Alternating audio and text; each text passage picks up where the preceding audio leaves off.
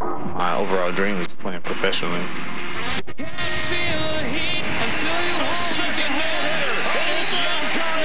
2004, second pick. You have to cross the line just to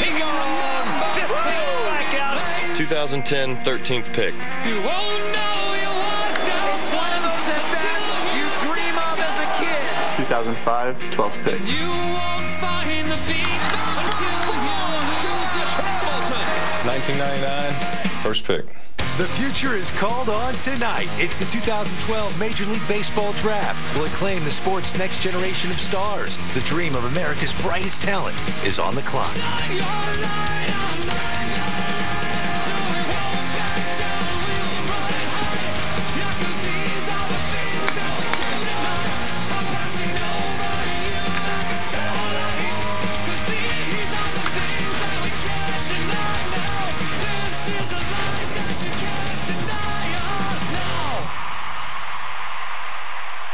Tonight, big league clubs like the Houston Astros will be on the clock. Will they deliver? Front office executives huddled in their draft rooms with the hopes of landing the next Verlander, Prince, Hamilton, possibly CC Sabathia, whose name is going up on the big board. Every club is here, honed in. Let's get the draft started right now on MLB Network.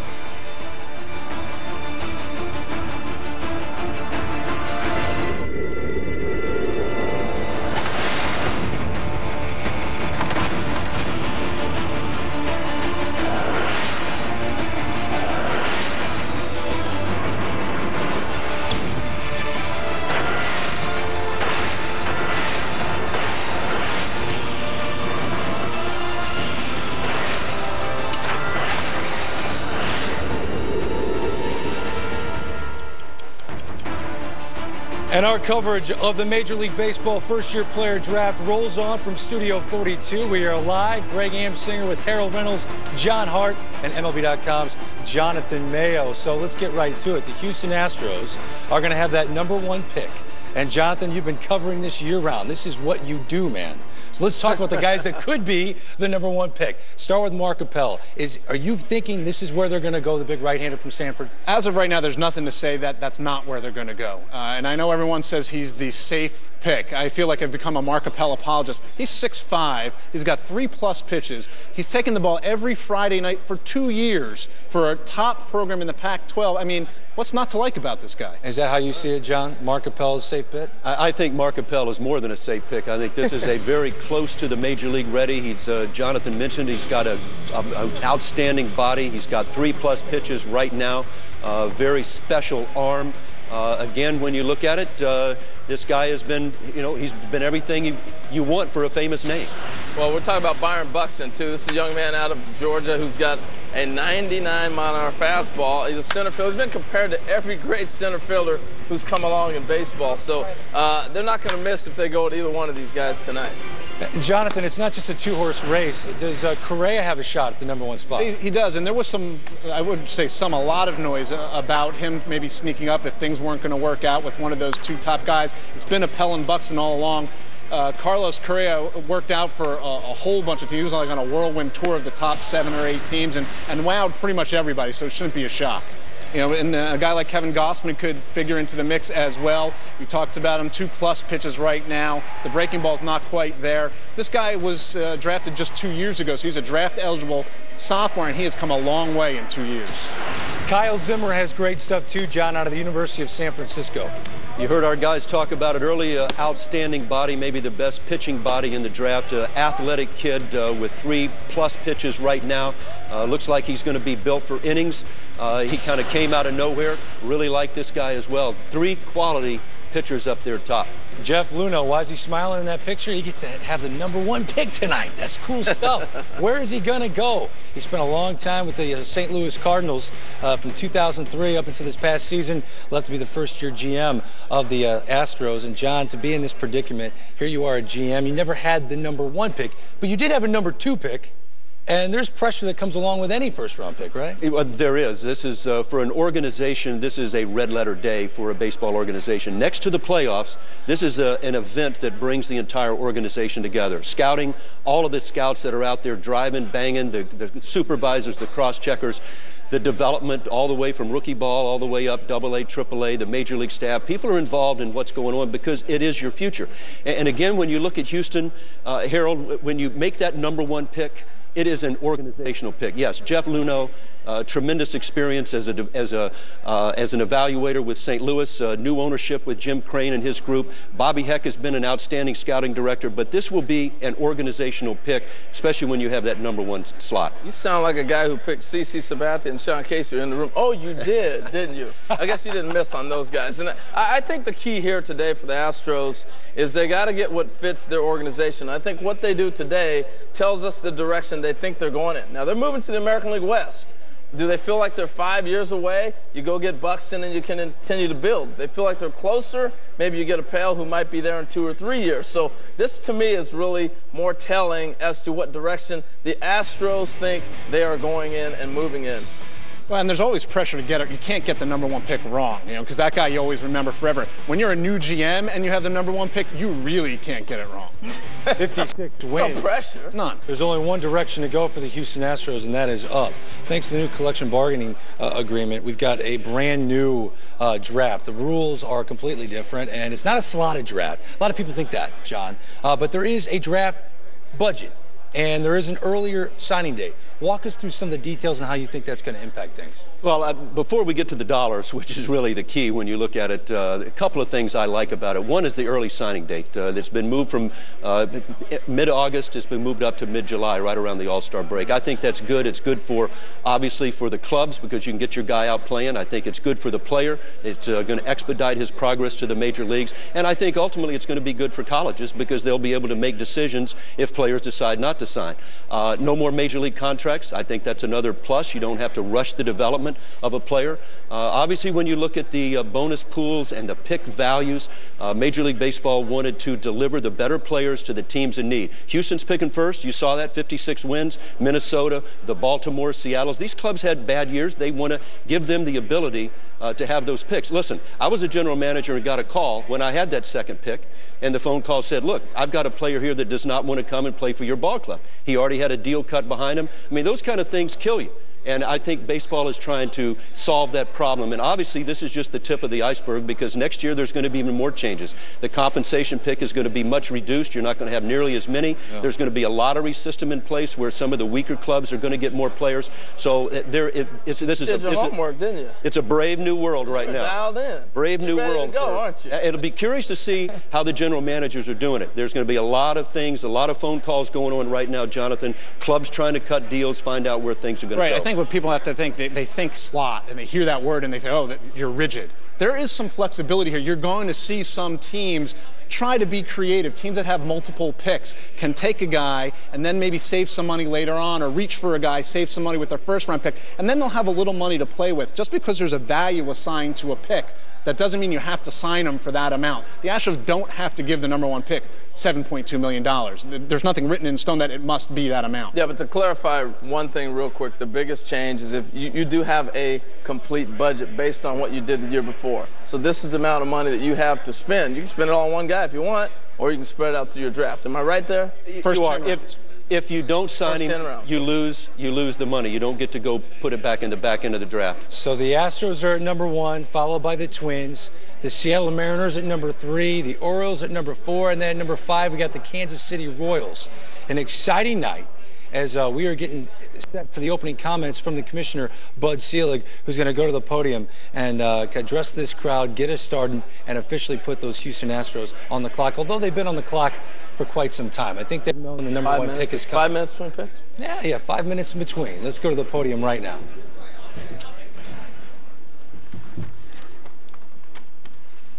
Good evening, and welcome to Major League Baseball's 2012 draft.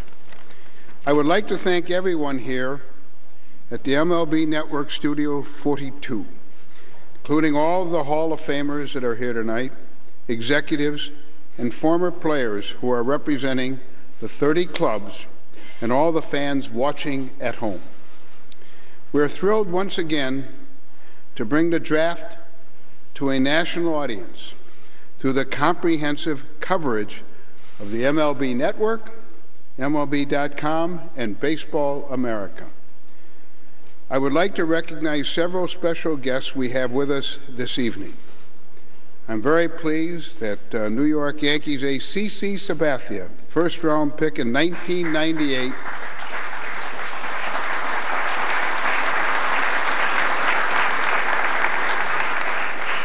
has joined us here tonight.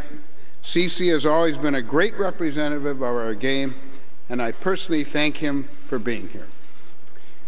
We're also privileged to have with us 5 amateur players who are taking their next step in their baseball careers. We are honored to have these young men and their families here, and I wish them the best of luck in every way. And now, the Houston Astros, who have the first selection of the 2012 draft, are officially on the clock.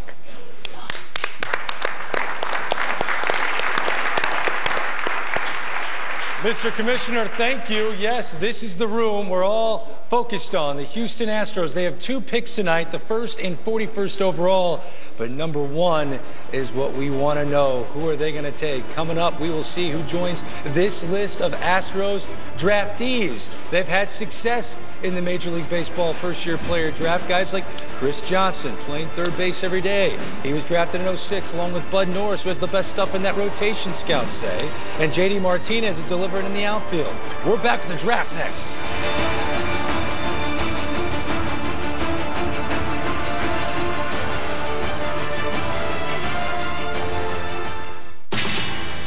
You sprayed them. Thought.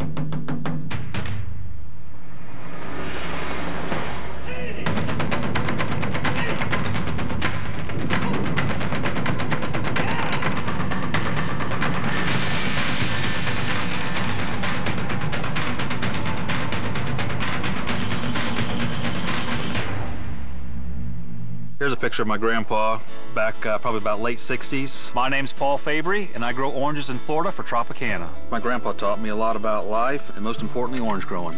You pick those oranges when they're at the peak of their ripeness. That's how we make the perfect tasting juice. This is packed with potassium and vitamin C. You can just see the juice just dripping out of there. Every glass of Tropicana has 2 full servings of fruit. Bet you didn't know that. They're good. They're good for you, too.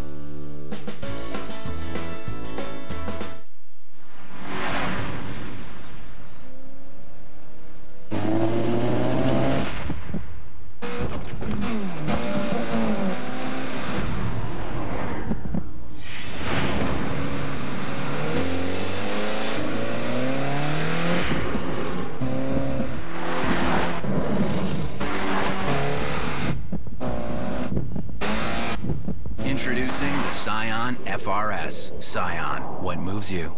I'm hoping that I could be home right now. The feel of the breeze, the smell of the trees under my breath. See you later! I hear you calling out. I hear you calling out. I'm wishing that I could be home right now. Right on to you.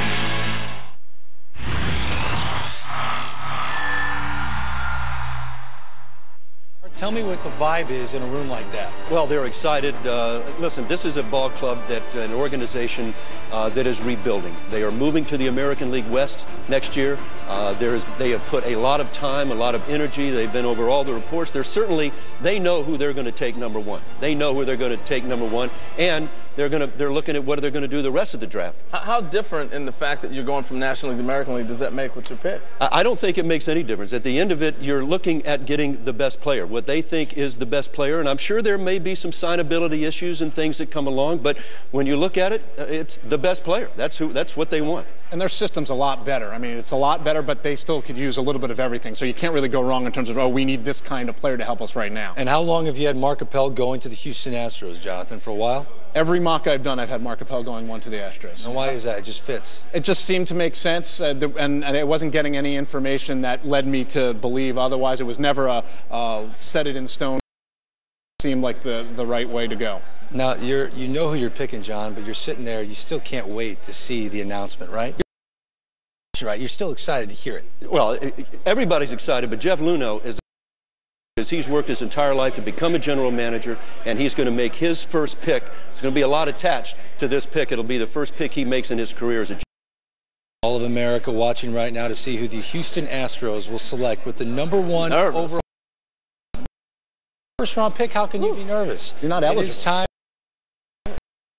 Will make his way to the podium, which is right between our two noggins here on the set, and we will find in the Major League Baseball first-year player draft is.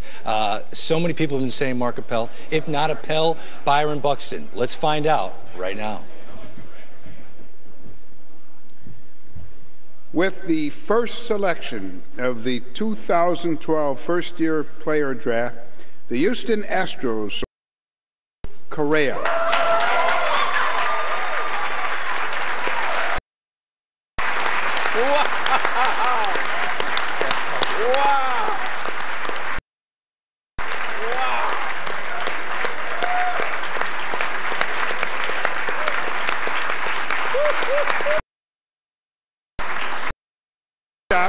From Puerto Rico Baseball Academy, the Minnesota Twins have the next pick.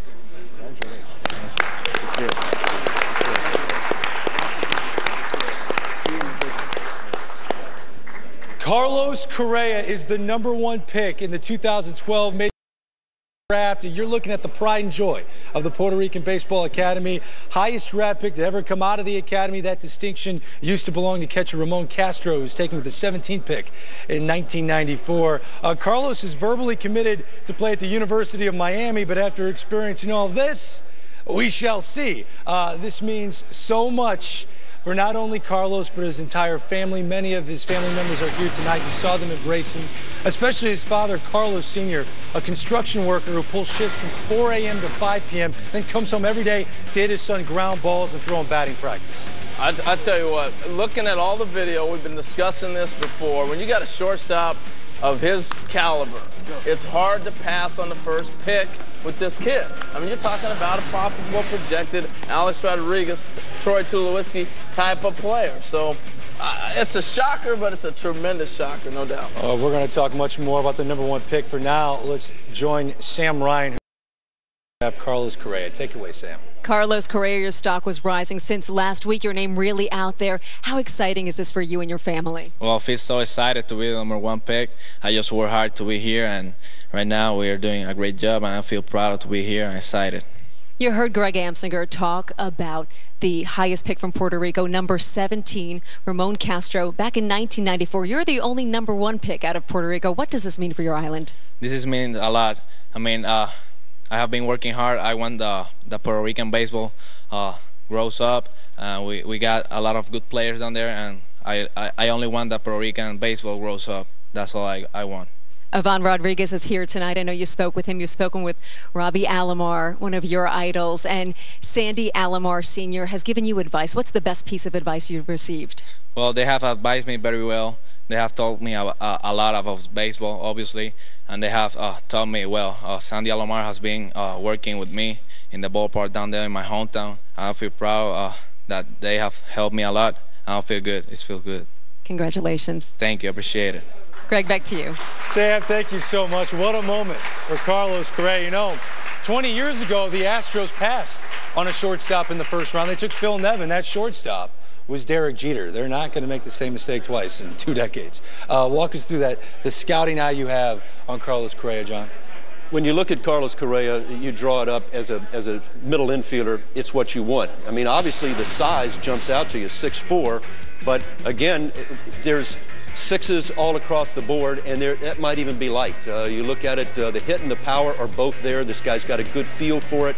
The only thing that is fringe for him right now is his run, which really doesn't matter. Outstanding fielder with plus arm as well. This guy's light on his feet.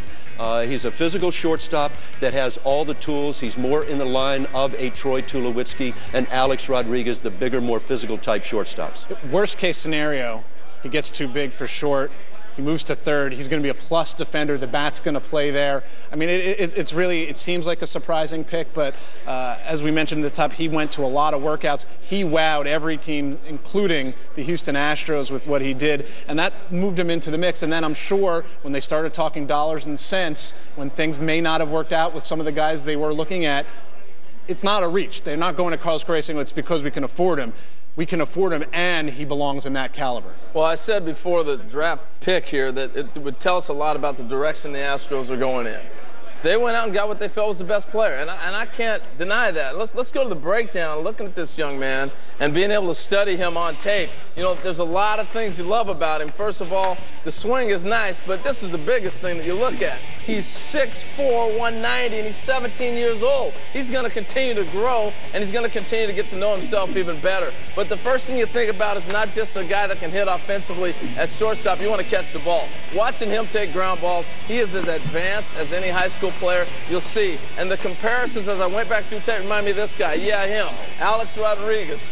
And as Alex was the #1 pick in high school, the similarities were uncanny. Who else he remind me of? Manny Machado. A couple years ago, the Orioles picked Manny Machado. He's shooting through the system. And I'll tell you, when you got a chance to grab a shortstop who can be the centerpiece of your foundation of an organization moving forward, you don't pass on that. He's on the phone right now. Larry Durker, are you excited? Go ahead, just give us a wave, because I know Larry knows what I'm talking about. And there's he's on the phone right now with the Astro people. But congratulations to Carlos. But I'm telling you guys, it's tough to pass, John, on a shortstop like that. Harold, it is. And I think your point about the organization playing its hand, Jeff Luhnow said, okay, this is not going to be a quick fix. This is a kid that we're going to have to put into our system. It's going to take a little bit longer. It always does for high school kids.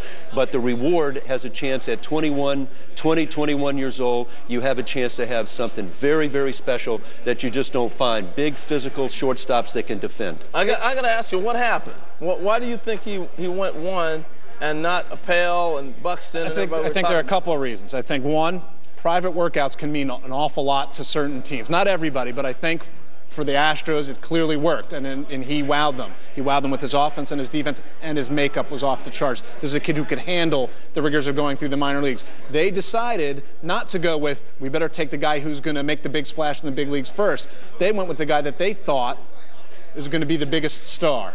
Now, maybe that was Byron Buxton to some people, but in their draft room, it ended up being Carlos Correa. Let's bring in Peter Gammons. Peter, what do you make of the shortstop that went #1, Carlos Correa? Well, I heard right after his 2 days in Kissimmee, Florida, that he absolutely blew them away, and that was exactly what they told people. And their baseball people really wanted this guy. They thought he was the best player in the draft. His balance, his quickness with his feet, both at the plate and in the field, and his setup and throwing. They said, this guy is a shortstop. He's not going to have to be moved to third. They really pushed for it. So even though some people thought, well, they had to go pitcher, they clearly went with the baseball people. Let's join Baseball America's Jim Callis. Jim, your reaction to the #1 pick, what'd you think? I'm a little surprised. I thought it was going to be Appel, but from a talent standpoint, very deserving. We had Carlos Correa ahead of Mark Appel on our board. We have Byron Buxton #1 on the board. And I think there's a very good chance we could see him going to the Twins. I think the Twins have been on Buxton a little bit more than Appel. Not sure they thought they'd get a chance to pick between both guys. Quickly, guys, we're less than 30 seconds before the Minnesota Twins make their pick. Who do we think they're going to go with now? They have Appel still on the board. I think it's got to be Buxton. I think the interesting thing is going to see where does Mark Appel start to slot in, because there are a couple teams here that I don't think will take him. Darren Johnson, Terry Ryan are all about the future. These guys have built clubs before. They understand it. Terry Ryan does. He understands talent. I think he's going to look at Buxton. The only people not as excited as Correa are the Twins because they want Buxton. That's their guy. We're about to find out. Let's go back to the podium. Here's Commissioner Bud Selig. With the second selection of the 2012 first-year player draft, the Minnesota Twins select Byron Buxton.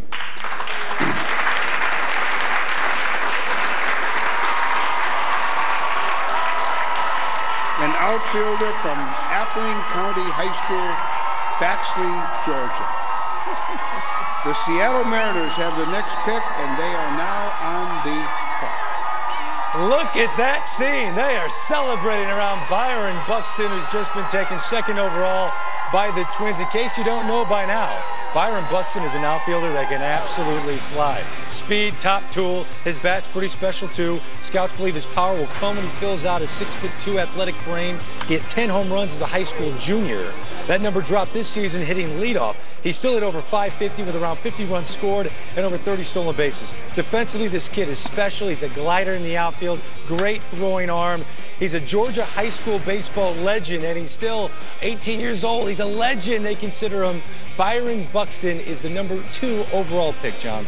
I'm excited because I love upside players that have special high ceilings. We've gone 1 and 2, and Byron Buxton fits in just like Correa. Maybe a little more dynamic speed. He does have that 8 tool grade up there with his run, special runner. And again, when you look at both of these kids, Buxton we've talked about, this guy can hit. And I think that's going to be the key when you look at these high school type players. Is the bat going to play? And I think for a kid like Buxton, that bat is going to play. That's what, to me, makes him special.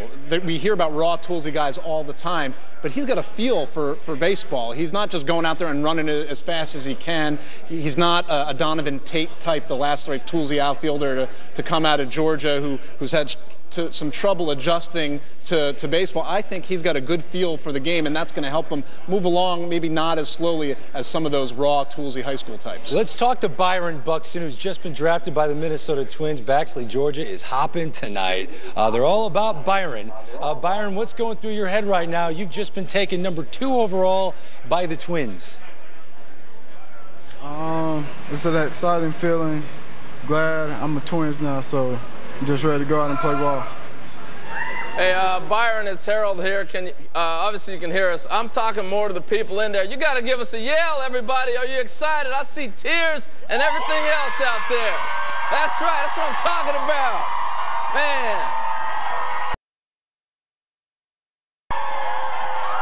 Hey, Byron, what a moment. I'm telling you, what an exciting time. Looking forward to. Are you surprised the Twins were the team that took you? I know you can't hear anything. Never mind, I messed that up. Got them all riled up. You got them all riled up. All of Baxley. Hey, Byron, if you couldn't hear Harold's question, he's going to ask it one more time. Go ahead. All right, Byron, I was asking you, are you surprised the Twins were the team that ended up taking you, or had you heard that you might go to the Twins? I haven't heard nothing yet. Okay. Obviously, you can't hear us, so we're going to let you go. We appreciate it. Outstanding job, man. Congratulations. Let's let you guys wave and say goodbye. Let's hear you again out there.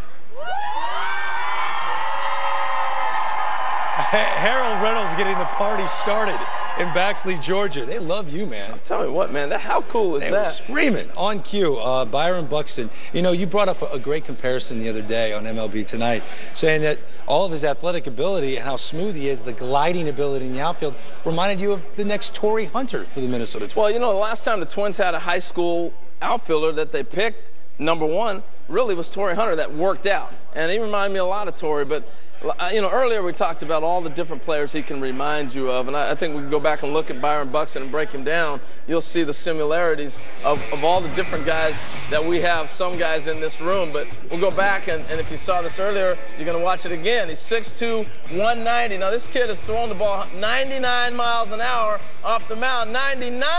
but the range, the ability to take off there, to swing. But the thing I loved the most, we did a feature on him earlier, was his work ethic. You don't have to tell him to go out and work. This is a baseball player, people, and this is a drive right here. He hit off CC Sabathia. Oh, no, he didn't.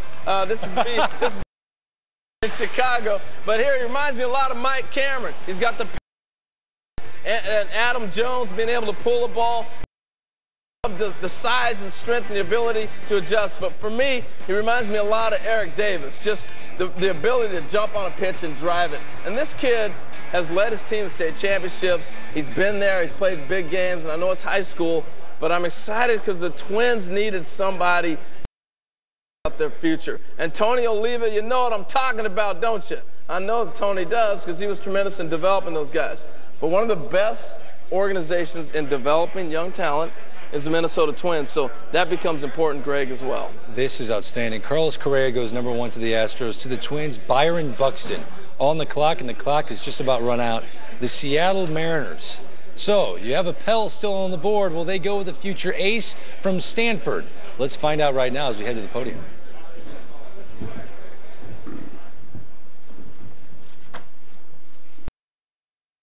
With the third selection of the 2012 first-year player draft, the Seattle Mariners select Mike Zunino, a catcher from the University of Florida, Gainesville, Florida.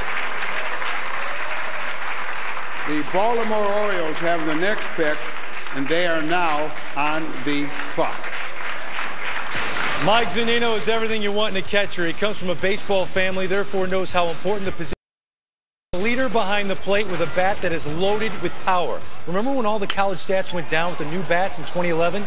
Zunino wasn't affected at all. He hit .371 with 19 home runs and 67 RBIs, named the SEC Player of the Year. Matt Laporta is the only other Gator to ever win that award. His numbers did here at all, 18 home runs, a run-producing machine, the top catching prospect in the country as Zunino, drafted by the Seattle Mariners. Jonathan Mayo, what do you think of this pick? This is what I love about the Seattle Mariners. One, it's harder to get information from them than it is from Fort Knox. I mean, they could work for the CIA if they need to. Two, this has been their guy, I think, all along. And there was talk about him sliding. There was talk about his SEC stats this year. But he has gone out and performed at every level. He's performed over the summer. He may not have plus tools, but he's good across the board, and he's going to be an everyday catcher in the big leagues. Peter Gammons, there are a lot of comparisons out here. I see Buster Posey, Detroit's catcher Alex Avila, a right-handed version of him. What do you think when you hear the name Zunino? Well, first of all, his Uncle Greg, who worked for the Reds, helped raise him in baseball.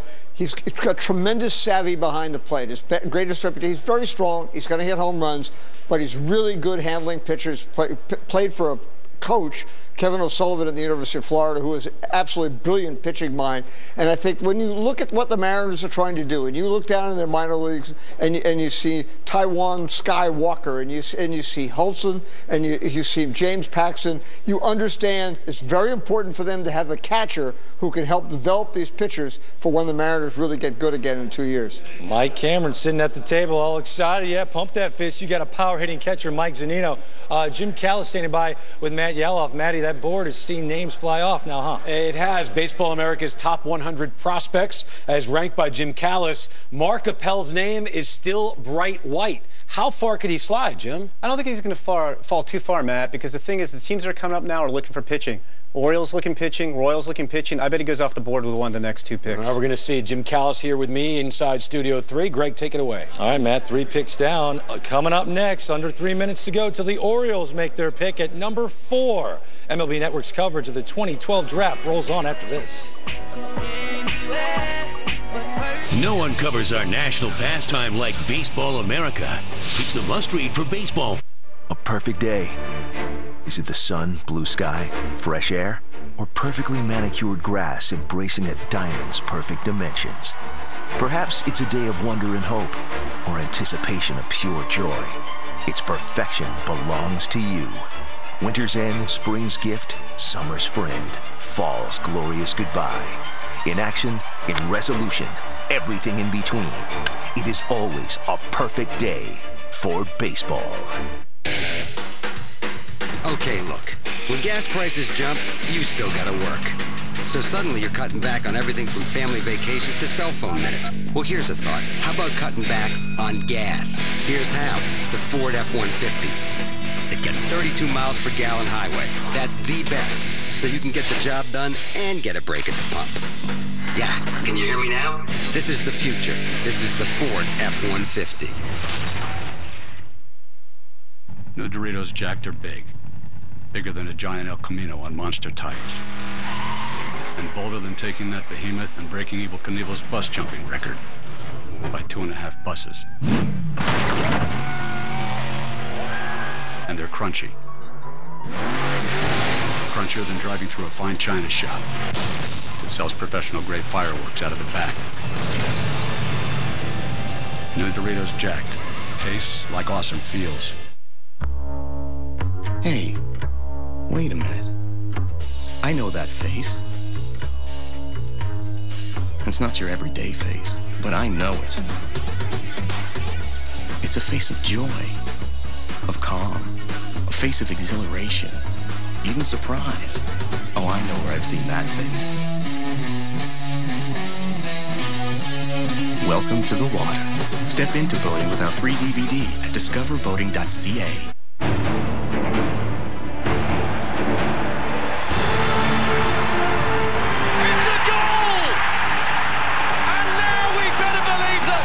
This is what we consider a friendly. Goodness gracious me. Join the powers of Europe as they make their final tune-ups for the big show in June. Staggering! Just staggering! France, Estonia, Tuesday on Sportsnet World.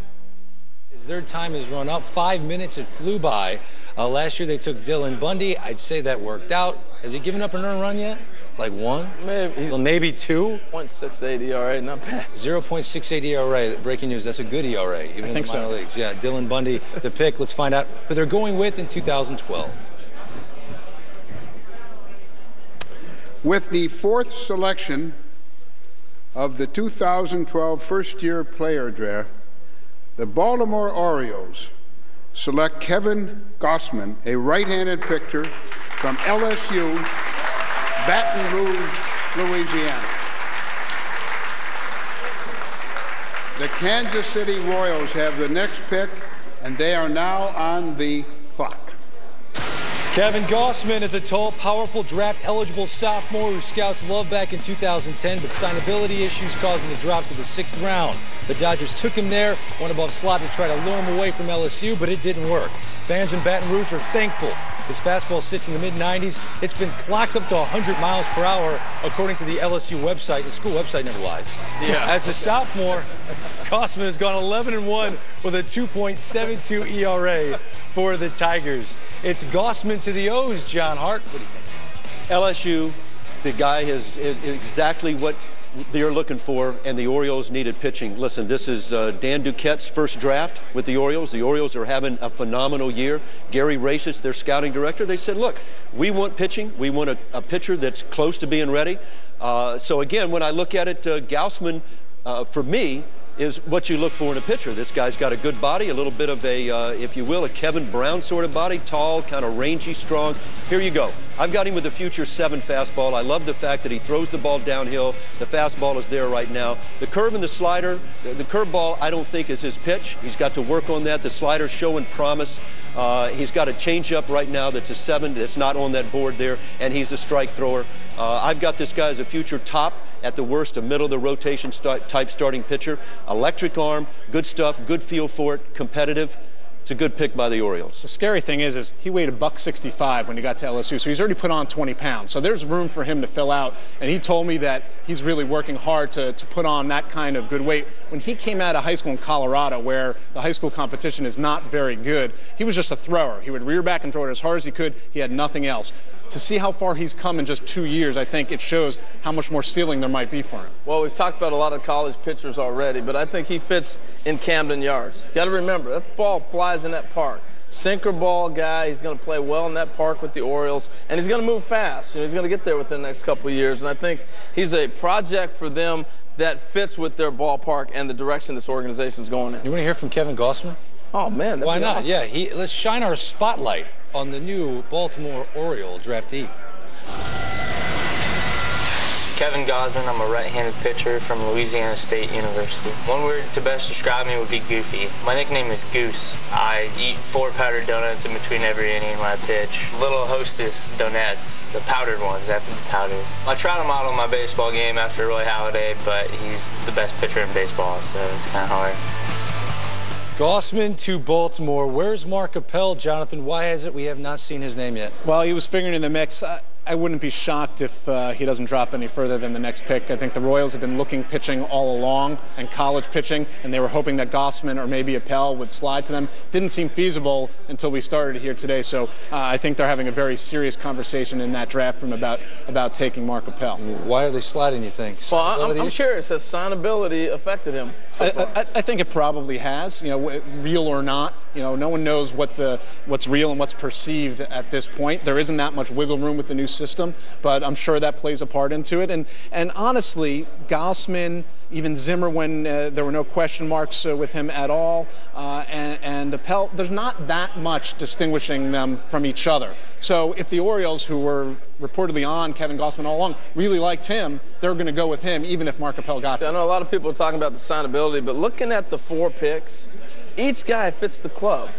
So I don't know if it was necessarily Appel with the deal that wasn't able to be made as much as it was Correa blew him away in the workout. Buxton clearly was the Twins guy. Zunino with the Mariners wanted for a year now. And then Gosman falls to the Orioles. I think each guy fit where they were supposed to fit. Yeah, and I agree. I think Kansas City all along has been looking for starting pitching. When you look at the Kansas City, the strength of their system, they have all these young position players that are up there, the Hosmers, the Moustakas, they've got Will Myers coming through their system. It's a system loaded with young position players, and it's in need of some upper-level pitching. This could be a good spot for them to fix it because there's a couple of good college pitchers that are out there, Appel being one, Zimmer being the other. The other, Max Fried, there's a young high school left-hander that I think you have to like a lot too. So it's going to be interesting to see where they go, but I think it's pitching, Greg. Lucas Giolito, who's got some injury concerns, but when he's healthy, he could reach 100 miles an hour, a 6'6" right-hander. Who knows if he is in the mix? There have been some rumblings that he may be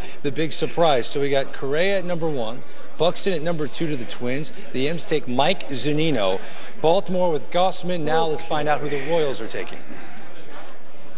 With the 5th selection of the 2012 first-year player draft, the Kansas City Royals select Kyle Zimmer, a right-handed pitcher from the University of San Francisco, California. The Chicago Cubs have the next pick, and they are now. His family in La Jolla, California.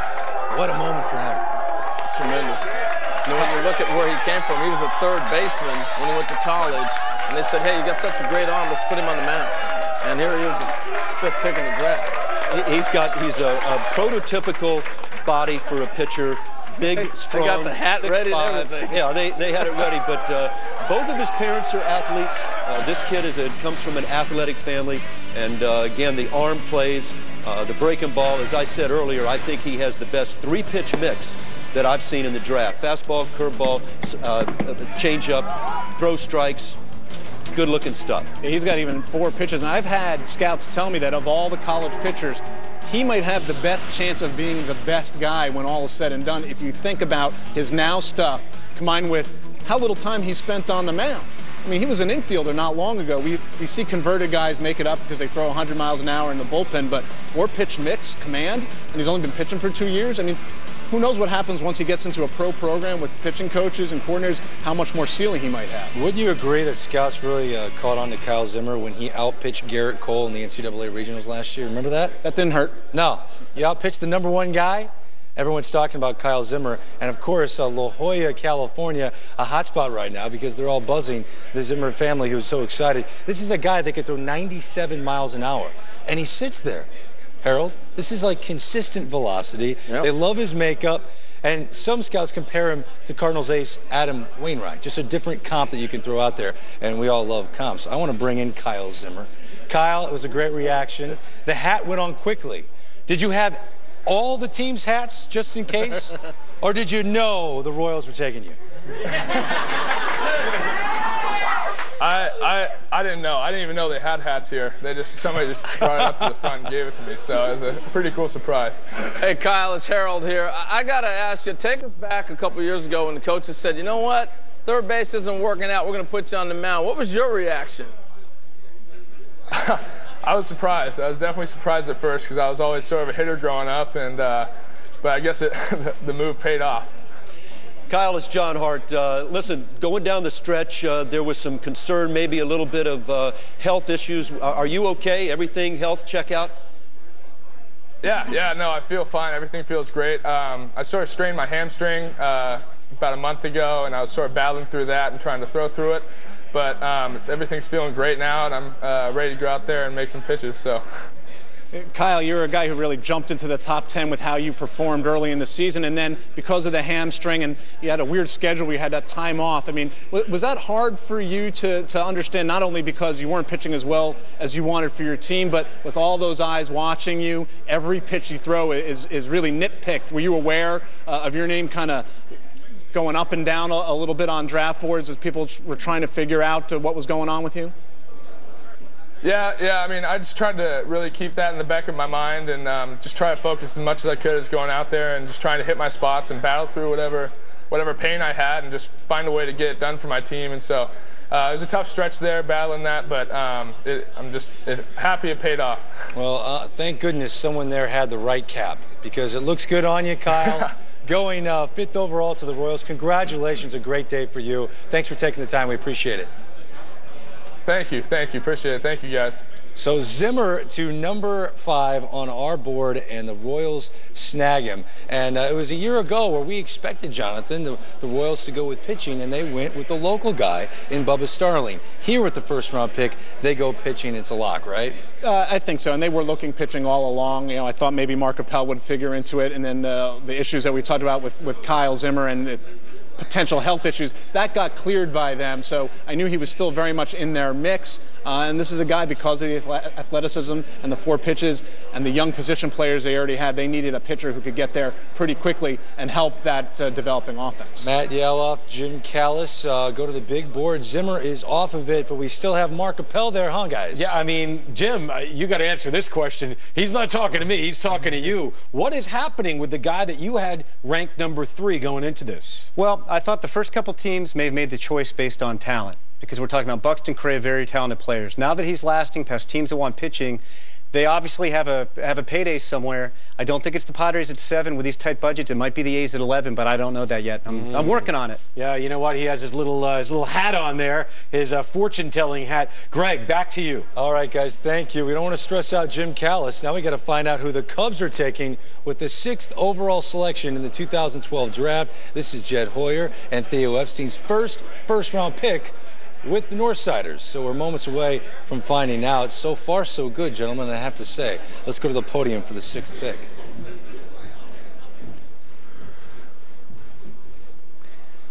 With the 6th selection of the 2000 first-year player draft, the Chicago Cubs select Albert Almora, an outfielder from Mater Academy Charter School, Hialeah Gardens, Florida.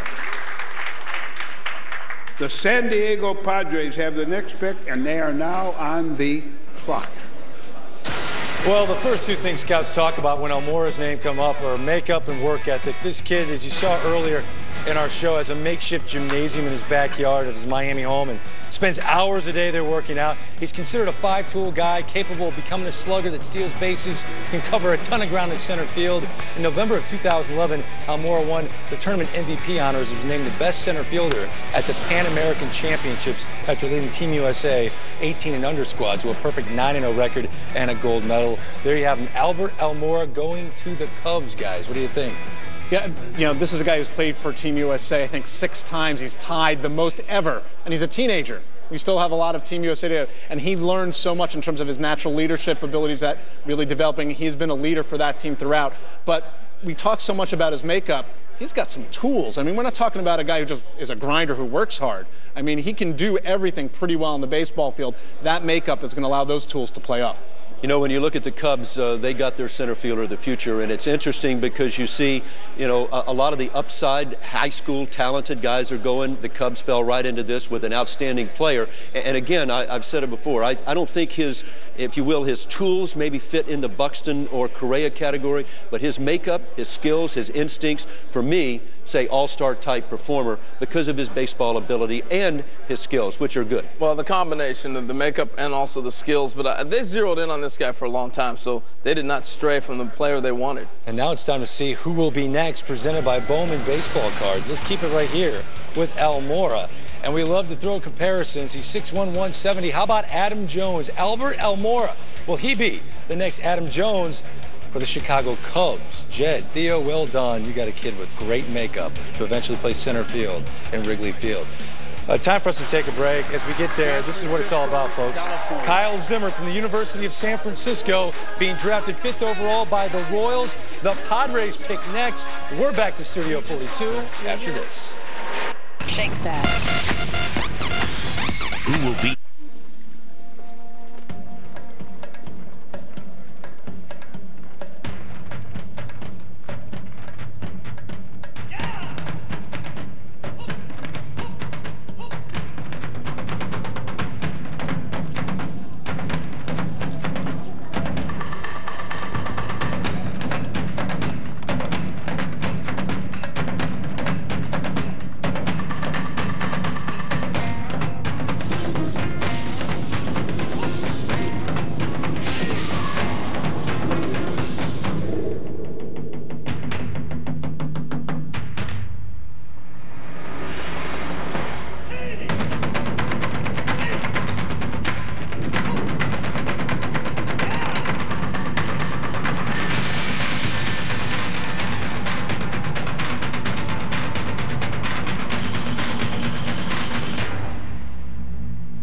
I fail the test and no one cares. Tomorrow's the bake sale. We swap in special brownies. It feels so good to be alive! High school.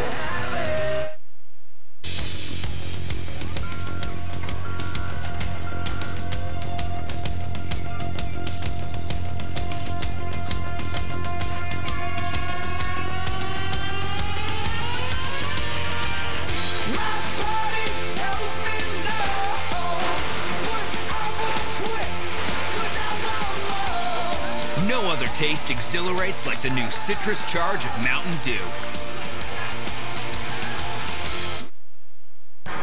Don't think of it as a stop. Think of it as another chance to go. Try new, stronger STP Complete Fuel System Cleaner and make the stop more about the go. Thursdays are about to be your favorite night, thanks to Wilfred. Ryan, anger is like herpes.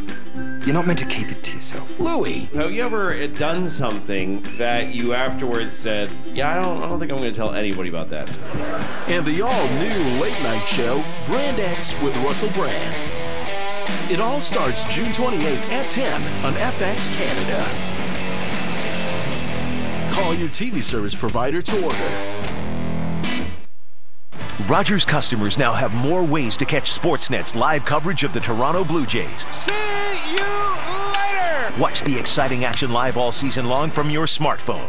Download the Rogers Anyplace TV Live app from your app store. Work. Off to Twitter, look at this. As you see, Carlos Delgado's tweet, a page of history is going to get written today. Carlos Correa got picked #1 in the MLB Draft 2012.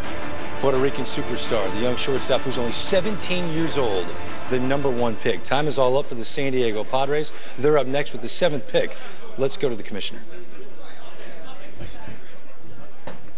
With the 7th selection of the 2012 first-year player draft, the San Diego Padres select Max Fried, a left-handed pitcher from Harvard Westlake High School, North Hollywood, California. The Pittsburgh Pirates have the next pick, and they are now on the clock. Max had such an impressive senior year, helping Harvard Westlake High School to a historic season despite losing star right-hander Lucas Giolito to injury. Before the injury, Giolito helped to form with Freed, one of the best pitching combos in prep baseball. Scouts love his 94-mile-an-hour fastball, but he has one of the best curveballs in the entire draft, according to scouts. Many of them think Freed compares to C.J. Wilson, while others say, I can see a little Barry Zito in Max Freed. What do you think, John Hart? Way beyond that. Way beyond that, Greg. I think you're missing the boat. I see more of a cross between Cole Hamels, pitchability, high school lean, sort of wiry kid, a little bit of Kershaw. I don't know that he's going to certainly not have that power, but this is a left-hander that is going to pitch with 3+ pitches. His ceiling is a number 1-2 type starter. Again, it's going to take a little bit longer. The Padres, Josh Burns, Chad McDonald, they made their call. We want the best athlete available, the best guy. Listen, this guy has got pitchability, he's got athleticism, he's a bright kid and very competitive. He goes 7th overall. The story on this night, going number 1 to the Houston Astros, the shortstop, 17 years old, Carlos Correa. And Jeff Luhnow, the first-year GM of the Houston Astros, joins us now. All right, Jeff, you tell me, how did you guys decide on Carlos with the number 1 pick? Well, there were a lot of good choices in this year's draft, and we really felt like Carlos has the chance to be an impact player here in Houston for a long time. And, you know, when you're a team in our position where you're really trying to leap forward as soon as possible, getting a young player like this that could turn into a superstar was really our priority. Hey, Jeff, it's Harold here. You've had some drafts before in the past. How nervous were you going into this one?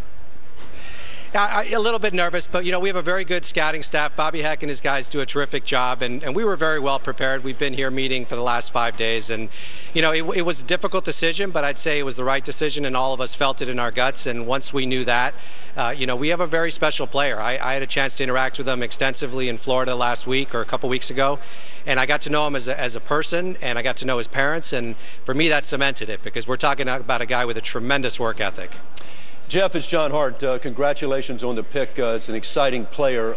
Was this a guy that, when did you all settle on the fact that you wanted Carlos Correa? And take us into the draft room. Give me some player comps, some of the conversation about Correa. Well, you all had a couple earlier in the show, and I think, you know, Carlos, I believe he's going to play shortstop. If he ends up not being able to play shortstop, he's going to be a plus third baseman, so you could comp him to several different players. But he's going to be an offensive powerhouse. He's going to be a middle of the lineup type of hitter. And, you know, he's got a great work ethic and great attitude. So as far as when we made our decision, really it came down to about within the hour before we made the decision. We had certainly been considering him and several others up until that point, but it was sort of a last-minute decision. Jeff Luhnow, the first-year GM of the Houston Astros, join us via Cisco Ballpark Cam. Congratulations on the first pick, and thanks for taking the time. Thanks, guys. The Astros have their guy at number 1, Carlos Correa. We're going to move on to the Pittsburgh Pirates. Under 2 minutes to go for the Bucks. And Jonathan, this is a team that has loaded up with starting pitching in the first round. Last couple of years, they had the number 1 pick in Garrett Cole, number 2 pick the year before in Tyon. What do you see happening here? Well, all along, I thought it was going to be a bat of some sort. And I changed my projection last minute to David Dahl, the Alabama high school outfielder. Not necessarily because they had so much pitching, but because they thought that he was going to be the best player there to join some of these other players, these position players that they have drafted. Obviously, Andrew McCutchen, the one who really stands out the most, going number 11 overall in that 2005 draft. But when I made that projection, Mark Appel was gone at number 1. So I'll be very curious to see what they decide to do, whether or not they're going to make that leap and say, well, why not? Let's add another top-notch pitcher to the mix. Now, Harold, we're on the set on MLB Tonight all the time, and the Pirates' offense has been struggling. We know that. The pitching's been a pleasant surprise this year. I know a guy that you picked tonight isn't going to go in the lineup tomorrow, but when you look at the position players, don't you need to start building around Andrew McCutchen? I think so, and you know, you watch what they're doing with Alvarez too. He's getting a chance to play. He's starting to develop, and I think the one thing the Pirates are figuring out is they're going to be competitive, but they're going to take their time to develop. So I don't think this is an organization that's in a rush to have to get their pick to the big leagues. That's why I think Dahl may be their pick right here. Listen, they took Andrew McCutchen as a high school player. Everybody goes, well, Andrew McCutchen, 17 years old. Well, how do you like him now? I mean, he was part of that great draft class. So it's all about the upside of the player. Neil Huntington, Joe Delicari, they understand that in Pittsburgh. Well, the last 3 picks, Kyle Zimmer at number 5 to the Royals. The Cubs took outfielder Albert Almora The Padres at number 7 take the left-hander out of high school, Max Fried, who is so good. And John Hart said, whoa, whoa, whoa, don't say Barry Zito, don't say C.J. Wilson. This guy's the next Cole Hamels, Clayton Kershaw, right? I think this guy's got the upside you want. All right, let's find out who the Pirates are taking to the podium. With the 8th selection of the 2012 first-year player draft, the Pittsburgh Pirates select Mark Appel, a right-handed pitcher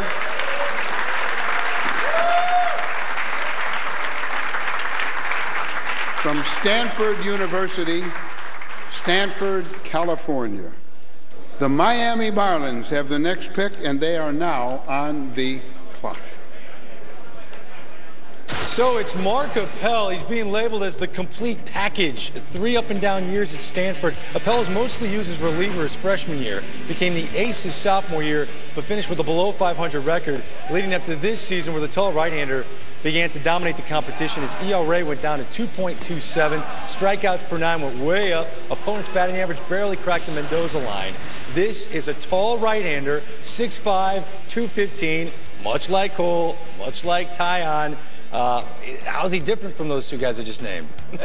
Not much. I mean, again, you've got an upside, high-ceiling guy, and there's no way that Appel could have continued to slide. He's too good of a talent, too close to the big leagues. They're going to put Appel in with Cole, in with Tyon, and again, when you look at the Pirates, they are loading up. They are putting together a young, powerful rotation to go with the guys that they have up here now. It's a good move to take the best guy on the board, and that's what they did here. Whether they wanted a position player or whether they wanted a pitcher, this was the best guy on the board. Well, let's talk about that board. Jim Callis, Baseball America, standing by his big board with Matt Yeloff. Pirates go with Appel. Your guys' thoughts? And more pitching for this Pirates organization. Do you like this fit based on the money and based on the need? I think we've been talking about all day. You've got to take the best available player. The interesting thing to me, not is so much they would take Appel, because he's clearly the best guy on the board. We've talked about they wanted the draft to have the best players go at the top of the draft. You look here, top eight guys going top 8. Interesting thing to me, Matt, is Pirates have a $6.6 million budget. The money at pick 1 was $7.2. We thought Appel was in the mix there. I don't know if the Pirates are going to incur a draft pick penalty, but they could be given a big chunk of their budget to get Appel.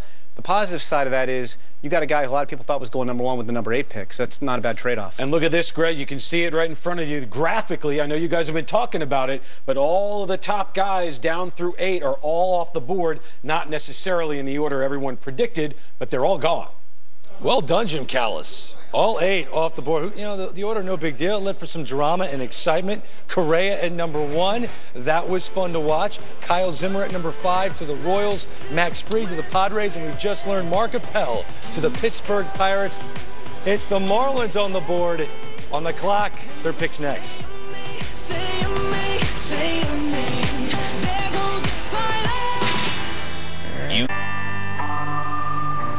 Hey, need a lift?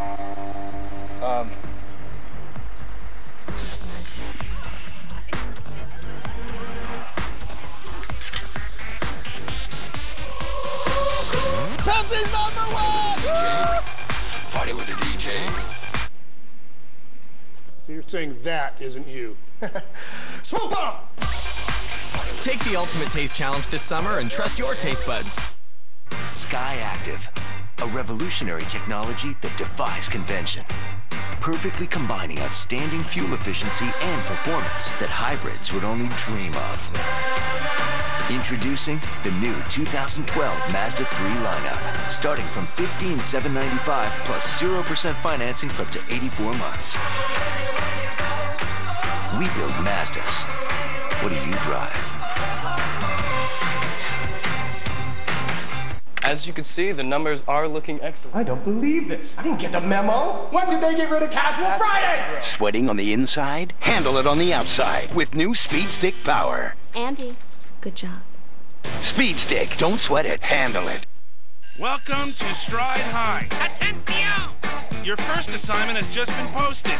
Shoot a video spitting your gum in a ridiculous way, and you could win $5 grand. So grab a camera and get ridiculous at stridehigh.com. I've run countless miles on the track. Thousands of hours on the field.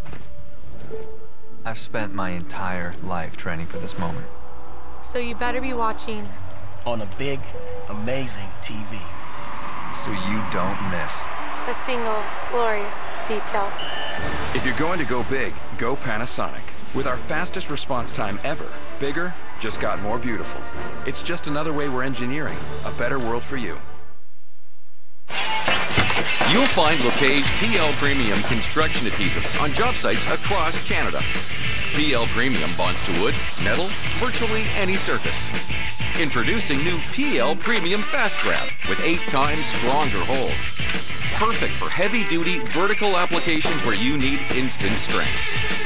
For professional quality, trust LePage PL Premium. LePage, building confidence for generations.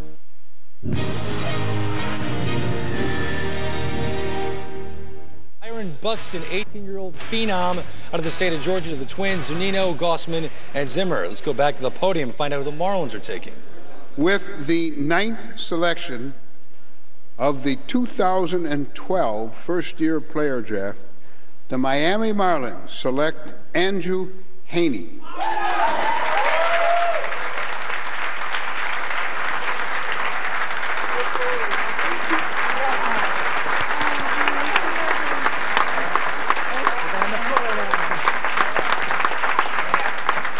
A left-handed pitcher from Oklahoma State University, Stillwater, Oklahoma. The Colorado Rockies have the next pick. Well, not a bad early birthday present for Andrew, who turns 21 tomorrow, I'd say. My goodness. In Stillwater, this kid was dominant, led the Cowboys in wins in each of his 3 seasons of college baseball. Despite an ERA over 5 his freshman year and ERA over 4 his sophomore season, it all led to a breakout year in 2012 for Heaney, who went 8-1 with a 1.59 ERA, completing 5 games, tossing 3 shutouts. His strikeouts to walk ratio is outstanding, punching out 120, walking just 102 innings. Now, the comp that you get on Andrew Heaney, guys, Rangers lefty Derek Howland. Is that what you see? Maybe not quite the velocity, but similar. Again, this is Andrew has a legitimate 3-pitch mix: fastball, hard breaking ball, and a changeup. He can command both sides of the plate. He's a strike thrower, tremendous competitor. Again, he's got a little bit of an upright delivery. Really knows his way around out on the mound. This is another guy that could come quick. Doesn't have the big ceiling. Probably not going to be a number 1-2 type guy. But this is a winning pitcher that could get there in a hurry. A left-hander with special stuff. Well, I'm excited for him. That is way cool. You know, talking with him earlier, he had no idea when he was going to go. You know, and that's kind of what this draft is really about. It's almost the theme of the draft, that it's not that predictable. Yeah, the guys are going off the board, but they don't know where. Let's throw it down to Sam Ryan, who's with the Miami Marlins' new draftee, Andrew Heaney. Take it away. And he has an ear-to-ear grin, Greg. Andrew Heaney, selected by the Miami Marlins. Now, 2009, you were originally selected by the Tampa Bay Rays. What is it about you and Florida teams? I have no idea. No idea. You excited to head south? Yes, I'm very excited. Just so happy. I don't know. Words can't explain it. And we can see the emotion in your eyes, and we can hear it in your voice. Potentially pitching for an NL East team. Now, what have you heard about the tight races in the National League East Division? I mean, yeah, I follow it. I watch it. I mean, all those teams are playing really well right now, and, you know, hopefully one day I'll be up there and helping them out as well. So I'm excited. Congratulations, Andrew. Big 12 Pitcher of the Year, Greg.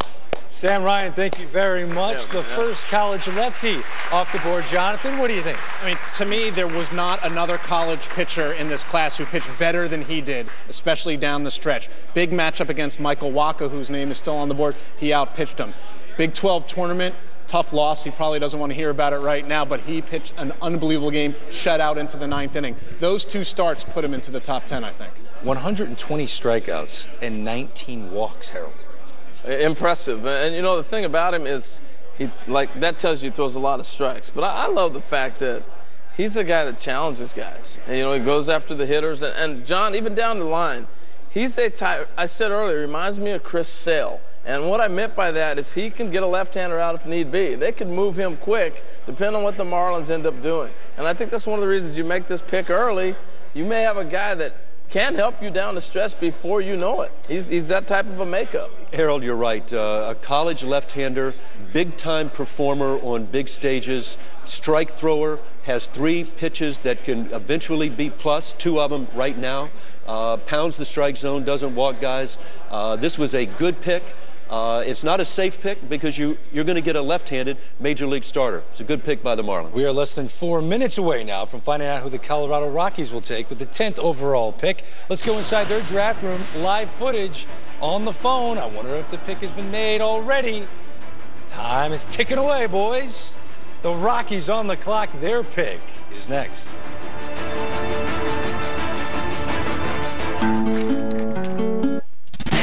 Their first battle was marred by controversy. Now, they meet again. Demetrius Mighty Mouse Johnson faces Ian Uncle Creepy McCall in a hotly contested rematch. Who will survive and earn the chance to become the first ever UFC flyweight champion? Plus, catch a showdown featuring Canada's Sean Pearson. UFC Live, June 8th. Prelims at 6 Eastern on Sportsnet West and Pacific. Followed by the main card at 9 Eastern on Sportsnet. Hey, wait a minute. I know that face. It's not your everyday face, but I know it. It's a face of joy, of calm, a face of exhilaration, even surprise. Oh, I know where I've seen that face. Welcome to the water. Step into boating with our free DVD at discoverboating.ca. Fords are gas guzzlers. That's what my dad used to say. The gas guzzlers don't save me a ton in gas money. And they don't get over 900 highway clicks to the tank. And they definitely don't plug in. Electric. Gas. Hybrid. Ford's got them all. Dad's never seen a car like this before. Let alone one from Ford. Think you know Ford? You've never driven a Ford like this. Oh man, this is bad. I'm bluffing. I am so bluffing. I should just fold. I'm all in. Well, it's in there now. Sweating on the inside? Handle it on the outside with new Speed Stick Power. Not bad for my first time. Speed Stick, don't sweat it, handle it. Rosemary Parmesan bread with basil and sun-dried tomato pestos, and all-white marinated chicken toasted to perfection and customized to your liking. The new Chicken Milano Sub from Quiznos. Love what you eat. I'm hoping that I could be home right now. The feel of the breeze, the smell of the trees under my breath. See you later!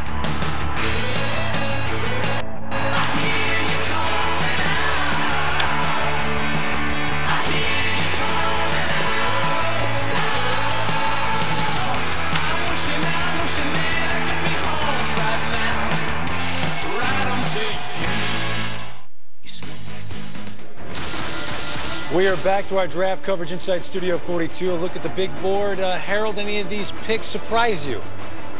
You know, you look at the Pell falling to, you can't even call it a fall. You're in the first pick. You're in the first round of the draft. This is really cool. What an honor to be picked this early in any draft. Yes, it's been Mark Appel to the Pittsburgh Pirates. We just saw Andrew Heaney out of Oklahoma State University go to the Miami Marlins with the 9th pick. And we got less than 20 seconds before we're going to find out who the Colorado Rockies are going to take. A look at Heaney and his family. He came up to our set, shook our hands. What a moment it is for him, something he'll never forget. You know what? We've been asking these youngsters to come here for 4 years, and it's so exciting, the buzz, the excitement for these families. Excited about it. All right, let's go to the podium. The Rockies, who will they take 10th overall? With the 10th selection of the 2012 first-year player draft, the Colorado Rockies select David Dahl, an outfielder from Oak Mountain High School, Birmingham, Alabama. The Oakland Athletics have the next pick, and they are now on the clock. Well, here's a speedy outfielder with plus defensive skills, but it's David's bat that's getting him drafted this high. Dahl is a gap-to-gap hitter who scouts believe will hit for average and be a base-stealing threat. Both his IQ and baseball brains are off the charts. He's committed to play college baseball at Auburn University. Dahl was incredible his junior year, hitting .449 with 16 steals, and this year he hit .412 with 3 home runs and 18 stolen bases. You see his numbers on the board. The player comp, Johnny Damon, but if you ask him, his favorite player that he thinks he plays like is Jacoby Ellsbury. Harold, when you break him down, what do you find? Well, I'll tell you what, let's just go to the tape and let everybody at home see what we find. You know, talking about Jacoby Ellsbury, he can run. You know, the thing that's different is he's big. I love the fact he throws right, hits left. Not many guys do that. And then watch the speed. He gets out of the box well, but this is where he's going to earn his money. He's got some power and the speed. You think I'm joking here?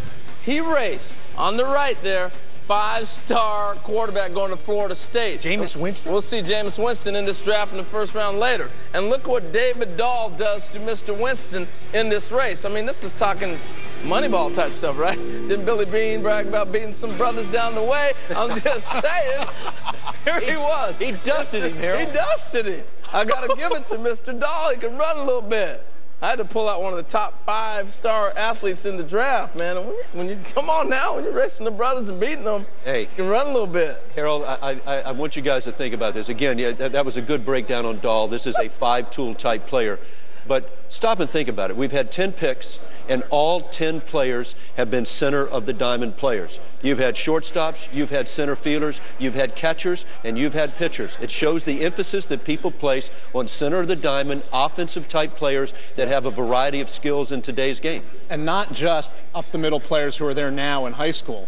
These guys are at least going to get a chance to stay up the middle, and we heard Jeff Luhnow, they're convinced Carlos Correa will stay up the middle. So these are premium position guys going in the top 10 picks. And for me, the Ellsbury comp for Dahl, I'm not sure the power is going to be quite there when all is said and done. Yeah. That's why I like the Johnny Damon comp a little That was his own comp. Fair enough. But, you know, hey, when I was in high school, I thought I was Steve Garvey, so never got there. But here's the thing I do like about this draft is that for years we've talked about not drafting high school players. And I think we're seeing a change in baseball because if you're going to draft a high school player, you got confidence in your organization to develop that player. I think we're getting back to development now and not worrying about, well, hopefully a college has got him ready. I think this is a big statement for organizations with the confidence of being able to develop a player, getting the best pick that they possibly can. You know, he overcame some obstacles, did he not, Jonathan? He had some back injury a couple years back. Over the summer, he had mono.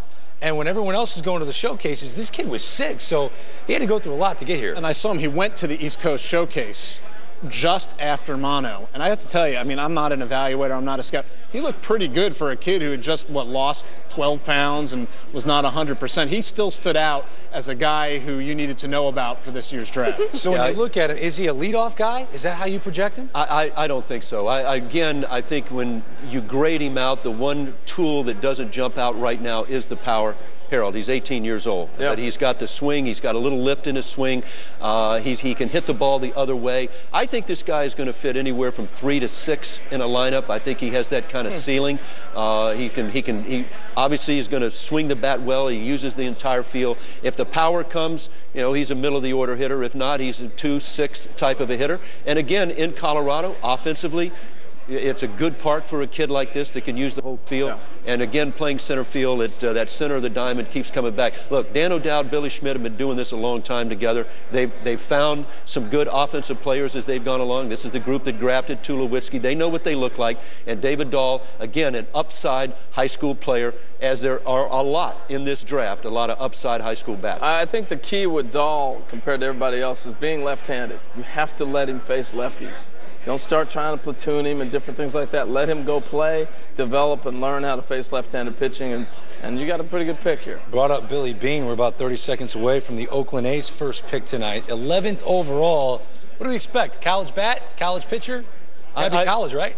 For me, I would look college bat. Again, this is a club that is struggling offensively. There are a couple of college bats that are out there. This could be a good spot for one of those upside still college bats. There's been a lot of talk about a high schooler in this pick, but it feels like the last few years that's happened a lot where the A's have, there's been all this noise and they're going to take a high schooler. College guy the last 5 years. Let's go to the podium and find out. The A's at number 11. With the 11th selection of the 2012 first-year player draft, The Oakland Athletics select Addison Russell, a shortstop from Pace High School, Pace, Florida.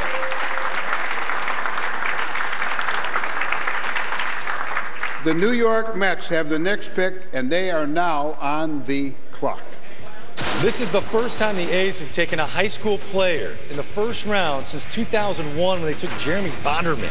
Addison Russell, a shortstop, serious power. Many scouts thought he moved to third base at some point.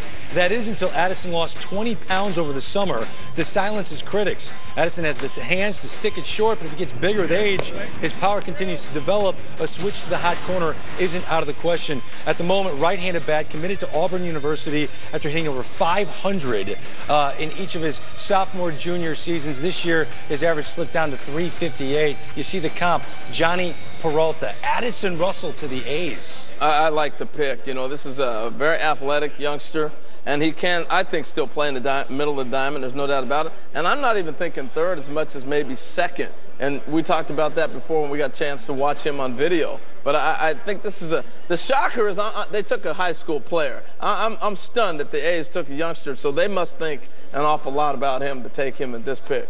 Yeah, absolutely. It was a big surprise. And not only that, he's a Scott Boras advised guy, and the A's usually don't go down that road. I believe the young man wants to go out and play and sign and get his pro career started. Clearly, they did their homework on it. It's crazy. Matt Yeloff, Jim Callis of Baseball America, again, the first high school player the A's have taken in the first round since 2001. Your thoughts? Yeah, well, you know what? It's about 11 years ago, exactly 11 years ago. I want to show you something, Jim. This is our board here of the top 20 for Baseball America. You got to go now for Russell to 21 to 40 to illustrate where he is. You had him at 29, and right now the folks at Auburn University are going, wait a minute, we thought we may have had Dahl. We thought we may have had Russell. Neither of them look like they're going to go to college at this point. No, and they probably had an inkling of that, but I think now they know they're definitely not. I think the point to emphasize here on Addison Russell is we've seen up-the-middle players go in this draft. This is not a deep draft in position players. They're highly coveted. All 6 guys have been taken, center fielders, shortstops, catchers, and I think the next few picks we're going to see a couple shortstops go, Devin Marrero and Gavin Cicchini, who's in the audience tonight. I'm going to tell you something. I'm learning a whole lot sitting with Jim tonight, as I did last year. The Mets are up next. Any idea? Do you want to float something out there for us? Anything? They've been looking at high school bats. I think the 2 guys they could be looking at are both in the audience. Courtney Hawkins, Gavin Cicchini are possibilities. Also, there have been rumors that Lucas Giolito, who we haven't touched on much yet, could be going in the teens. Could be the Mets at 12.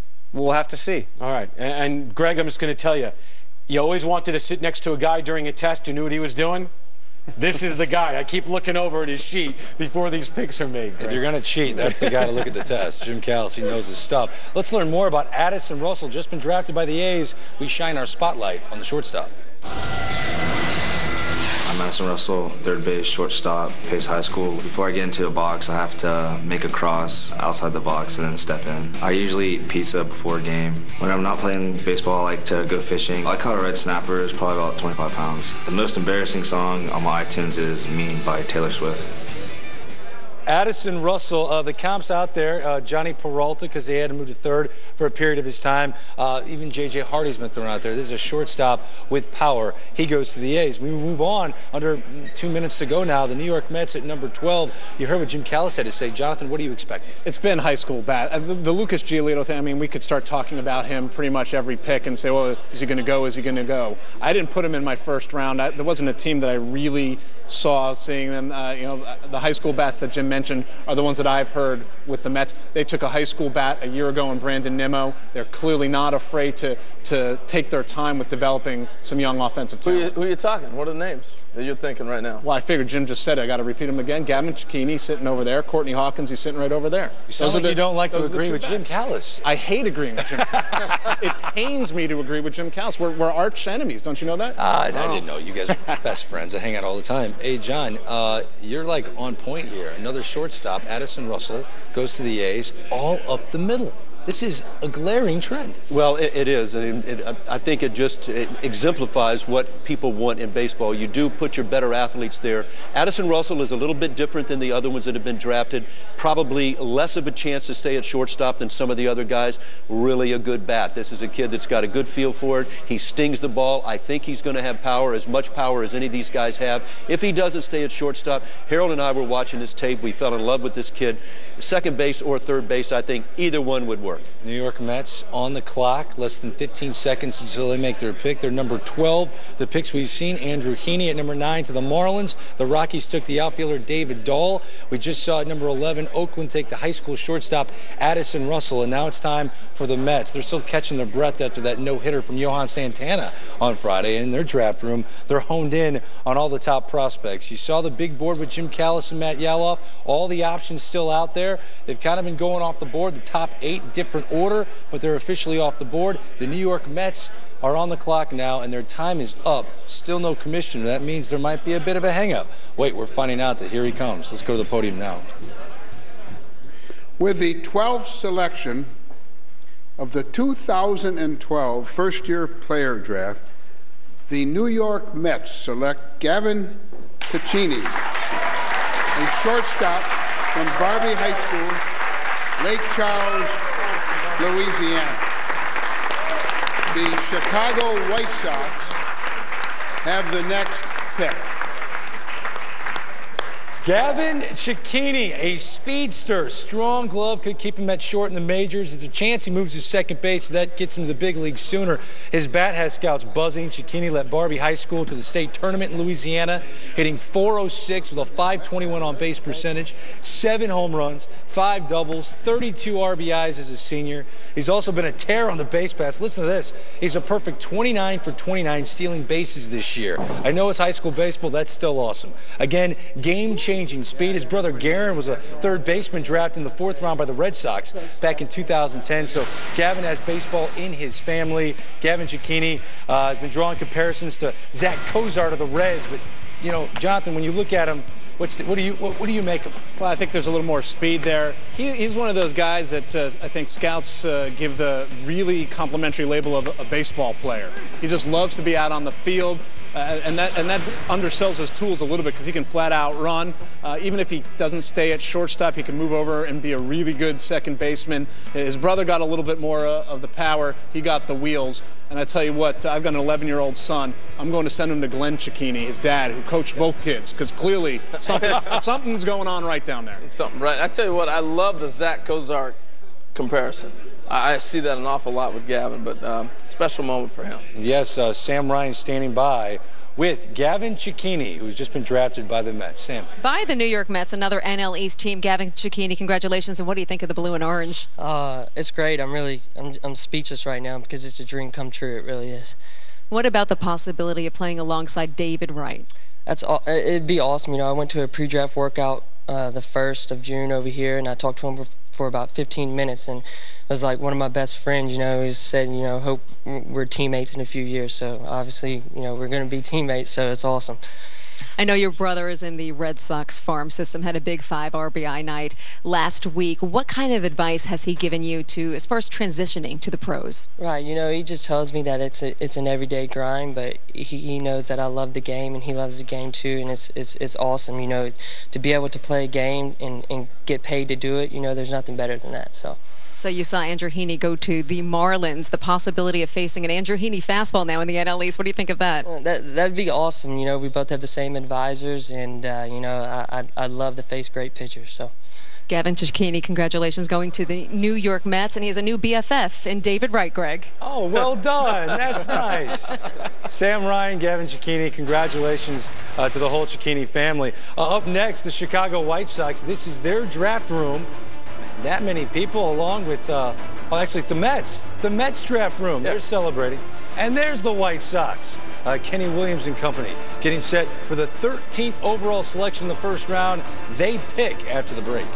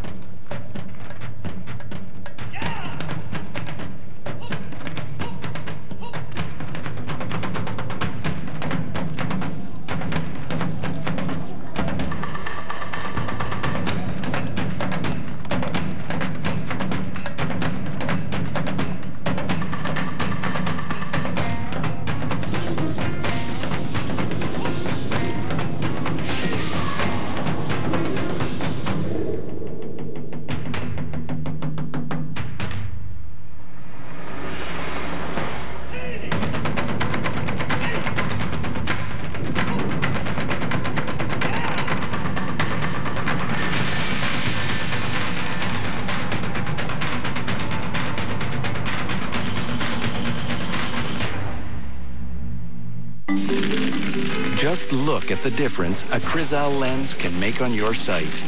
Neither rain, nor snow, nor dust, nor dirt, nor smudge, nor scratches, nor glare of night can keep your lenses from giving you the clearest vision possible.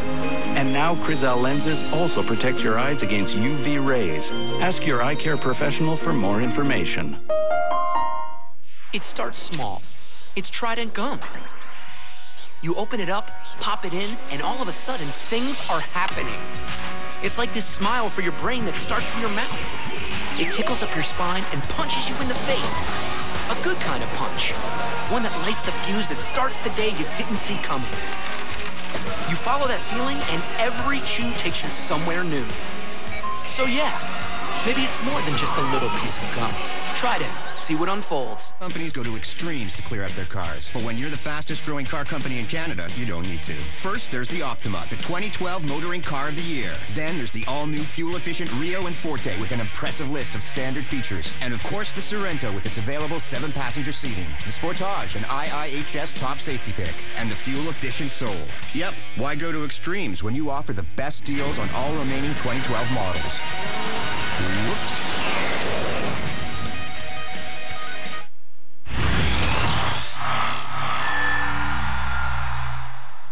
Fried, drafted tonight by the San Diego Padres, and he joins us from Encino, California via video conference. Max Fried, the high school southpaw, congratulations.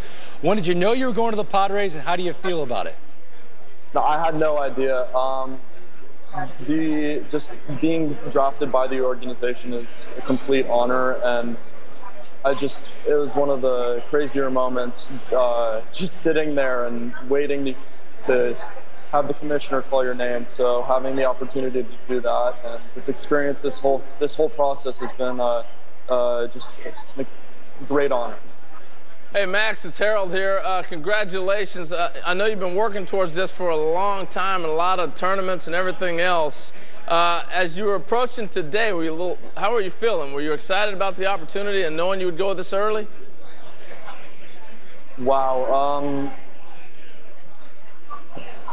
It was definitely very nerve-wracking. I felt fine and excited before, but as soon as the first pick went, I just total nerves set in, and I got extremely excited. I just couldn't wait for my name to be called, so just the opportunity to be picked was I couldn't ask for anything more.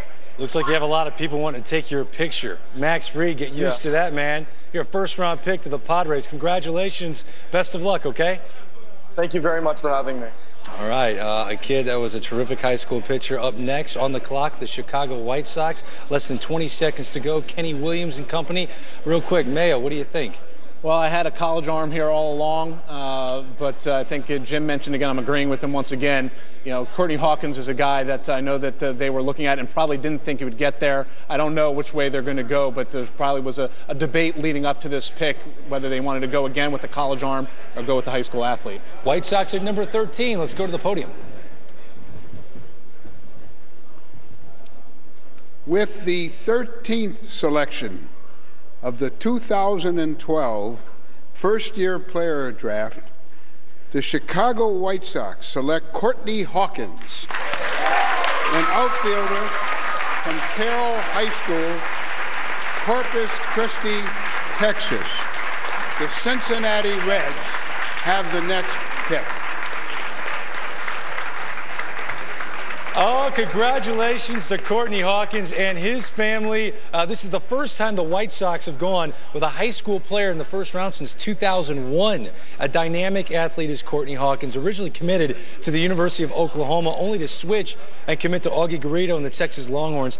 Courtney can throw 90 miles an hour on the mound, strong breaking ball and a changeup. Most scouts believe his future is in the outfield. Why is that? Hit 457, 10 home runs, 36 RBIs, 16 stolen bases. On the hill, he was 3-1, a 0.83 ERA, 44 Ks in 25 innings. Courtney Hawkins, an all-around player, and he's the guy the White Sox go with at number 13. I saw him at the National High School Invitational, and he pretty much showed everything he could do. They won a game 1-0. He pitched a shutout. struck out, I don't know, 9 or 10. Oh, and he also hit the home run that won the game for them. So he did a little bit of everything in that game against some very, very good competition. He can turn around pretty much any fastball he's going to see. I tell you what, and athletic. I just have to show you this because he's been doing these backflips. It's crazy, his athleticism. We were talking about Kevin Mitchell comparisons and different things like that. He's got that kind of thunder. Darryl Motley comes to mind for me. But how about this? Come on now, look at the big fella. Whoa! Are you kidding me? Let's see it again, Greg. You want to see it again? Yeah. All right, check this out. Courtney, you got to be kidding me, man. He stuck the landing, too. Yes, he did. This is a big guy, 6'2", 210. That's the type of athlete he is. He's standing by right now with Sam Ryan. Sam. Hey, he told me he's so excited he could do a backflip right now. Could you? I could do it right now. Don't hurt yourself. Okay, let's see it. I got the iPhone.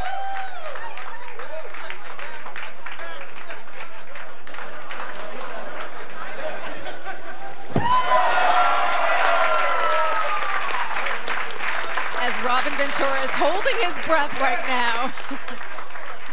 There's been everything tonight. There's been surprise. There's been emotion. There's been excitement. How do you sum up what's going through you right now? I can't even. I don't know. I'm excited. I'm happy. It's my dream, and I mean, I'm glad the White Sox selected me. I'm just, it's surreal. I'm happy. And now the entertainment for the night as well. A little bit. Robin Ventura has the team in first place. What about the possibility of playing for him? I mean, it's amazing. Like I said, the White Sox got a good organization. They're doing great right now, and I'm just happy to be a part of their organization. Your phone is buzzing in my hand right now. Text messages galore. You've pitched. You play in the outfield. You carry the big bat there. How much are you looking forward to really honing your focus in the pros? A lot, like I said. I mean, I'm just excited to hopefully start my baseball career early and get out there and play some ball. Okay, I know you're big on Twitter, so I'm going to go there and tweet right now. Congratulations, Courtney. Appreciate it. Greg, back to you. Oh, incredible. He's out of breath now. Yeah, no doubt about it. The tie class didn't come off. I think it's only fitting that we check in with the only two guys in this building that can backflip like Courtney Hawkins. You just missed it. You just missed Jim. I just did one, but I can't do two in a row. Yeah, that's really a shame. We're going to try to find that video and play it back at some point. We take a look now at Baseball America's top 100 prospects as ranked by Jim Callis. So Hawkins is off the board, and now I'm looking here at your top 20. Right-handed pitcher, right-handed pitcher, right-handed pitcher. The list goes on and on. So what are the chances now that there's a run on righties as I show you the best available right-handed pitchers left in this draft based on Baseball America's rankings? I think we're going to have a big run on righties here. The teams that are coming up, we're all looking at college pitching. You've got the Reds at 14, you've got the Indians at 15, you've got the Nationals at 16. That said, I know the Reds are also looking at high school guys too. Maybe looking at a guy like a Tyler Hensley or Nick Travieso at 14. The Reds also, I think, in the Indians are on Waka. They're on Marcus Stroman from Duke. Chris Stratton. These were guys I didn't think were necessarily going to get here. We've had a run on position players. I think we're going to see a run on pitchers. And, of course, the mystery man, Lucas Giolito. We've With heard, the arm. You know, he could have been the #1 pick before he tore a ligament in his elbow. Hasn't had surgery. He's been rehabbing. He's back to long tossing. He's going to be in the mix somewhere. I've been told expect him in the first round, but nobody seems to quite know where. We saw Freed. We saw his buddy, his teammate a few minutes ago via the webcam. So, we should have asked him. You know what? You tell Greg Amsinger that. Go ahead. Throw it back to Greg and tell him that Jim Callis said. Jim's not going to do it. Greg, you should have. I'm kidding around. Jim and Matt here in studio. And look who's on the phone. Big surprise. Yeah, dominate. Matt, you're not going to believe this, but Walt Jocketty is giving the full responsibility for the 14th overall pick to Sean Casey, who's here tonight representing the Reds. We're about to find out who he's going to pick. Are you ordering pizza? No. Yeah, cheese, please. I got a pizza coming. Okay, good. Time for us to step aside. Kenny Williams, his favorite part of the night. Courtney Hawkins, you are so cool, man. That was awesome. We're back to Studio 42 after this. I think he did when he packed it up and brought it back to the crib. No. Welcome to Stride High. Attention! Your first assignment has just been posted. Shoot a video spitting your gum in a ridiculous way, and you could win $5 grand. So grab a camera and get ridiculous at StrideHigh.com. How could I fail a test and no one cares? Tomorrow's the bake sale. We swap in special brownies. It feels so good to be alive! High school. KFC presents Eat Like You Mean It. When routine gets in your way, you've gotta throw it to the ground and make routine machine is no good. It's boredom's best friend. Man 1, that same old 0. The new KFC Barbecue Wrap Star.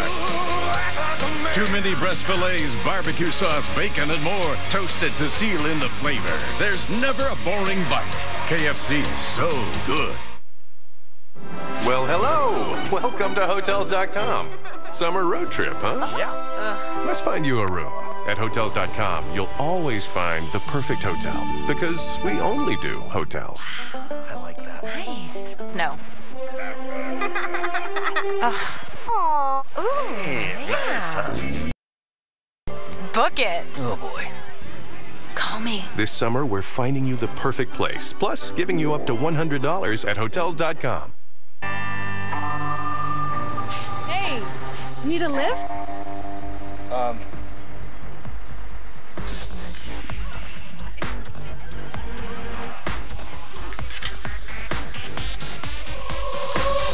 Pepsi's #1! Party with the DJ. So you're saying that isn't you? Swoop up! Take the Ultimate Taste Challenge this summer and trust your taste buds. A perfect day. Is it the sun, blue sky, fresh air, or perfectly manicured grass embracing a diamond's perfect dimensions? Perhaps it's a day of wonder and hope, or anticipation of pure joy. Its perfection belongs to you. Winter's end, spring's gift, summer's friend, fall's glorious goodbye. In action, in resolution, everything in between. It is always a perfect day for baseball. Which begins Friday on MLB Network. We are 10 seconds away from finding out who the Cincinnati Reds will take with the 14th overall pick. We've had a lot of excitement in Studio 42. Courtney Hawkins went 13th overall to the Chicago White Sox. Let's go to the podium. With the 14th selection of the 2012 first-year player draft, the Cincinnati Reds select Nick Travioso, a right-handed pitcher from Archbishop McCarthy High School, Fort Lauderdale, Florida. The Cleveland Indians have the next pick, and they are now on the clock. Well, another Florida high school right-hander with great stuff. The 6'2" right-hander hits 99 miles an hour with his heater, set between 93 and 95. The word raw is used by more than one scout when watching this kid, which some are wondering whether or not he projects more as a reliever than a starter. A great 2012 high school season, 8-1, ERA around 0.5. We're talking about 100 strikeouts in less than 70 innings pitched. He's considered a co-ace on his high school team, believe it or not. Andre Martinez, a crafty left-hander, is also good. He's committed to play at Florida State. Nick Travieso going to the Cincinnati Reds. Yeah, not surprising. Cincinnati, I'm not saying this is a need pick for Cincinnati, but obviously they've got a lot of good position players on that club. They're not afraid to go get upside high school guys. Travieso is a arm strength guy.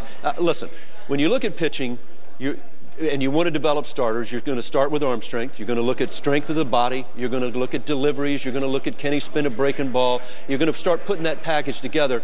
At 18-year-old, it's too early to define what this guy's going to do. They're going to put him in their system. They're going to refine some of these mechanics, but he's got what you look for. He's got a power arm. He's got a feel for a breaking ball. He's a very competitive kid, and he's got a strong physical body. That's a great ingredient to develop front of the rotation type starting pitchers. You can't teach 99. You can't teach it. When you're looking at that, you start there, but you look at also what the Reds are kind of going to. Latos, you look at Chapman. They're in love with that power right now, and how can you not be? But I think you nailed it, John, with the fact that he's got a couple pitches, you work with that, but, you know, at the end of the day, I still come back to what I said. You can't teach 99. And this is a kid who was kind of behind some of those other Florida prep arms coming in, broke out of the gate really pitching better than any of them, had huge helium, then kind of plateaued a little bit, you know, as people started to really take a closer look at him. The arm strength never went away. The secondary stuff will have to come. The breaking ball's pretty good. The changeup, a lot of high schoolers don't have a changeup. They can teach them that. Let's learn more about this 18-year-old high school right-hander. Here, our spotlight on Nick Travieso. Nick Travieso, right-handed pitcher, Archbishop McCarthy, Parrot Pines, Florida. My favorite player is Roger Clemens. I like his demeanor on the mound and the intensity he brought to the field every day. I'm a hockey player on the weekends. I just like to check people into the boards. My favorite movie is Happy Gilmore. Just tap it in. Just tap it in. Give it a little tappy. Tap, tap, tap-a-roo. Tap it in. Nick Travieso to the Reds at number 14. The Indians are on the clock, and Lauren Shahadi is in Studio 3 with this update. Hi, Lauren. Hi, Greg. I have highlights. There's baseball going on, afternoon baseball at Citi Field. Let's get to it. Cardinals, Mets, bottom of the 7th. Mets trailing 3-1 with Scott Hairston up, and he says, trail no more. He belts his 7th homer of the year to left field. Come on home, David Wright. Tie ball game. 3 runs apiece. Top of the 8th now. Alan Craig up, and he says, oh yeah, I can do that too. Going deep to left as well, his 6th homer of the season. Cards pull ahead 5-3 and win 5-4 to salvage a game in New York. Cubs and Giants, Chicago looking to avoid their 11th consecutive road loss. Yikes. Bottom of the 5th, Giants down 2-1. Brandon Crawford hits a ground ball to second. Darwin Barney flips to Starlin Castro. But wait, that's not the 3rd out. Lester Posey scores. Game tied at 2. Bottom of the 7th, same score, bases loaded, no outs. Joaquin Arias hits into a 6-4-3 double play, but Posey would score.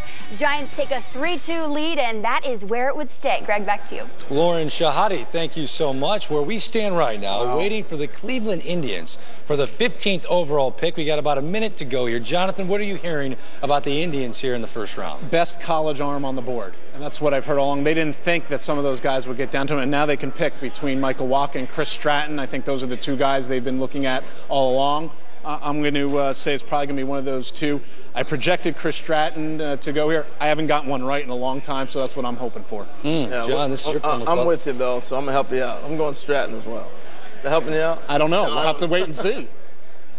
So listen, again, when you look at it, they're not afraid to go get college players. I think Cleveland has had a lot of success. Obviously, you know, they made the big trade with Pomerantz and Alex White, 2 former #1 guys that are both pitching in the big leagues right now. Kipnis is up there for him now. I think there are quality college pitching that's available right now that it could be close to the big leagues. I agree with Jonathan. I think college pitching is a good fit for the Indians. 5 straight high schoolers have been drafted. Will the trend continue now? Jonathan's saying no way. Not with the Indians. It's going to be a college arm. We are less than 10 seconds until finding out where the Cleveland Indians will be headed with this 15th overall pick. We just saw Nick Travieso go to the Cincinnati Reds at number 14. Here's the commissioner at the podium. With the 15th selection of the 2012 first-year player draft, the Cleveland Indians select Tyler Naquin, an outfielder from Texas A&M University, College Station, Texas. The Washington Nationals have the next pick, and they are now on the clock. Yeah, there's that college pitcher. Well, thanks for having my back, Harold. Jonathan got the college right. He got the college right at just the wrong spot. Tyler Naquin's one of the top college hitters in 2012. A tall left-handed bat, led Texas A&M in hitting this season with a 380 clip, 3 homers, 49 RBIs. He can run too, 21 steals out of 26 attempts. Yeah, here's what he can do. He can hit. He's always performed at a high level. He has maybe the best outfield arm in this entire draft class. The question about him is, does he have the speed to play center field? Clearly, the Indians think so by taking him here. He's got the arm for right, but not the power. Some people see him as a little bit of a tweener. If you had told me that Tyler Naquin would get drafted ahead of his teammate Michael Wacha, I would have thought you were crazy. But, you know, this is the MLB draft after all. Anything can happen. You like this kid? If you can hit, you can play, and the Indians drafted a hitter. That's what they got. Now, you can say what you want about the power. You're right. It probably is going to profile fringy.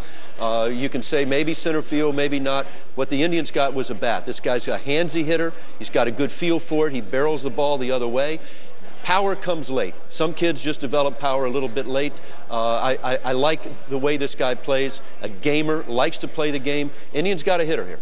Tyler Naquin can hit, and so can Gavin Cecchini, who we saw here in studio celebrate as the New York Mets selected him. Cecchini went 12th overall in the first round of the 2012 draft, and this is what he did at Wrigley Field in the Under Armour All-American game. I was there to watch him display all of his skills, showcasing his speed on the base paths and his glove at short. The kid can hit to all fields. Now, coming this summer, see tomorrow starts today at the Under Armour All-America baseball game. MLB Network's own Larry Bowa and Bill Ripken coach the best young players in America live from Wrigley Field, and they wear microphones.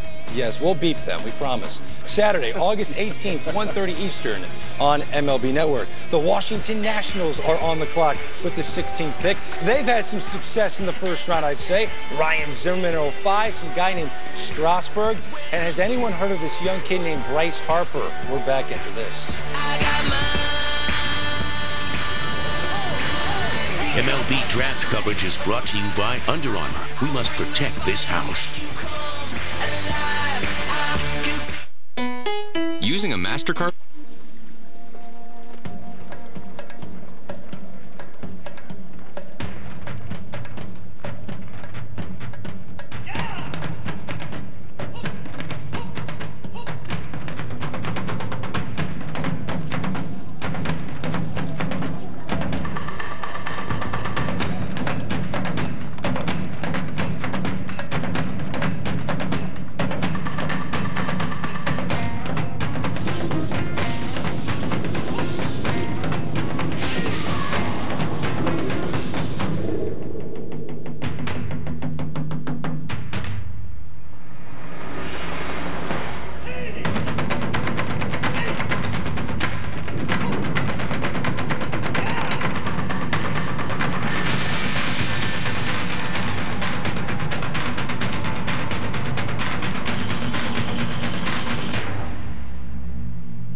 It starts small.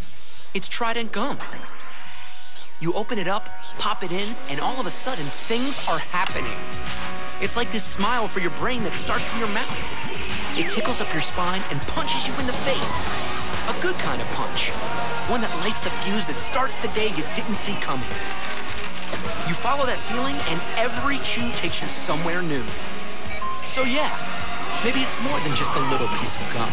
Trident. See what unfolds. Companies go to extremes to clear out their cars. But when you're the fastest growing car company in Canada, you don't need to. First, there's the Optima, the 2012 Motoring Car of the Year. Then there's the all-new fuel-efficient Rio and Forte with an impressive list of standard features. And of course, the Sorento with its available 7-passenger seating. The Sportage, an IIHS top safety pick. And the fuel-efficient Soul. Yep, why go to extremes when you offer the best deals on all remaining 2012 models? Whoops. Their first battle was marred by controversy. Now, they meet again. Demetrius Mighty Mouse Johnson faces Ian Uncle Creepy McCall in a hotly contested rematch. Who will survive and earn the chance to become the first ever UFC flyweight champion? Plus, catch a showdown featuring Canada's Sean Pearson. UFC Live, June 8th. Prelims at 6 Eastern on Sportsnet West and Pacific. Followed by the main card at 9 Eastern on Sportsnet. 16 in the MLB first-year player draft here in 2012. The Washington Nationals, their time has run out. Let's go to the podium. The commissioner's ready.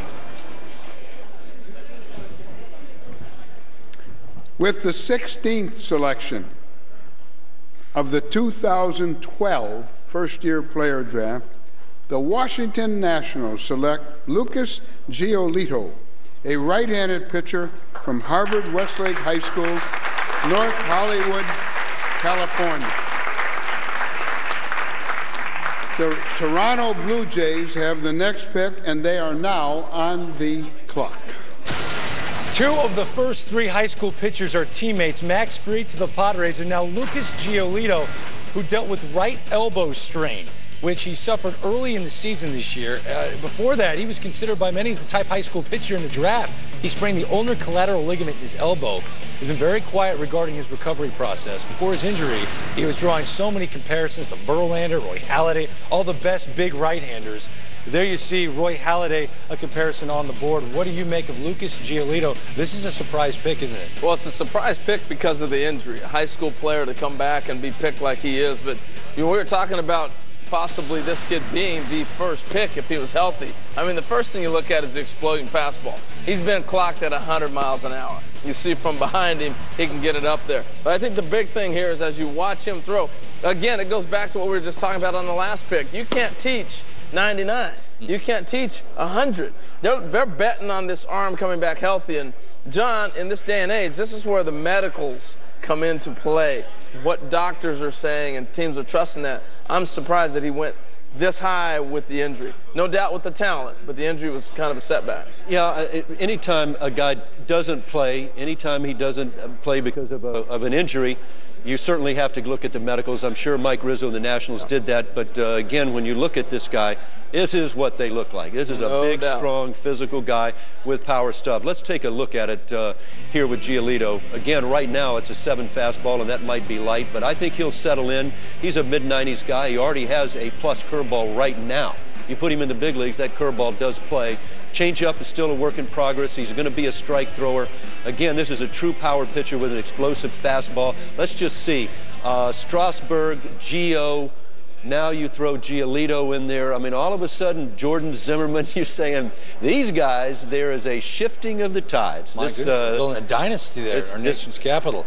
Peter Gammons, I want you to weigh in here. Lucas Giolito dealing with the injury, going to the Nats here at number 16. Your thoughts? Well, first of all, Mike Rizzo is a ceiling guy. So you've got Strasburg and Harper and Giolito in a 4-year period. Secondly, they're not afraid of the medicals. Okay, if he needs a procedure, Strasburg had a procedure, Jordan Zimmerman had a procedure. They've come back and been really good. They're not worried about that.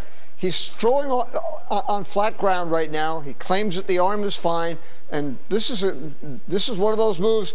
Hey, 5 years from now, you might look back and say, even if he misses a year, what does it really matter? You've got a high ceiling guy. This isn't like a college junior who goes 19th in the draft. And the Nationals look like they're going to be so good, they're not going to have many shots at this kind of player. He only made a few starts in 2012. In his first, he threw a 1-hit complete game shutout, and he had 100 miles an hour in that start. Let's learn more about Lucas Giolito. Here's our spotlight.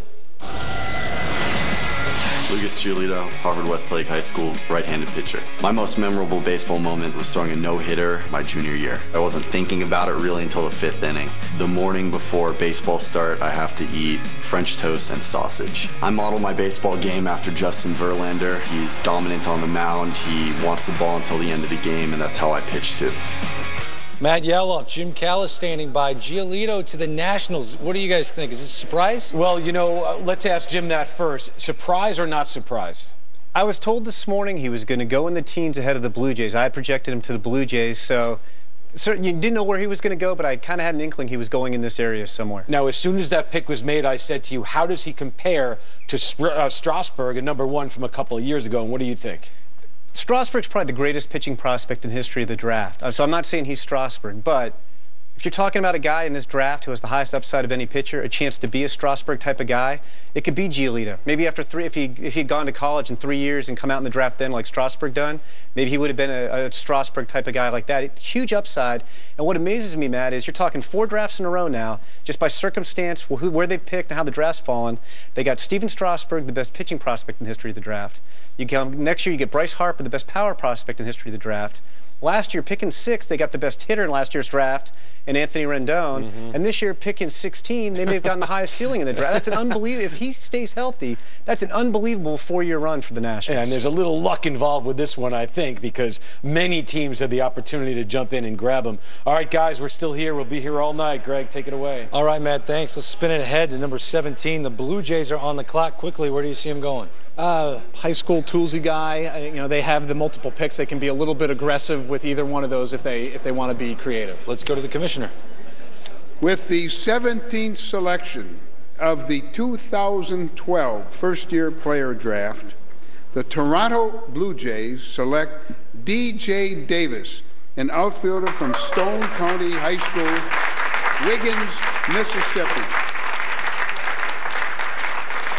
The Los Angeles Dodgers have the next pick, and they are now on the clock.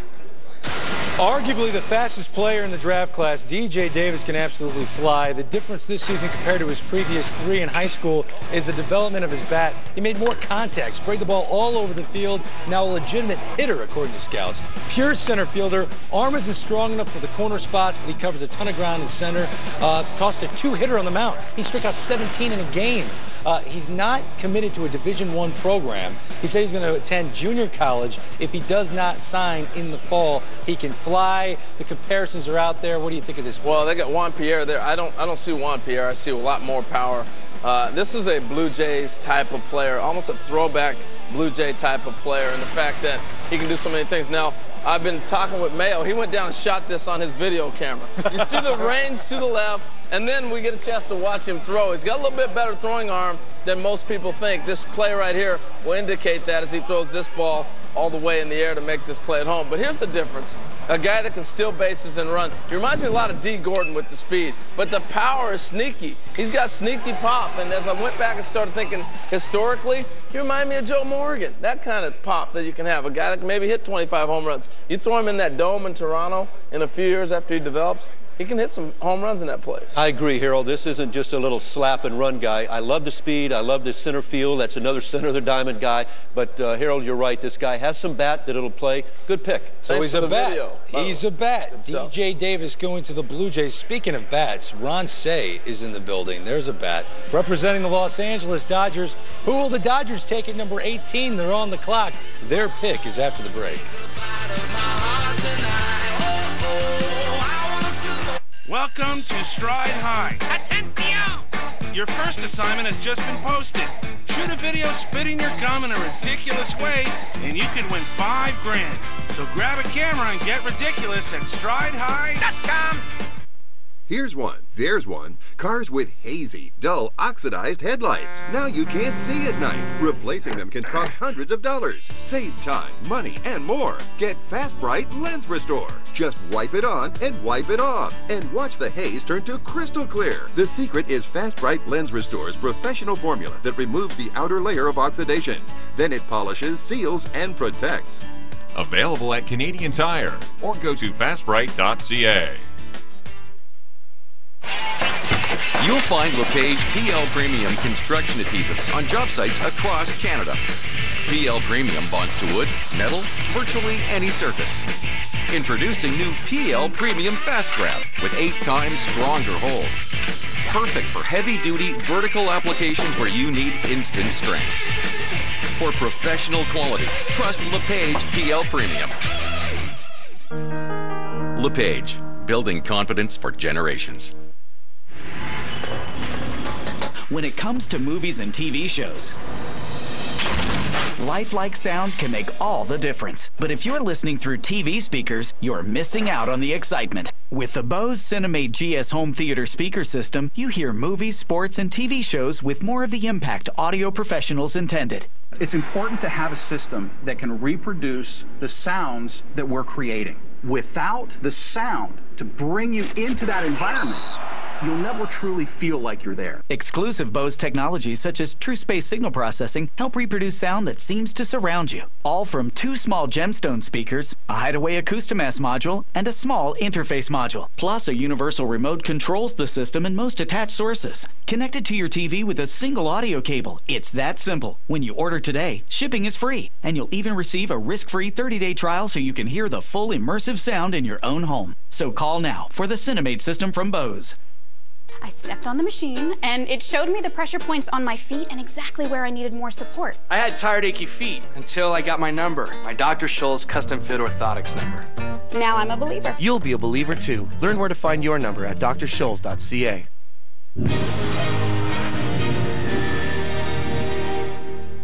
Filling out our big board for the 2012 draft, number 15, it was actually Tyler Naquin going to the Indians. At 16, Lucas Giolito.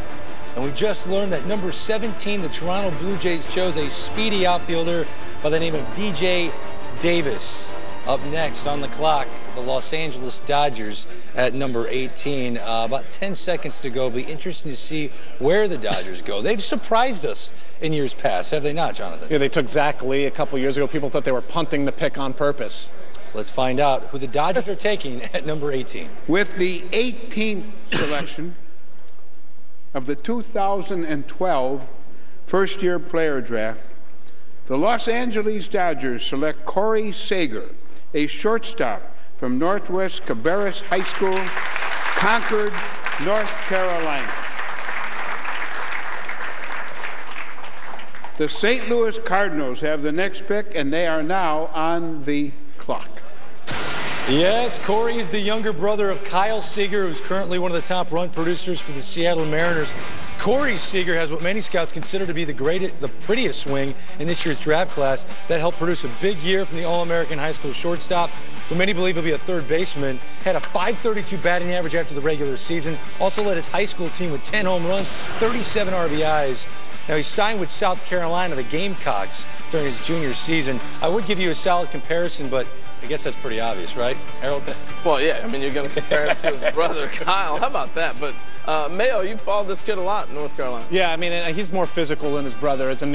High school stats are, I don't know how much they mean, but that 10 homers is a big thing because he wasn't showing the power. He was a spray hitter. That started to come this year. That's why he jumped into the first-round picture for a lot of teams. All right, he's going to move over to third base, Peter Gammons. Corey Seager going to the Dodgers. What do you think of this pick? Well, he's a really good baseball player. I know that's a cliche, but, I mean, look at what his brother's done. People didn't – he was a shortstop in college. 279 at-bats. He got to Seattle and showed a lot more power than people ever projected. They feel the same way about Corey, that his power – he may be able to play shortstop. He may have to play third, but they have in common they're both baseball rats. The Dodgers go with the Seager, Corey Seager, going at number 18. We come back. The Cardinals are on the clock. As you see the Redbirds, Ryan Franklin is here in Studio 42, the former closer of the Redbirds. They have 2 picks in the first round. Their draft room is fired up. Looks like they've made up their mind. Congratulations are already out. Find out what they're celebrating, who they're celebrating after the break. What I tell him, ho. First, he was a fan. Now, the king of all media is holding court. Don't tell me what to say. Don't you tell me what to say. How dare you?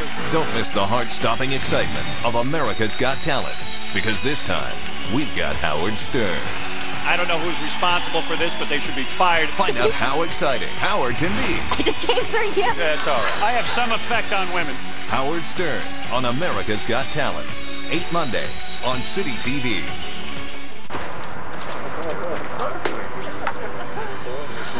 And so we embark on a month-long journey to find things that have a story, things made with steady hands and focused eyes, things that are made by people like us, people who give a damn. This summer, we're setting out to raise a beer.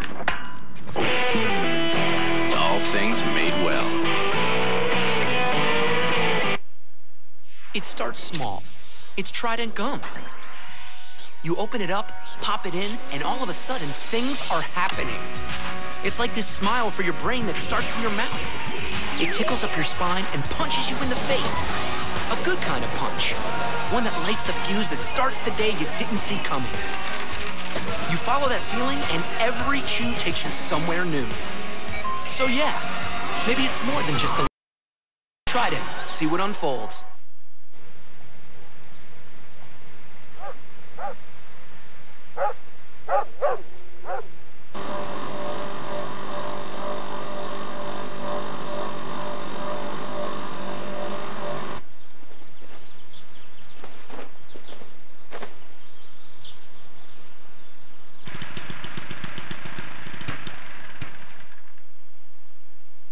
Cialis. Ask your doctor.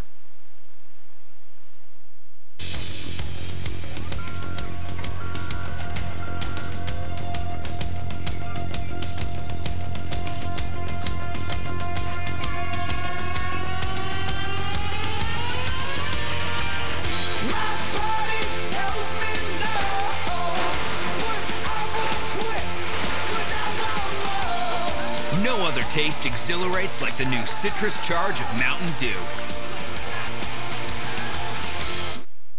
The Cardinals are up next at number 19. Harold, what is it you're dying for me to see? What is this? Well, you know, big brother's always trying to see what little brother's doing. Kyle Seager, yeah, he's getting ready, hanging out in Seattle. He's sitting in the dugout, and here's a look as he's watching the draft, watching his brother in between reps and BP, ground balls, everything else, see when he got picked. That's pretty cool, huh? You gotta love that. That's great. He loves his little brother, Corey Seager, going to the Dodgers, number 18. Cardinals, quickly, what do you expect here, Jonathan Mayo? There is a lot of college pitching still on the board. I was looking at some high school guys from them. They're not afraid to go either way, even with the new scouting director, but there's some very good college pitchers on the board. So it wouldn't shock me. They've got 2 picks coming up here. One of them, I think, is going to be a college arm. Yes, at number 19 and at number 23. The Cardinals have 2 picks coming straight your way. We've just seen DJ Davis and Corey Seager go off the board. Let's see where the Cardinals go here. John Mozeliak has gone with bats recently. To the podium we go. With the 19th selection of the 2012 first-year player draft, the St. Louis Cardinals select Michael Wacha, a right-handed pitcher from Texas A&M University, College Station, Texas. The San Francisco Giants have the next pick, and they are now on the clock. All right, Mayo. Yeah, college pitching. If you say it often enough, sometimes you're right. You'll eventually land. Just a few years ago, Michael Wacha became a hot pitching prospect after producing one of the best freshman seasons in all of college baseball. The 6'6" right-hander went 9-2 with a 2.9 ERA. Very competitive Big 12 conference. His ERA dropped to 2.29 his sophomore year. The scouts knew he was here to stay. This season, Wacha proved to be one of the best aces in the nation. 9-1 ERA, barely over 2. You see it there, 116 strikeouts. The player comp is John Garland. Do you see that, John Hart? I think he's going to be a better pitcher than John Garland. Again, looking at a guy like Wacha, not a lot of ceiling, not a 1 or 2 guy, but a safe bet to become a major league starter. I see him as a good mid-rotation guy. And again, let's take a look up here at the scouting report. What I've got for Wacha right now is an average fastball. I think he's going to pitch plus in the future. He's going to pitch 93, 94. The thing I'm not crazy about is his breaking ball. Right now, his curveball is still a work in progress. Not sure. The slider looks like it has a chance to come. You look up there at the 6-7 changeup. This is a guy that's got a plus changeup right now in the big leagues. He pounds the strike zone. He throws the ball downhill. He's a big, tall kid that can leverage the ball. He's got a body a little bit like a Doug Fister when you look at it, but again, he doesn't have that kind of breaking ball. Good changeup, good fastball, understands it, pounds the strike zone, good safe pick, going to pitch in the middle of rotation, durable, big inning type starter. Yeah, I think, he hurt himself by that freshman year that he had in a lot of ways. He was so good then, there was no place to go down, and this is a guy who has done everything you would have wanted from him. In some ways, he reminds me of Kevin Gossman in this draft class. The great fastball, the really good changeup. The breaking ball's not as good. There wasn't that much separating them. He slid down as the quote-unquote safe pick. But this isn't a soft tosser who's 5'10" and nibbles at corners. I mean, he can pitch a little bit. He's a prototypical Cardinal pitcher. You think about Carpenter, Wainwright, the bodies these guys have. And the one thing that's kind of cool, if he gets a chance to go to Major League Spring Training with these guys, is that they all watch each other's bullpen. Yeah. You talk about learning the breaking ball, who better? Carpenter and Wainwright? I mean, he's going to pick some things up real quick for him. That's a great pick for him. Great place for him to go. Yeah, and again, the strikeout numbers are there, but is he considered a strikeout pitcher at the next level? I mean, he was able to dominate the Big 12, but stats can be deceiving. Yeah, but when you don't have a curveball, it's hard to be a strikeout guy. You know what I'm saying? So I think when you have the fastball changeup combo, absolutely. But when you mix in that breaking pitch, I can see him pounding some strikeouts. Yeah, again, I think he's going to be a 4-pitch guy. I think his curveball is going to be okay. I think his slider has a chance to be maybe average, maybe plus. So again, I look at this as a 4-pitch mix guy. But the thing I like is I like the big body. I like the fact that he pounds the strike zone. I like the fact that he throws the ball downhill. Again, simple delivery. There's not a lot of tricks with this guy. You're not going to have to wait too long on Michael Wacha. This is a guy the Cardinals could look up a year and a half from now and say, there's not a whole lot of development left to do with a kid like this. Yeah, it's not a high ceiling, but a pretty high floor. So it's not going to take him that long to get there. The one thing that scouts told me he has to work on, his fastball can get flat. So even though it's an above average to plus fastball velocity, If he throws it straight and over the middle of the plate, he's getting hit in the Big 12 at times when it flattens out some. So he's going to have to work on that once he starts his pro career. And I still come back to the development. I just think the Cardinals, as an organization, do as good a job as anybody in developing pitching. I think he's in the perfect spot. A bit over a minute to go before we find out who the San Francisco Giants will take with the 20th overall selection. I like to go to Jonathan, not because I pick on you, but I think it's fun that you get into this. You have your mock drafts. You pull up multiple mock drafts. You update it constantly. Where do you see the Giants going here at number 20? I went college arm in the projection. You know, Dick Tidrow is there, and a lot of times you just associate some of the big arms that have come through there, the Matt Cains, the Zach Wheelers who they traded away, the Madison Bumgarners. So I'm going to say an arm of some sort. It was going to be a college guy or a high school guy, depending on how the board shook down. Kind of replenish the Wheeler, cabinet, because he's actually flourishing right now. Yeah, he's pitching very well. But, the Giants for years did that. They stockpiled a ton of pitching, and then they used them as trading parts to keep themselves competitive at the big league. Let's go to the commissioner now. Of the 2012 first-year player draft, the San Francisco Giants select Chris Stratton, a right-handed pitcher from Mississippi State University, Mississippi State, Mississippi. The Atlanta Braves have the next pick, and they are now on the clock. The Giants couldn't wait to make this call. They jumped the gun a little early. Chris started the season in the bullpen for Mississippi State, later moved back to the rotation soon Friday nights. The ace of the Bulldogs went 11-2 with a sparkling 2.38 ERA. His strikeouts to innings pitched were incredible. 127 Ks and 25 walks in over 109 innings. And here it is, the college arm that you projected. I think they're thrilled that this guy was even on the board. I mean, this is a guy who's being mentioned in the top 10, good pitcher's body, good three-pitch mix. I mean, this guy is going to be a big league starter in the not-too-distant future. Chris Stratton taken 20th overall by the Giants. The Atlanta Braves are now on the clock, selecting at number 21. Time for us to step aside. As we take a break, a look at what we've seen here in Studio 42. Carlos Correa going number 1 to the Astros. Byron Buxton in Baxley, Georgia. Zimmer, Cicchini, Courtney Hawkins. Flip time. We're back after this. This is my dad, and he grows oranges. You know the best way to pick an orange, son? What? You hand pick it. Twist, and you pull it down. Can I have some? Of course. I don't know that I've ever heard anybody slurp it quite like that. Tropicana is made of one ingredient, juice from the orange. No added water or sugar. It's that pure. Think you'll grow oranges one day? Yep.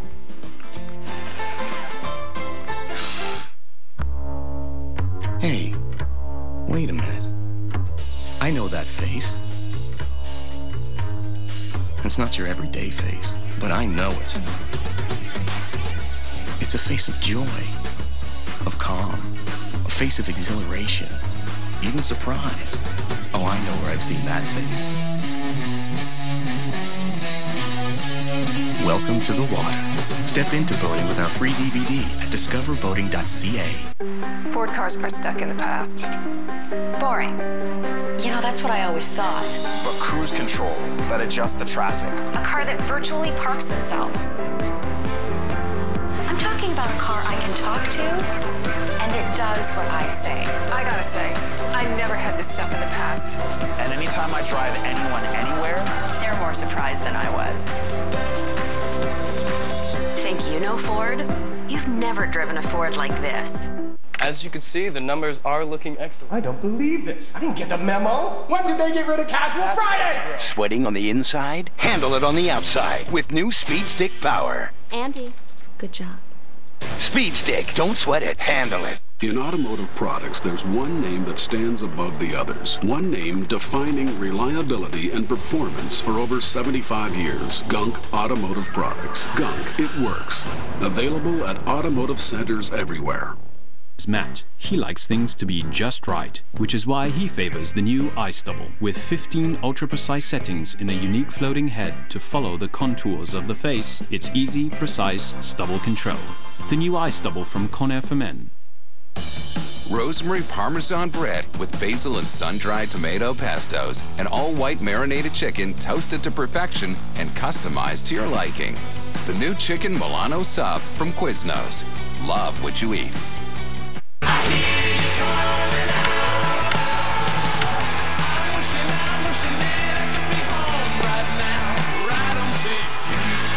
Will make their first-round selection. They got a special player representative here. Isn't that right, Harold Reynolds? Oh, absolutely. I mean, off day, we got Mr. C.C. Sabathia. C.C., first of all, thanks for coming out, man. Oh, no problem. I was excited, you know, watching the draft last year and, you know, told the organization I would love to be here and, you know, just worked out. We had an off day. Now, take us back to your draft day because the guy standing next to me ended up being the guy who picked you. We'll talk about that in a second. But what was it like on your end? It was nerve-wracking. You know, I was lucky because I was out in California, so it was a little earlier. You know, I got the news, but I was definitely nervous, didn't know what was going to happen, and, you know, ended up in a great organization with the Indians. John, what did you see in CC back then? Everything that we saw right here. Again, we keep talking about upside. CC was out in the Bay Area. We certainly loved the arm. Again, he wasn't an experienced guy. We fell in love with the family. We sent our people out. We found out about his makeup. We did about his athleticism. And we were worried. We were thinking somebody might take him before us. I think San Francisco went right before it. But CC was in the big leagues with us in a little over 2 years. Did some great things there in Cleveland. And I will say this. We did a great job on the makeup.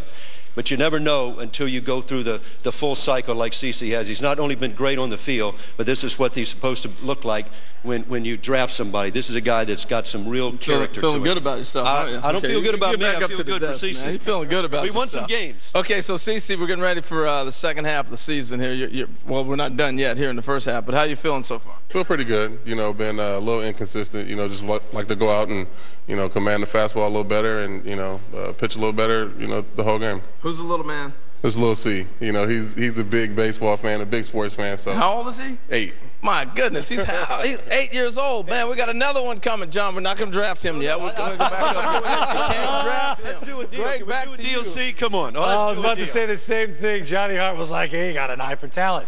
Now it's time to see who the Braves are going to take with the 21st overall selection. With the 21st selection of the 2012 first-year player draft, the Atlanta Braves select Lucas Sims, a right-handed pitcher from Brookwood High School, Snellville, Georgia. The Toronto Blue Jays have the next pick, and they are now on the clock. Well, here's a strong high school right-hander committed to Clemson University, possesses mid-90s fastball, sharp breaking ball. Secondary pitches have some wondering if Lucas Sims projects better as a closer in the big leagues down the road. He worked on his mechanics this season, added a sinker, which many scouts believe boosted his draft stock. He went 8-1 as a senior with a 1.19 ERA, striking out 98 in over 76 innings. Terrific athlete. He's been the starting shortstop the past 3 years for his Brookwood High School baseball team. And Peter Gammons, Lucas Sims going to the Atlanta Braves at number 21. A good pick by you? Well, we know one thing. The Braves always know everybody in Georgia. But Sims was, as he said, a shortstop, a very good athlete.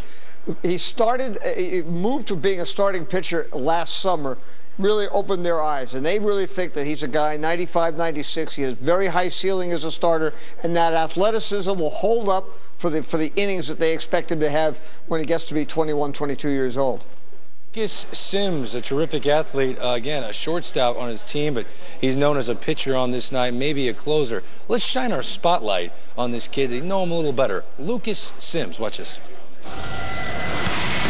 Lucas Sims, Brookwood High School, right-handed pitcher.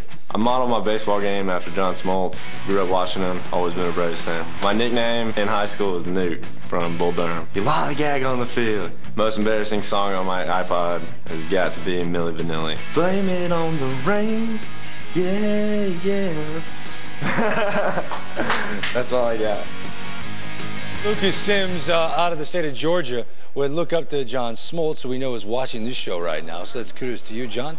Let's go check in with Matt Yaloff and Jim Callis once again at the big board. Yes. You know, Jim is incredulous about the fact that this man, Marcus Stroman, ranked number 12 going in, is still available. Jim was flipping over the buffet table a few minutes ago. What's up? Why is he still available? This is so crazy, Matt. Marcus Stroman might have as good a stuff as anybody right now in the draft. He's got a plus, sometimes plus fastball. The slider's better than the fastball. It's electric. And here's the thing. I've had multiple scouting directors tell me that this guy has the best stuff in the draft. But the problem is he's 5'9", and he doesn't. It's not like he's an effort guy. What's wrong with that? Yeah, there you go. He throws a little harder than you, but it's 5'9", but he does it with athleticism, quick arm. It's not effort. But the thing is, I don't think anybody wants to jump and say, "Hey, I'm taking a 5'9" guy, a 5'9" pitcher in the first round." But this guy, he deserves to go. His stuff is that good. And you're on record as saying you believe that this guy could help a team this season. Yeah, more than any pitcher or any player in this draft, I think this guy has two big league pitches right now.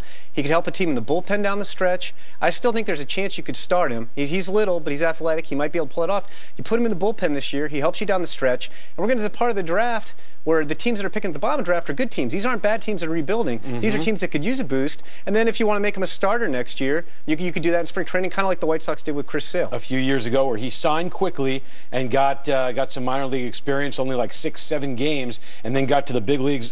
Greg, the Yankees pick 30th. This Stroman is a New Yorker, so Yankees fans are hoping that they hang on for another 6 or 7 or 8 picks. Doubt it, according to Jim Callis. Take it away. I can't believe Jim is so fired up about this. Fired up. I mean, he really does think a lot of Marcus Stroman. You do as well, don't you? Absolutely. And Jim mentioned that maybe he could be a starter, and here's why. I mean, he started for Duke, and he was throwing 96, 97 in the 8th inning. I mean, when you can maintain that kind of velocity, I think you at least give him a shot, but you shorten him up. If he signs quickly, he's going to be in a big league bullpen before this year is over, and there are teams that are competing that could definitely use some bullpen help, and he could get big league hitters out with that fastball slider combination. Well, the Toronto Blue Jays have about a minute until we find out who they're going to take with the 22nd overall pick. This is their second pick here in the first round. DJ Davis, the athletic high school outfielder, is who they went with at number 17. As we look around here, the Blue Jays get another shot.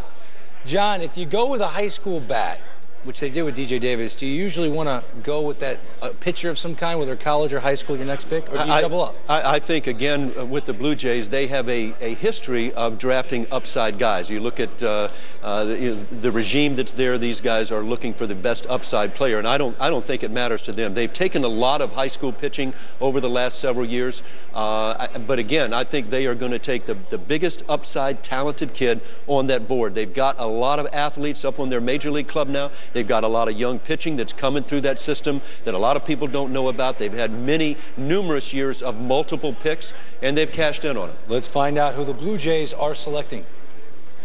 With the 22nd selection of the 2012 first-year player draft, the Toronto Blue Jays select Marcus Stroman, a right-handed pitcher from Duke University, Durham, North Carolina. The St. Louis Cardinals have the next pick, and they are now on the clock. Well, there you go, Jonathan. They go with Marcus Stroman. He may be the steal of this first round when all is said and done. Okay, a 21-year-old right-hander. He's only 5'9", considered by many as the best pitcher in the ACC this season. On this day, he becomes the first-round selection to ever come out of the Duke University baseball program. Stroman, also a great athlete on his days off. He was a position player, outfield, first base. Sometimes he pinch ran or DH'd. Marcus Stroman, drafted on this night, 22nd overall by the Toronto Blue Jays. Peter, you got a chance to see him up close, didn't you? Some of the college relievers that have been drafted in years past, Wagner and Hansen and Devine, guys like that, he's never been abused because he was a starting pitcher at Duke. He did relieve on Team USA and never gave up a run. But he could start for a month or two in the minor leagues, but the comp that I get, everybody says Tom Gordon, very different because it's a different kind of breaking ball. Gordon is the hard curve ball. He's more of a slurry, very good slider. The comp I get is Francisco Rodriguez, and I had two different scouting directors say to me, this guy in September could be for whoever he's pitching for what Rodriguez was for the Angels in 2002. I love all the comps that are out there, and this guy's got a lot of them. Another one is Tom Flash Gordon. Remember him? And some think he could be this year's Trevor Bauer. That's how good he is. There's Ryan Franklin, the former closer of the St. Louis Cardinals, on the phone. Who will the Cardinals take with their second first-round pick? They're celebrating again. Perfect timing in their draft room. We're back after this. I'm hoping that I could be home right now. The feel of the breeze, the smell of the trees under my breath. See you later. I hear you calling out. I hear you calling out. I'm wishing that I could be home right now. Right on to you. Companies go to extremes to clear out their cars. But when you're the fastest growing car company in Canada, you don't need to. First, there's the Optima, the 2012 Motoring Car of the Year. Then there's the all-new fuel-efficient Rio and Forte with an impressive list of standard features. And of course, the Sorento with its available 7-passenger seating. The Sportage, an IIHS top safety pick. And the fuel-efficient Soul. Yep, why go to extremes when you offer the best deals on all remaining 2012 models? Whoops.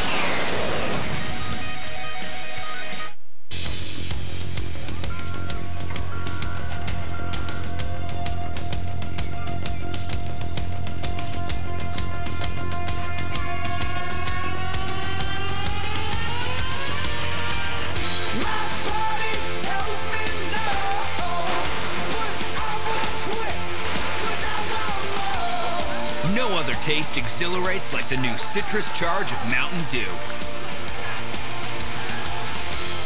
Matt. He likes things to be just right, which is why he favors the new iStubble with 15 ultra-precise settings in a unique floating head to follow the contours of the face. It's easy, precise stubble control. The new iStubble from Conair for Men. Welcome to Stride High. Attention! Your first assignment has just been posted. Shoot a video spitting your gum in a ridiculous way, and you could win $5 grand. So grab a camera and get ridiculous at StrideHigh.com. Hockey wasn't for me. Daddy, I love the pace. I love the competitiveness. I love, everything about it. I mean, it's just such a package that it's the real deal. You learn from a young age that it's about commitment. It's about commitment to your teammates. It's about being there for each other. It carries on through the rest of your life. I think that's what the game of baseball has brought me. Just a lot of great friendships, a lot of great people in my life, but it's also brought me a lot of fun. Play baseball in Canada this summer. Find out where at BlueJays.com. Just learned at number 22, the Blue Jays selected Duke pitcher Marcus Stroman. Check out his tweet. Congrats to Kevin Gossman and Mark Appel. Love you boys, Team USA. On a night he gets drafted in the first round, he isn't tweeting about himself, tweeting about his buddies. Stroman getting drafted tonight by the Blue Jays. Seconds away, less than 30 seconds. The Cardinals' second first-round pick on the night. It comes at number 23. Jonathan, what are you expecting here? There are some good college bats still on the board. Richie Schaefer from Clemson, Stephen Piscotty from Stanford. Those two guys have kind of been 1A and 1B for any team that's been looking at college bats. Schaefer's got more power, more questions about the hitting. Piscotty's the better hitter, more questions about the power. So it depends on which flavor you like. It seems like you're focused in on just a bat. Let's go to the podium and find out if that's true for the Cards. With the 23rd selection of the 2012 first-year player draft, the St. Louis Cardinals select James Ramsey, an outfielder from Florida State University, Tallahassee, Florida. The Boston Red Sox have the next pick, and they are now on the clock. James Ramsey was drafted in the 22nd round last year by the Twins following his junior season, reportedly offered second-round money to sign. He chose instead to go back to Florida State for his senior year. The move worked for Ramsey. He hit .385, 13 home runs, 55 RBIs. He played center field this season after 2 seasons in right field. Not your prototype there in right field. He has the arm to stay there at the next level, though. James does have good speed, although he's not a guy that's ever going to steal 50 bags. He stole 10 bases this year. Based on his quirky batting stance and swing and plate approach, you hear Ichiro meets Dustin Ackley. I don't know if you guys see that in James Ramsey. James Ramsey is a winning baseball player. This is a guy that, again, 4 years at Florida State. He's a captain of that ball club there. Didn't sign, wanted to come back. I love the bat. I think this guy can play. He doesn't have a giant tool that jumps out. This isn't a guy that's going to have a 7 or an 8 on his board. He might have 1-6 tool in the hit. But, again, a little question, is he going to play center field? How much power is he going to have? If he goes to the corner, is he a tweener player? I'll tell you what you got. A winning baseball player. Nice pick by the Cardinals. Let's see if Peter Gammons agrees. Peter, what kind of player do you think the Cardinals just selected? Well, he's an area scout guy because you have to watch him and see him play a lot to realize how good he is. But is he going to play center field? He might play second base. Who knows? But I agree with John. He's a winner. He was respected so much at Florida State that a couple of times the president of Florida State went to speak at different events. He brought him along as an example of this is what a student athlete should be like in college, and a really special guy. He gets the Tim Tebow comparison all the time for his personal beliefs and his character, and that's a pretty high mark. Yeah, named to the president's list after graduating with a perfect 4.0 grade point average like me and Harold. Time for us to step aside. Look inside the Red Sox draft room. They're up next. 3 picks tonight. Their first is at number 24. They're on the clock, and their selection is coming up after the break.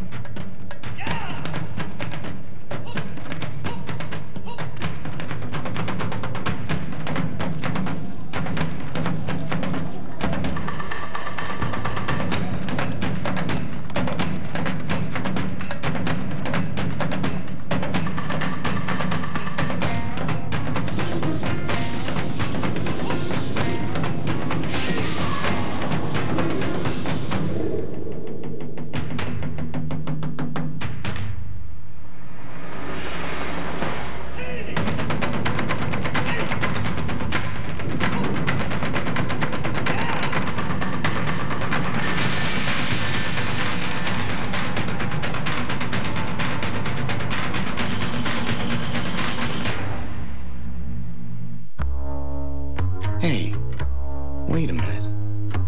I know that face. It's not your everyday face, but I know it. It's a face of joy, of calm, a face of exhilaration, even surprise. Oh, I know where I've seen that face. Welcome to the water. Step into boating with our free DVD at discoverboating.ca. Ford doesn't build quality cars. That's what I used to think. And I read a review. And a blog. And another. Which led to the test drive. And that solid feeling. The sound of the door closing. Secure. Which is great, because I buy for the long term. My focus, make car and drivers 10 best list. And that's definitely speaking my language. Think you know Ford? You've never driven a Ford like this. Oh man, this is bad. I'm bluffing. I am so bluffing. I should just fold. I'm all in. Well, it's in there now. Sweating on the outside with new Speed Stick power. Not bad for my first time. Speed Stick, don't sweat it, handle it. In automotive products, there's one name that stands above the others. One name defining reliability and performance for over 75 years. Gunk Automotive Products. Gunk, it works. Available at automotive centers everywhere.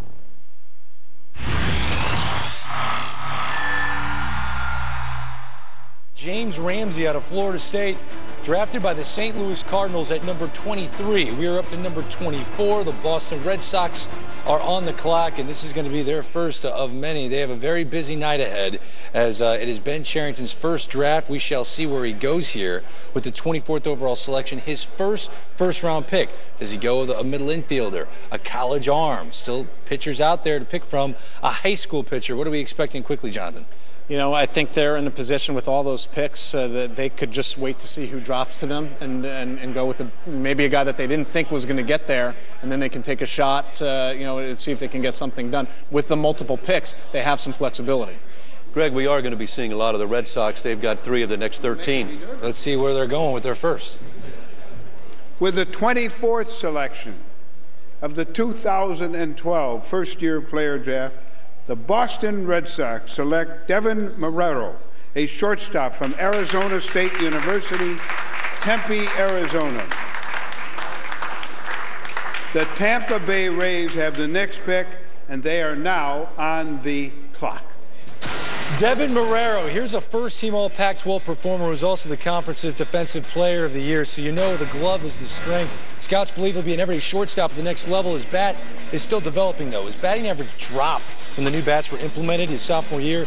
Things got worse this season when his batting average slipped below 300, but his defensive skills are the reason he's getting drafted now. Devin isn't the only Marrero to land first-round recognition. His brother Chris was drafted 15th overall by the Nationals back in 2006.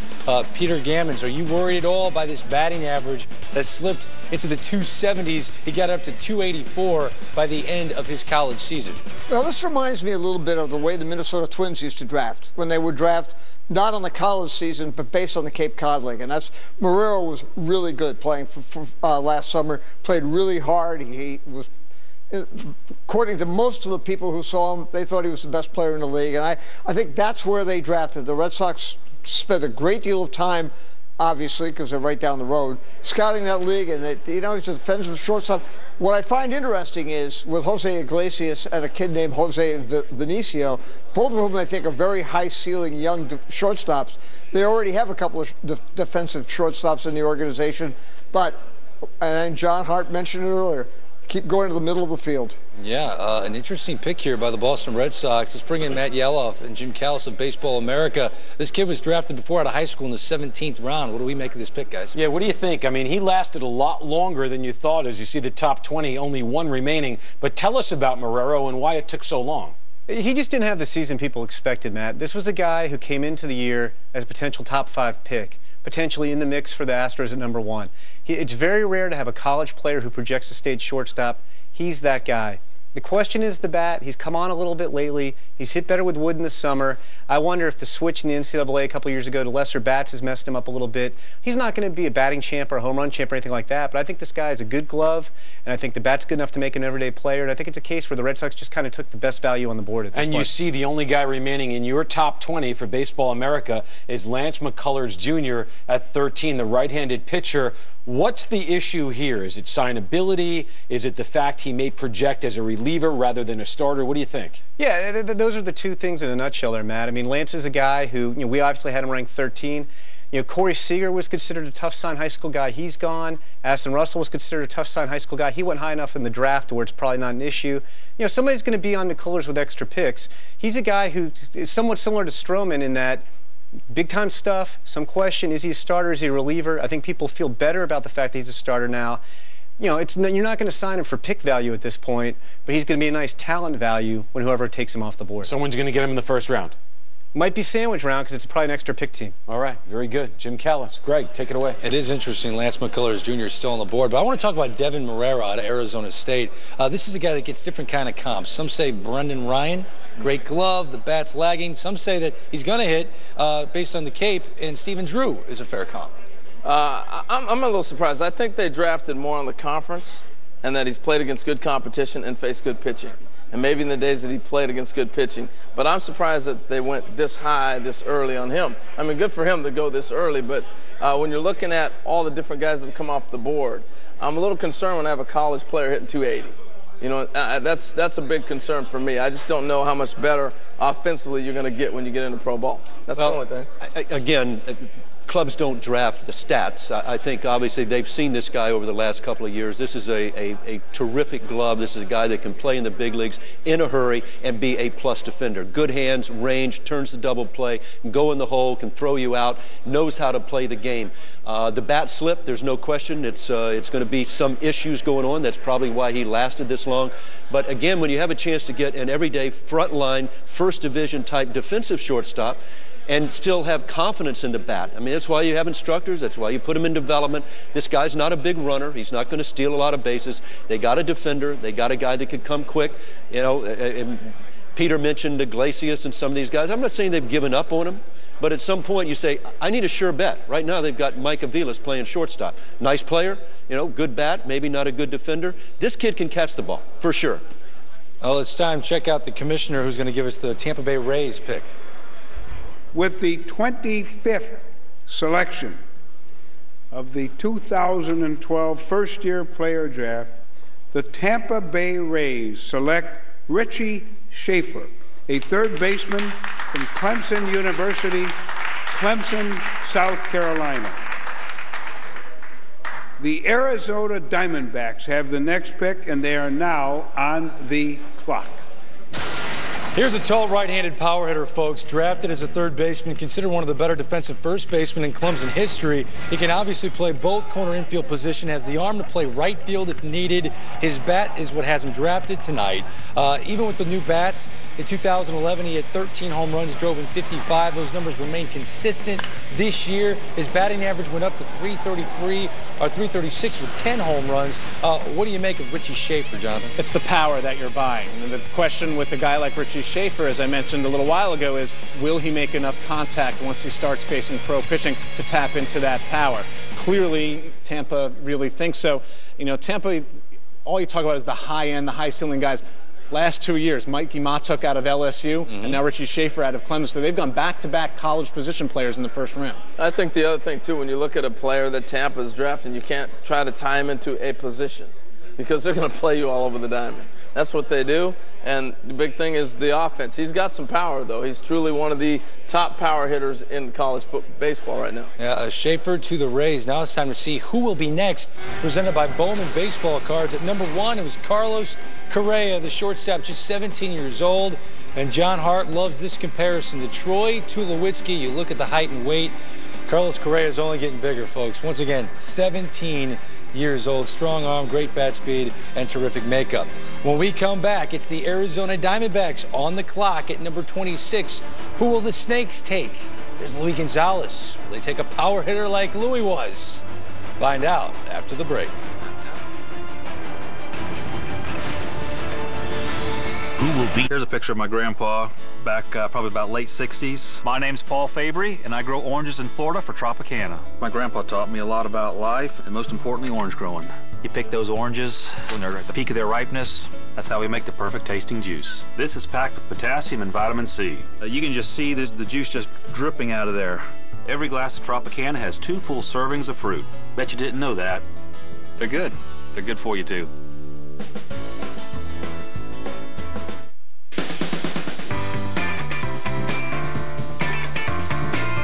You do your thing, leave the rest to us. Ramada Worldwide. Book now at Ramada.ca to get our best rate guaranteed and earn Wyndham Rewards points. Welcome to Stride High. Attention! Your first assignment has just been posted. Shoot a video spitting your gum in a ridiculous way, and you could win $5 grand. So grab a camera and get ridiculous at StrideHigh.com. Hockey wasn't for me. Daddy, I love the pace. I love the competitiveness. I love, everything about it. I mean, it's just such a package that it's the real deal. You learn from a young age that it's about commitment. It's about commitment to your teammates. It's about being there for each other. It carries on through the rest of your life. I think that's what the game of baseball has brought me. Just a lot of great friendships, a lot of great people in my life, but it's also brought me a lot of fun. Play baseball in Canada this summer. Find out where at BlueJays.com. Just look at the difference a Crizal lens can make on your sight. Neither rain, nor snow, nor dust, nor dirt, nor smudge, nor scratches, nor glare of night can keep your lenses from giving you the clearest vision possible. And now Crizal lenses also protect your eyes against UV rays. Ask your eye care professional for more information. Shuffle up and deal. The World Poker Tour is the place for poker excitement. It's big money and big stars in every episode. Watch the World Poker Tour, brought to you by PartyPoker.net on Sportsnet. Don't think of it as a stop. Think of it as another chance to go. Try new, stronger STP Complete Fuel System Cleaner and make the stop more about the go. Shai Davidi on Sportsnet.ca has Major League contacts to bring you information on Major League hot topics. Your multi-platform experience. Exclusive coverage on Sportsnet. Eric Hall, the team president, tweeted this: sitting in the draft room where D-backs are ready for the MLB draft tonight. Very excited. Less than 20 seconds ago, Jonathan Mayo. Where do you think the Snakes are headed here with this pick? Well, I had them taking Corey Seager, and he's off the board, so I'm going to say high school bat. Not sure, maybe high upside, good athlete. They took all that pitching last year, so they're looking at hitters. Once again, we're not telling Jonathan who they're taking, so let's go to the commissioner now at the podium to find out. With the 26th selection of the 2012 first-year player draft, the Arizona Diamondbacks select Striker Trahan, a catcher from Acadiana High School, Lafayette, Louisiana. The Milwaukee Brewers have the next pick, and they are now on the clock. Well, here's a high school catcher that can do it all. He's got power, can really run, has a strong arm. Some scouts think he has the defensive skills to stay behind the plate at the next level. A striker who has one of the best names in the draft is next to an outfielder named Sky Bolt, by the way. Could get drafted tonight. Strong junior season for this kid in high school in Louisiana, hitting .460 with 5 home runs, 31 RBIs, leading to all-state honors and a commitment to play college ball at Ole Miss. Striker Trahan. It's easy to say Brian McCann. This kid can hit, but I'll tell you, if you flip the lens around, Bob Horner is my comparison. He can hit. He's got a nice bat. He can swing it. Yeah, the question is, can he stay behind the plate? But people had the same questions about Brian McCann, offensive-minded catcher. I did have one scout tell me that they think he could be a better defender than McCann is right now. So Trahan goes at number 26. Earlier tonight, we had a lot of fun when Courtney Hawkins was selected by the Chicago White Sox. And Sam Ryan, we're hearing that he already got in trouble. What's the deal? He didn't get in trouble. He's already a YouTube sensation, Greg. And I understand you heard from your new general manager, Kenny Williams. What did he say to you on the phone? He said, no more flips. Keep my feet on the ground. So that's what I'm going to do. But you knew you could stick the landing. This is something you've done numerous times, and not just on soft surfaces, not just on grass, right? Right. I mean, I do them all the time now, and going to stop now, but yeah, I've done them a lot. Okay, nothing else dangerous. Do you do anything else that's dangerous? You don't drive fast cars, do you? No, not at all. Okay, back to you, Greg. Hey, on the week that Shawn Johnson retires from competitive gymnastics, his backflips now retire. Sam, thank you. We witnessed history. The last backflip from Courtney Hawkins. Time for us to step aside. The Brewers are on the clock. Where will Milwaukee go? You'll find out when we come back to Studio 42. Relax, Kenny. It's okay.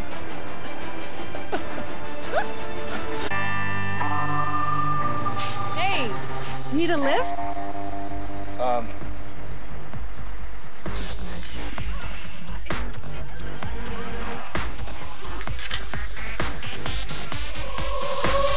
Pepsi's #1! DJ. Party with the DJ.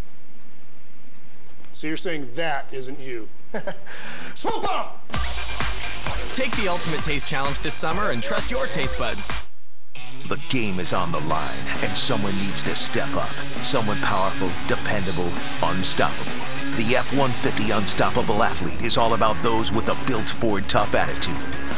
First to arrive and the last to leave. They work smarter to play harder and bring their A game every time. Vote for the athlete you think is unstoppable, and you could win a 2012 F-150. Go to sportsnet.ca to get started. We went from my mom's kitchen to an 8,000 square foot facility. I'm Anthony Flynn, and I'm the owner of U-Bar. Millions of business owners use Vistaprint.ca for everything from business cards to brochures to banners. I felt like they went around to every small business and said, how can we make this as easy as possible? And my sister was like, you actually look like a professional company now. See how easy it is with 250 standard cards, now new and improved and still only $10. Order today at Vistaprint.ca. OurDeals.ca. Ridiculously good deals and experiences. We're sharing everything from fashion and fitness to food and fantastic adventures. Join us today at OurDeals.ca. I stepped on the machine, and it showed me the pressure points on my feet and exactly where I needed more support. I had tired, achy feet until I got my number, my Dr. Scholl's custom fit orthotics number. Now I'm a believer. You'll be a believer too. Learn where to find your number at drscholl.ca.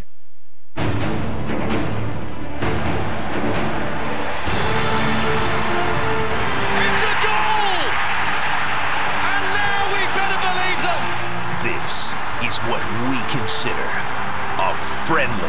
Goodness gracious me. Join the powers of Europe as they make their final tune-ups for the big show in June. Staggering! Just staggering! France, Estonia, Tuesday on Sportsnet World.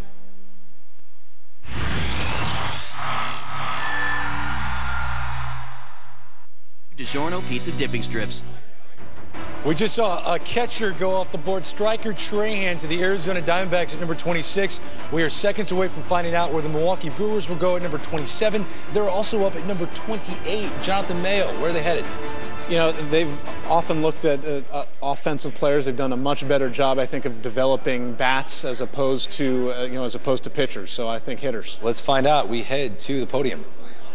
With the 27th selection of the 2000 first-year player draft, the Milwaukee Brewers select Clint Coulter, a catcher from Union High School, Camas, Washington.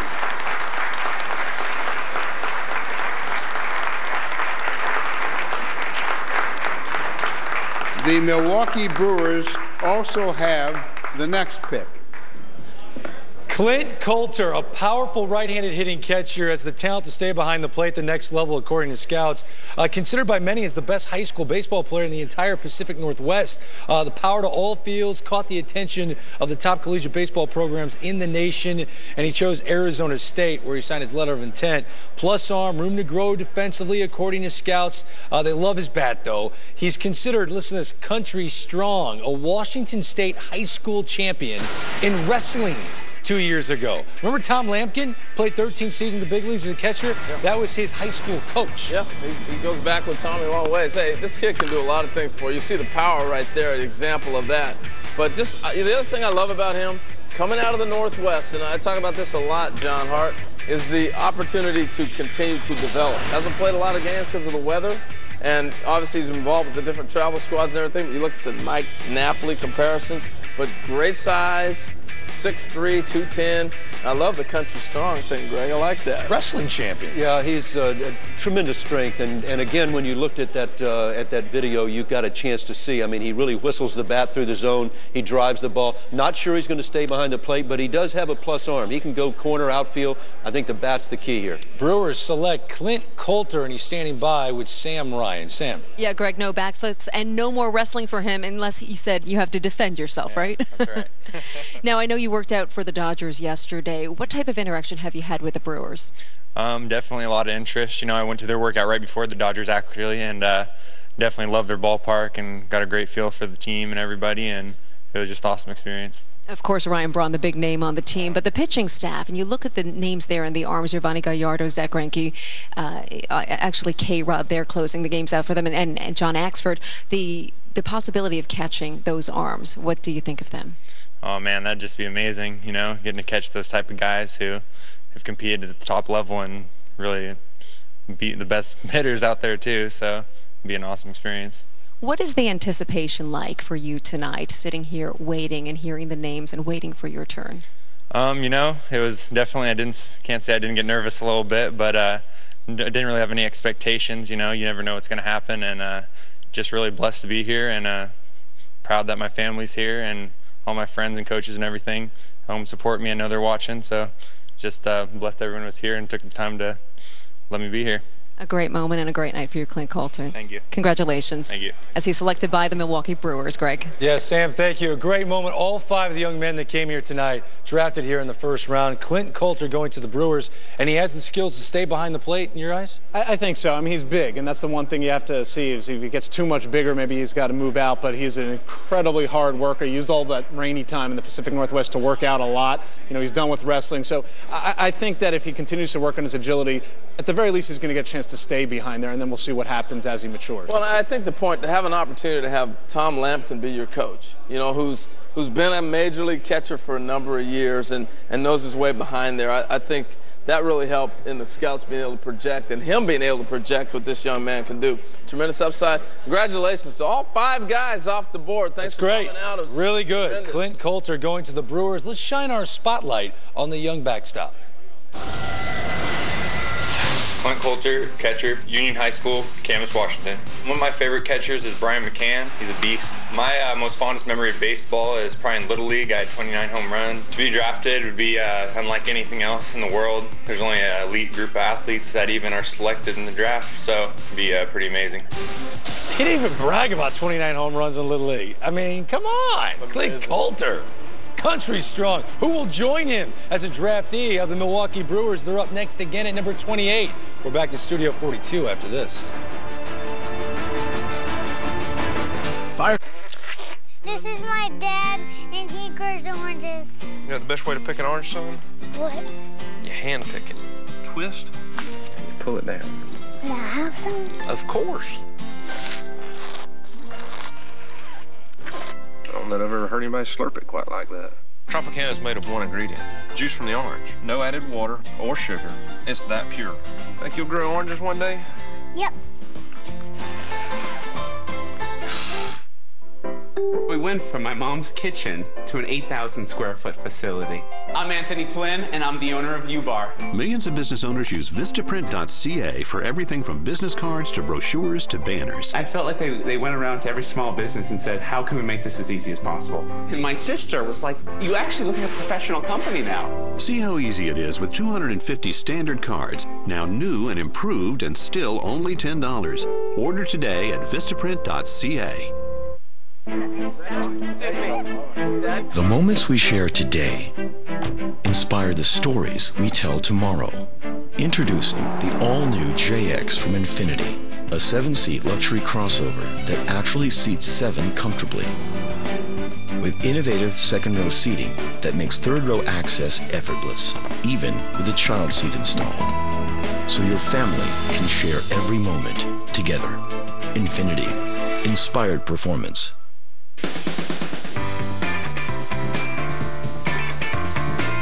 You do your thing, with the rest to us. Ramada Worldwide. Book now at Ramada.ca to get our best rate guaranteed and earn Wyndham Rewards points. Welcome to Stride High. Attention! Your first assignment has just been posted. Shoot a video spitting your gum in a ridiculous way, and you could win $5 grand. So grab a camera and get ridiculous at StrideHigh.com. Thursdays are about to be your favorite night, thanks to Wilfred. Ryan, anger is like herpes. You're not meant to keep it to yourself. Louie. Have you ever done something that you afterwards said, yeah, I don't think I'm going to tell anybody about that? And the all-new late-night show, Brand X with Russell Brand. It all starts June 28th at 10 on FX Canada. Call your TV service provider to order. And this is what we've been talking about for several years. Youngsters, come out because you're going to get a chance to meet all these people and the dignitaries that represent all the clubs.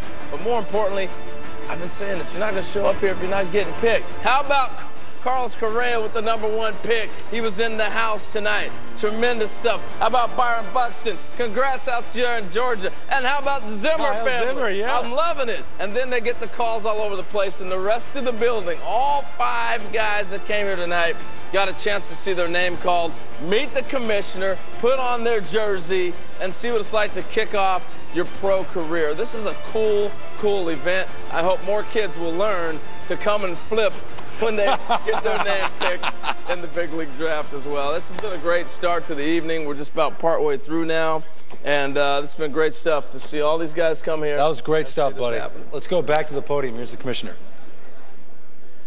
With the 28th selection of the 2012 first-year player draft, the Milwaukee Brewers select Victor Roach, an outfielder from Georgia Southern University, Statesboro, Georgia.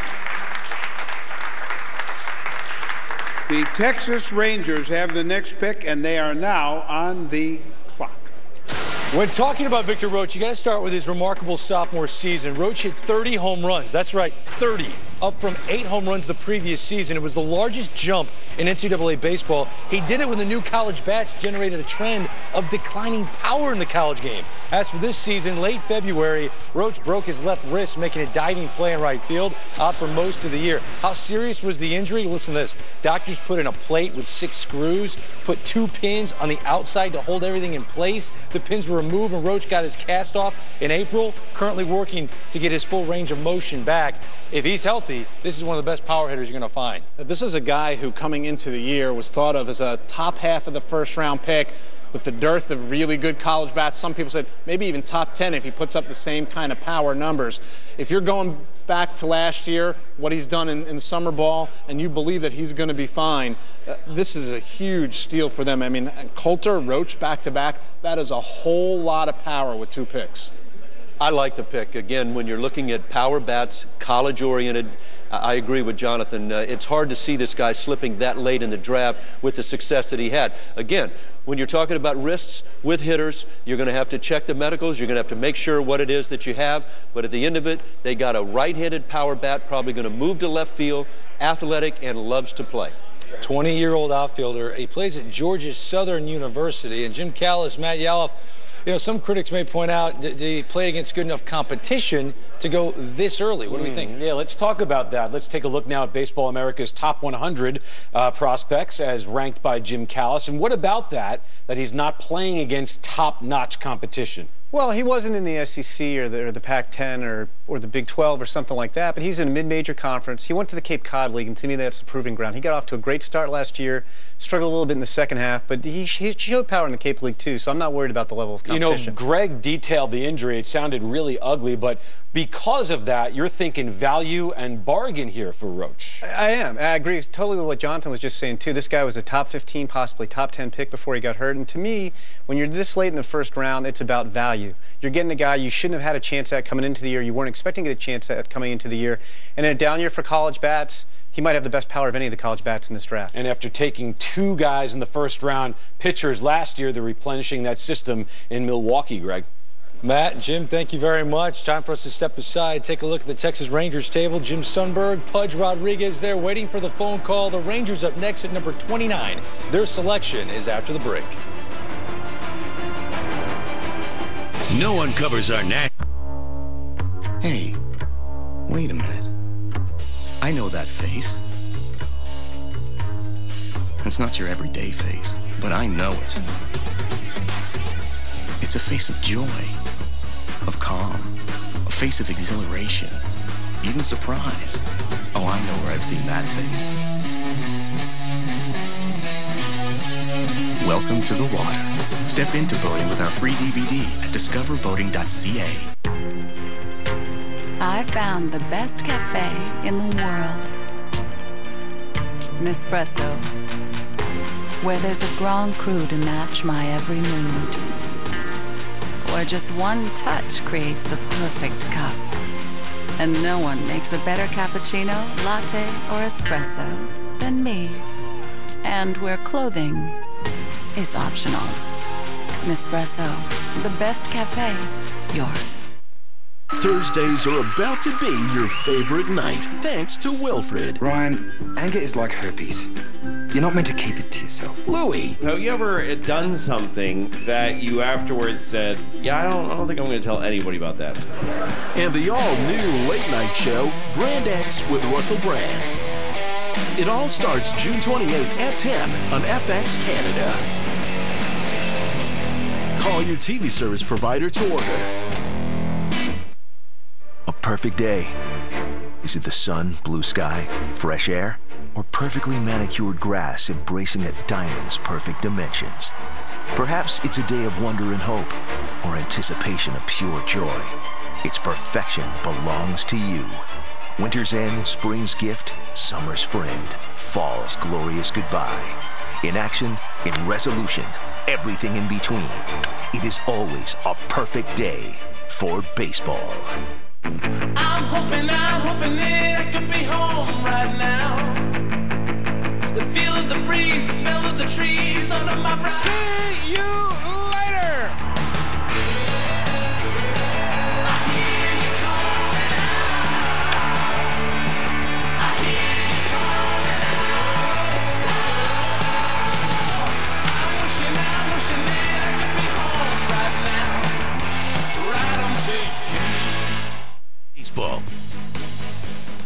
Our coverage of the draft rolls on. We're waiting to find out who the Texas Rangers will take at number 29. We have a senior advisor of the Rangers up on the set, John.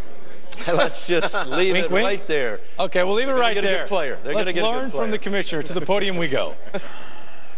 With the 29th selection of the 2012 first-year player draft, the Texas Rangers select Lewis Brinson, an outfielder from Coral Springs High School, Coral Springs, Florida.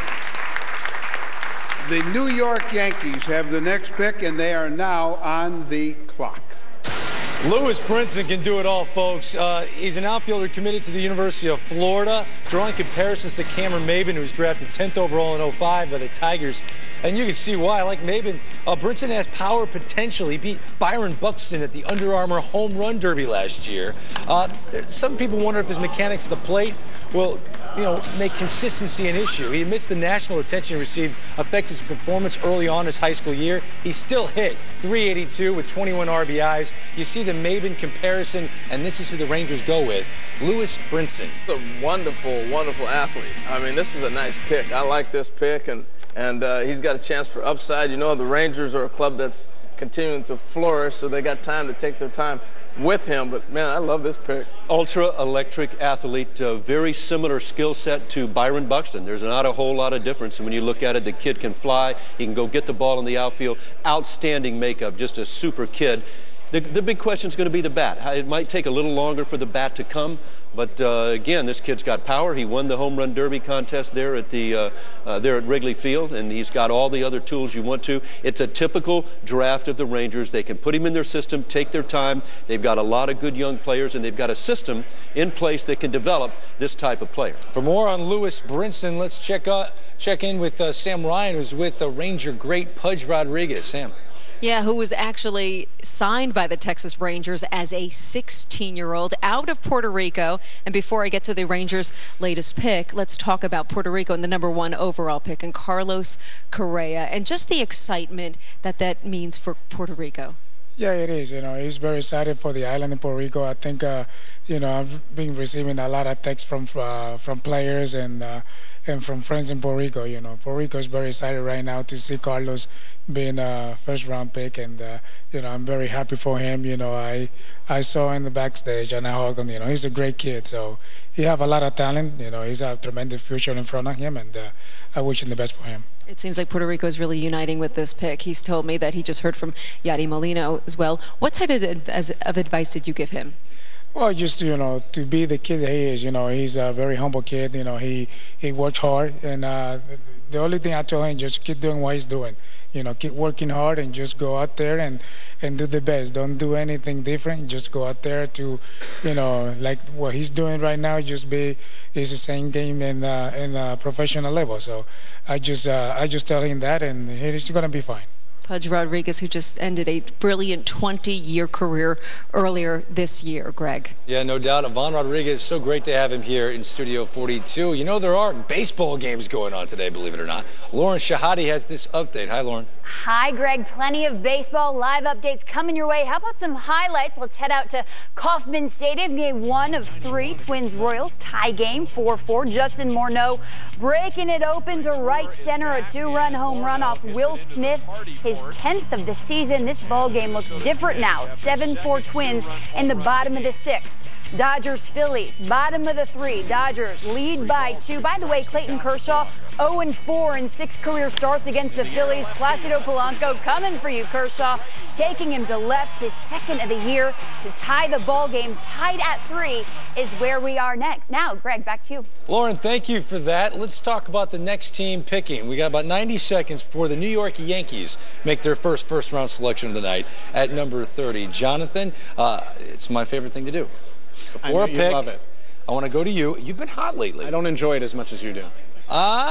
You do, and you're right. So where do you think the Yankees are headed? It's one of these high upside high school guys. I think I had them taking Travieso you know, in my projections. Went to the Reds. Yeah, so he's obviously long gone. So I'm going to say the next possible high school arm, Ty Hensley, is still on the board. So, you know, if I'm going to go specific and think maybe that high school pitcher. I know he's a guy that a lot of teams who are looking at high school pitching have been looking at over the course of the second half of the first round. John, when you look at the New York Yankees and what they do well, they don't just use these prospects and hopefully develop them over time. They flip these guys to get players right now. Well, they do, and again, I think Brian Cashman is looking at it and saying, look, my team's getting a little older at the major league level, and if I can help perpetuate the run, I'll trade him. If not, I'll hold on to it. He's done that with a couple of pitchers that he said, look, I'm not moving these guys right now. So, again, the more young players you have, the more options you have, the more creative you can be within your own ball club. So all these picks are important. And again, some of these clubs are going to look at picking down at 30. Not easy. Let's go to the podium.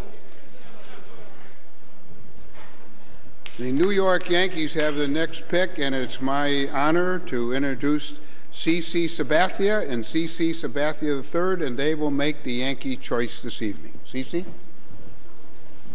Thank you. With the 30th selection of the 2012 first-year player draft, the New York Yankees select Ty Hensley, right-hand pitcher from Edmond Santa Fe High School in Edmond, Oklahoma.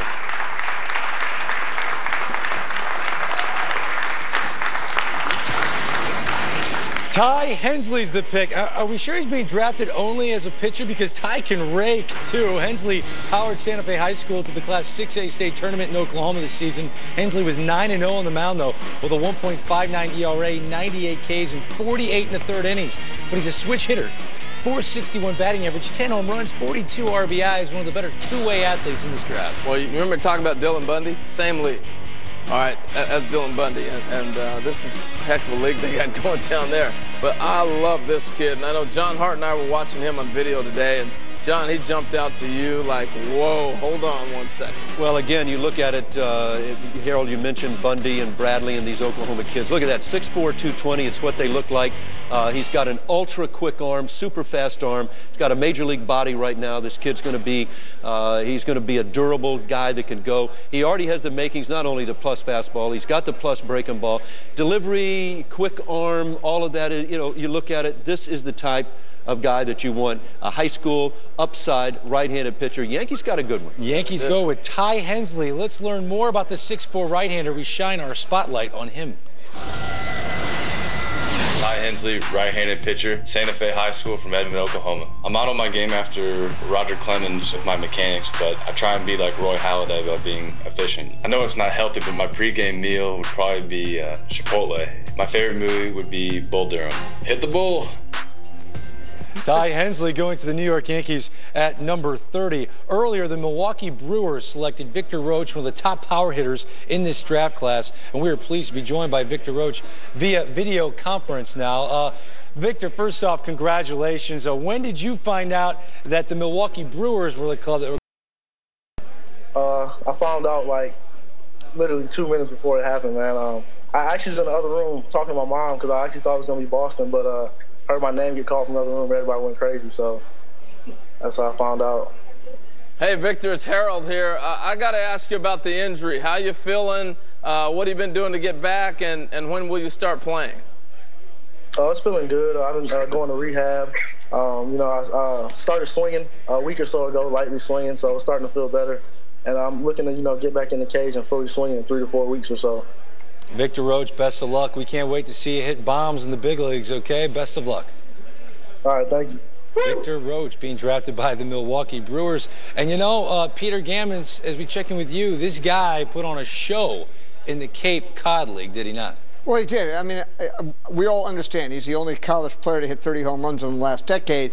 But what really surprised me watching him play last summer is he's a really good hitter. He drove the ball both field, but the left center, right center.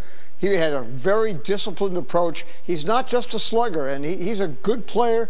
And one of the things that all the coaches would talk about him, is how intelligent a player he is.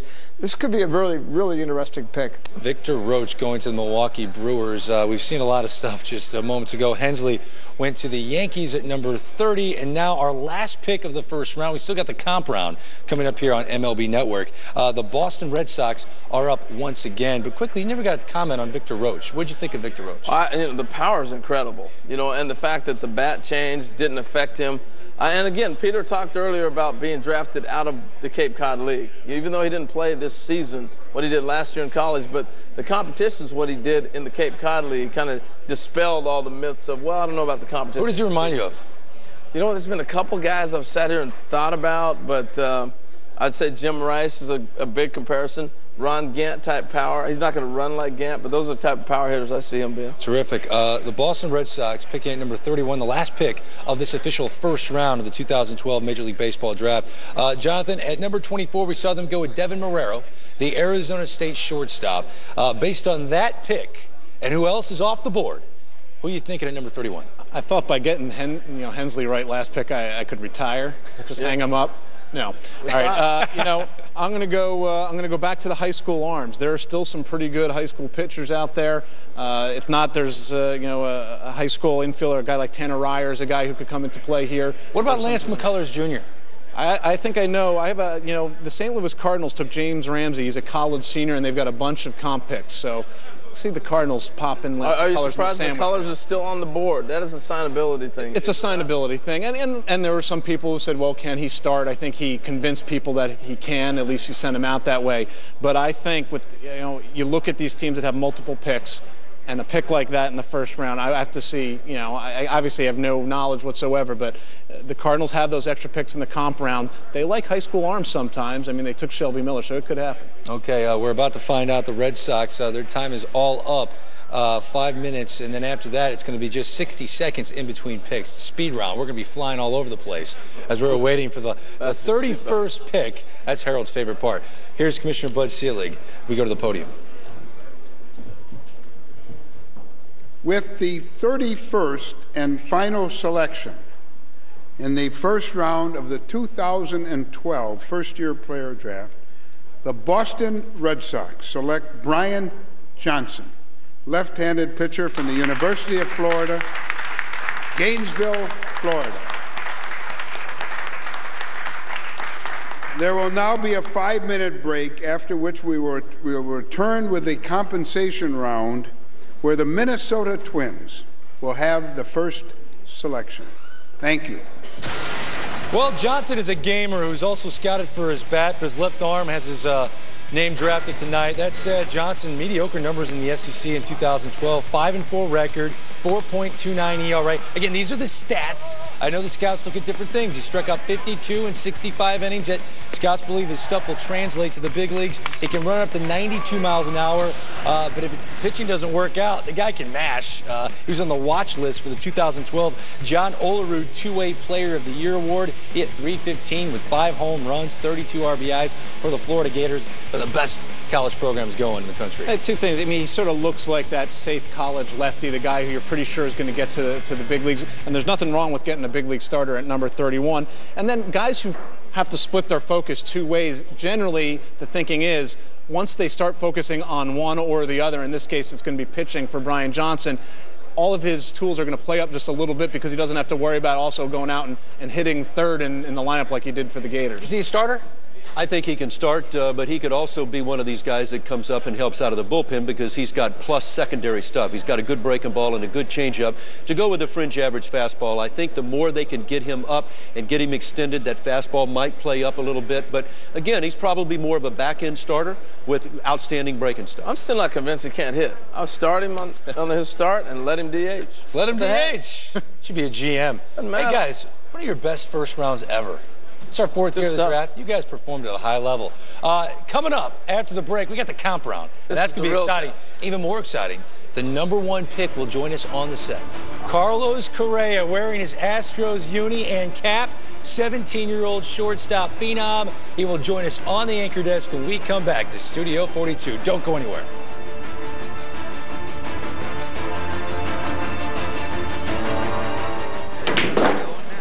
Would you give up deep dish pizza for life if it guaranteed you?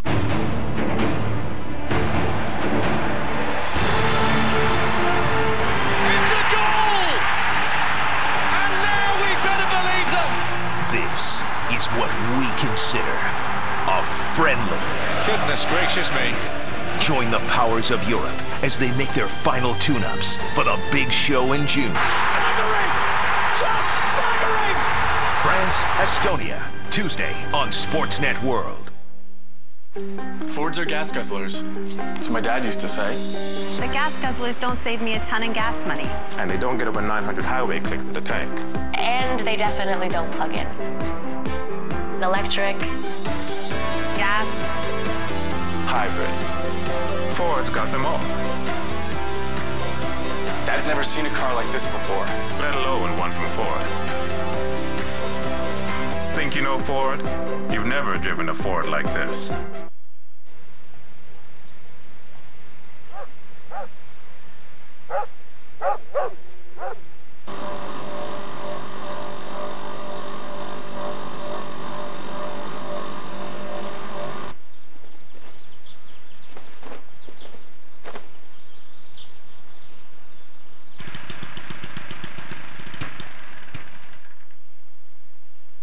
Cialis. Ask your doctor. Their first battle was marred by controversy. Now, they meet again. Demetrius Mighty Mouse Johnson faces Ian Uncle Creepy McCall in a hotly contested rematch. Who will survive and earn the chance to become the first ever UFC flyweight champion?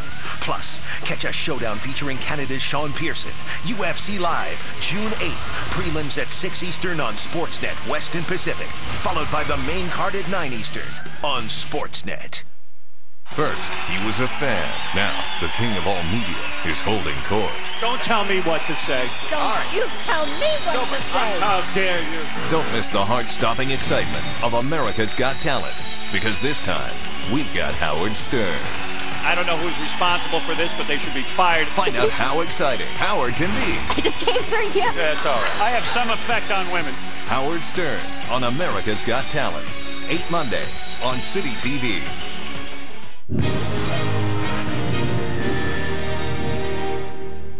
Pitchers, 18 position players.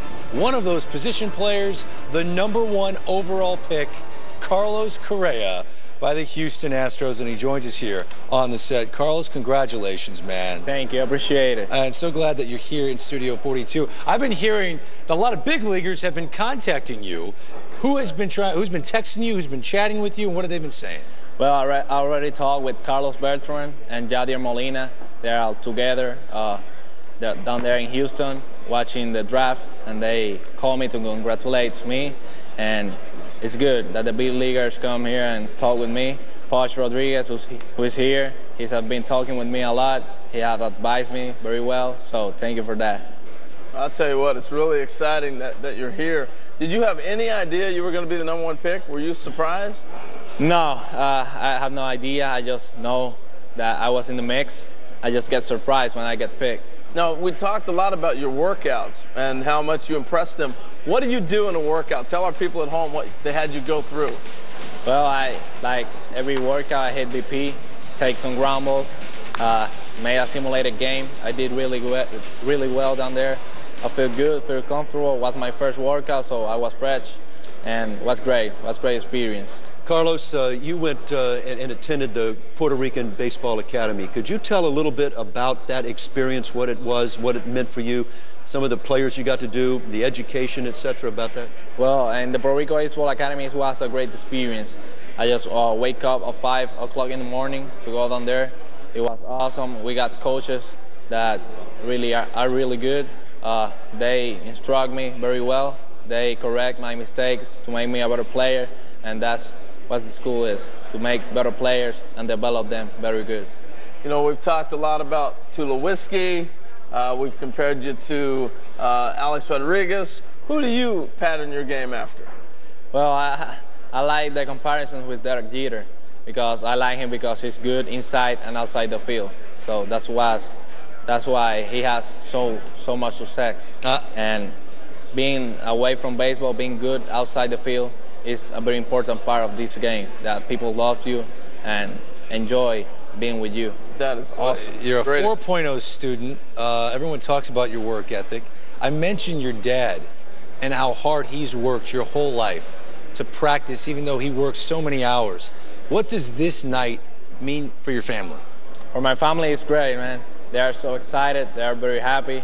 My mother was crying, and I feel good because we made it. All this hard work pays off, and we are finally here, being the #1 pick, thanks to God, who helped me to be healthy, and that's all about. So you're going to have to say something to the people back in Puerto Rico in Spanish. Go ahead and say whatever you like to say back home. Gracias por el apoyo. Los quiero, mi gente. Carlos Correa, congratulations, man. Well done. Thank you. Appreciate it. #1 Nice pick going. of the Houston Astros. Matt Yeloff, Jim Callis, this kid, I tell you what, magnetic personality, and it's a great night for the Houston Astros organization. You know what? We're standing here in a different studio watching that. We're smiling, and we look at each other. We say, that's so cool that he's here. It's absolutely amazing, but there's more work to do, Jim. Tell me about the best available guys. Lance McCullers is the only guy in the top 20 still remaining. And we touched on him a little bit earlier, Matt. I think signability is an issue here.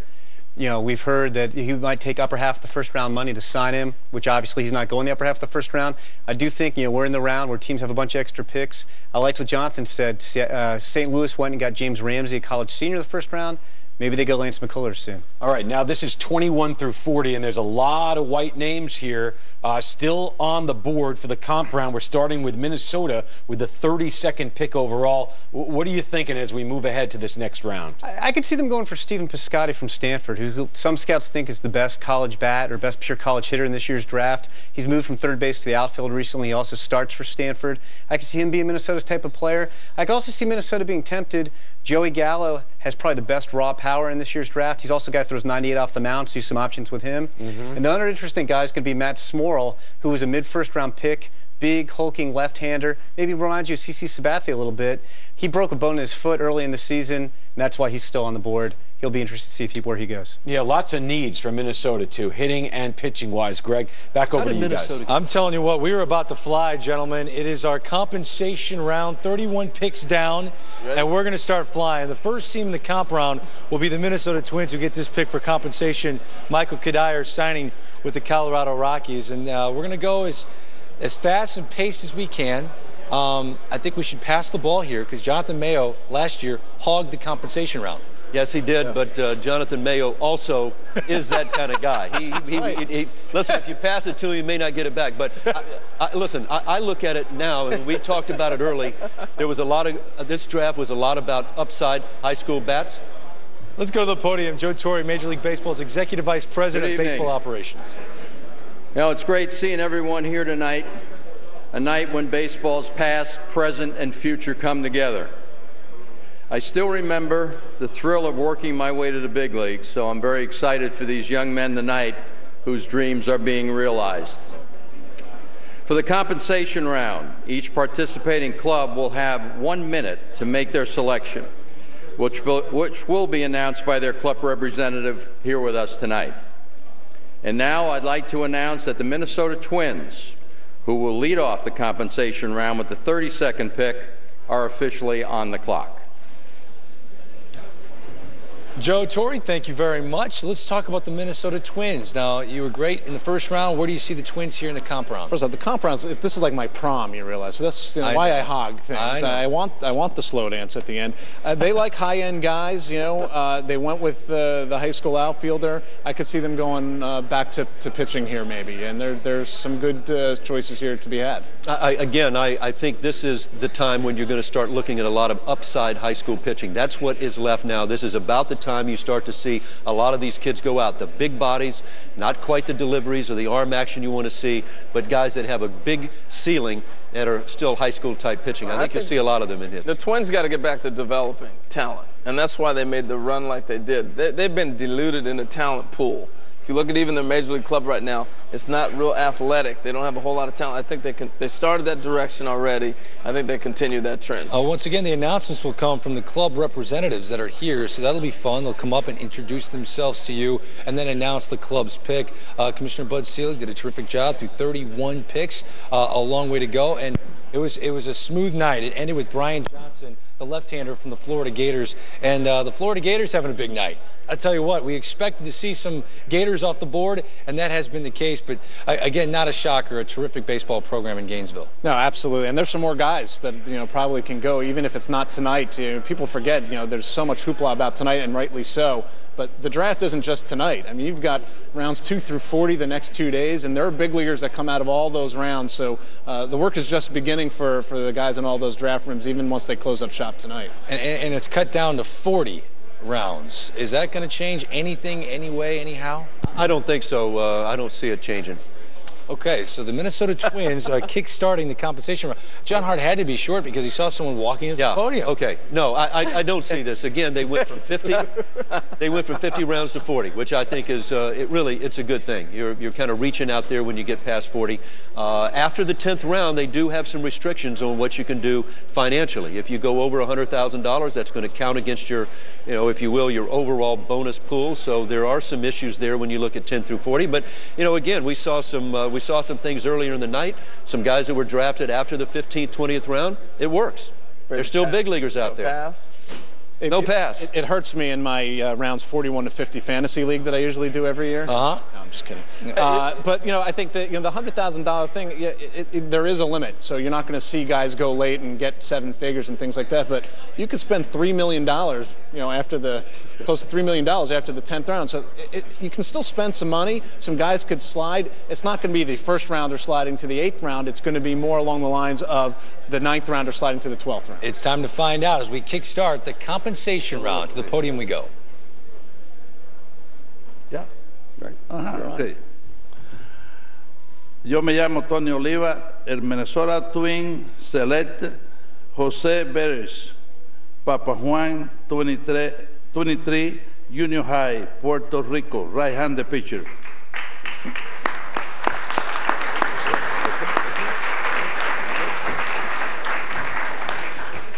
San Diego Padres have the next pick, and they are now on the clock.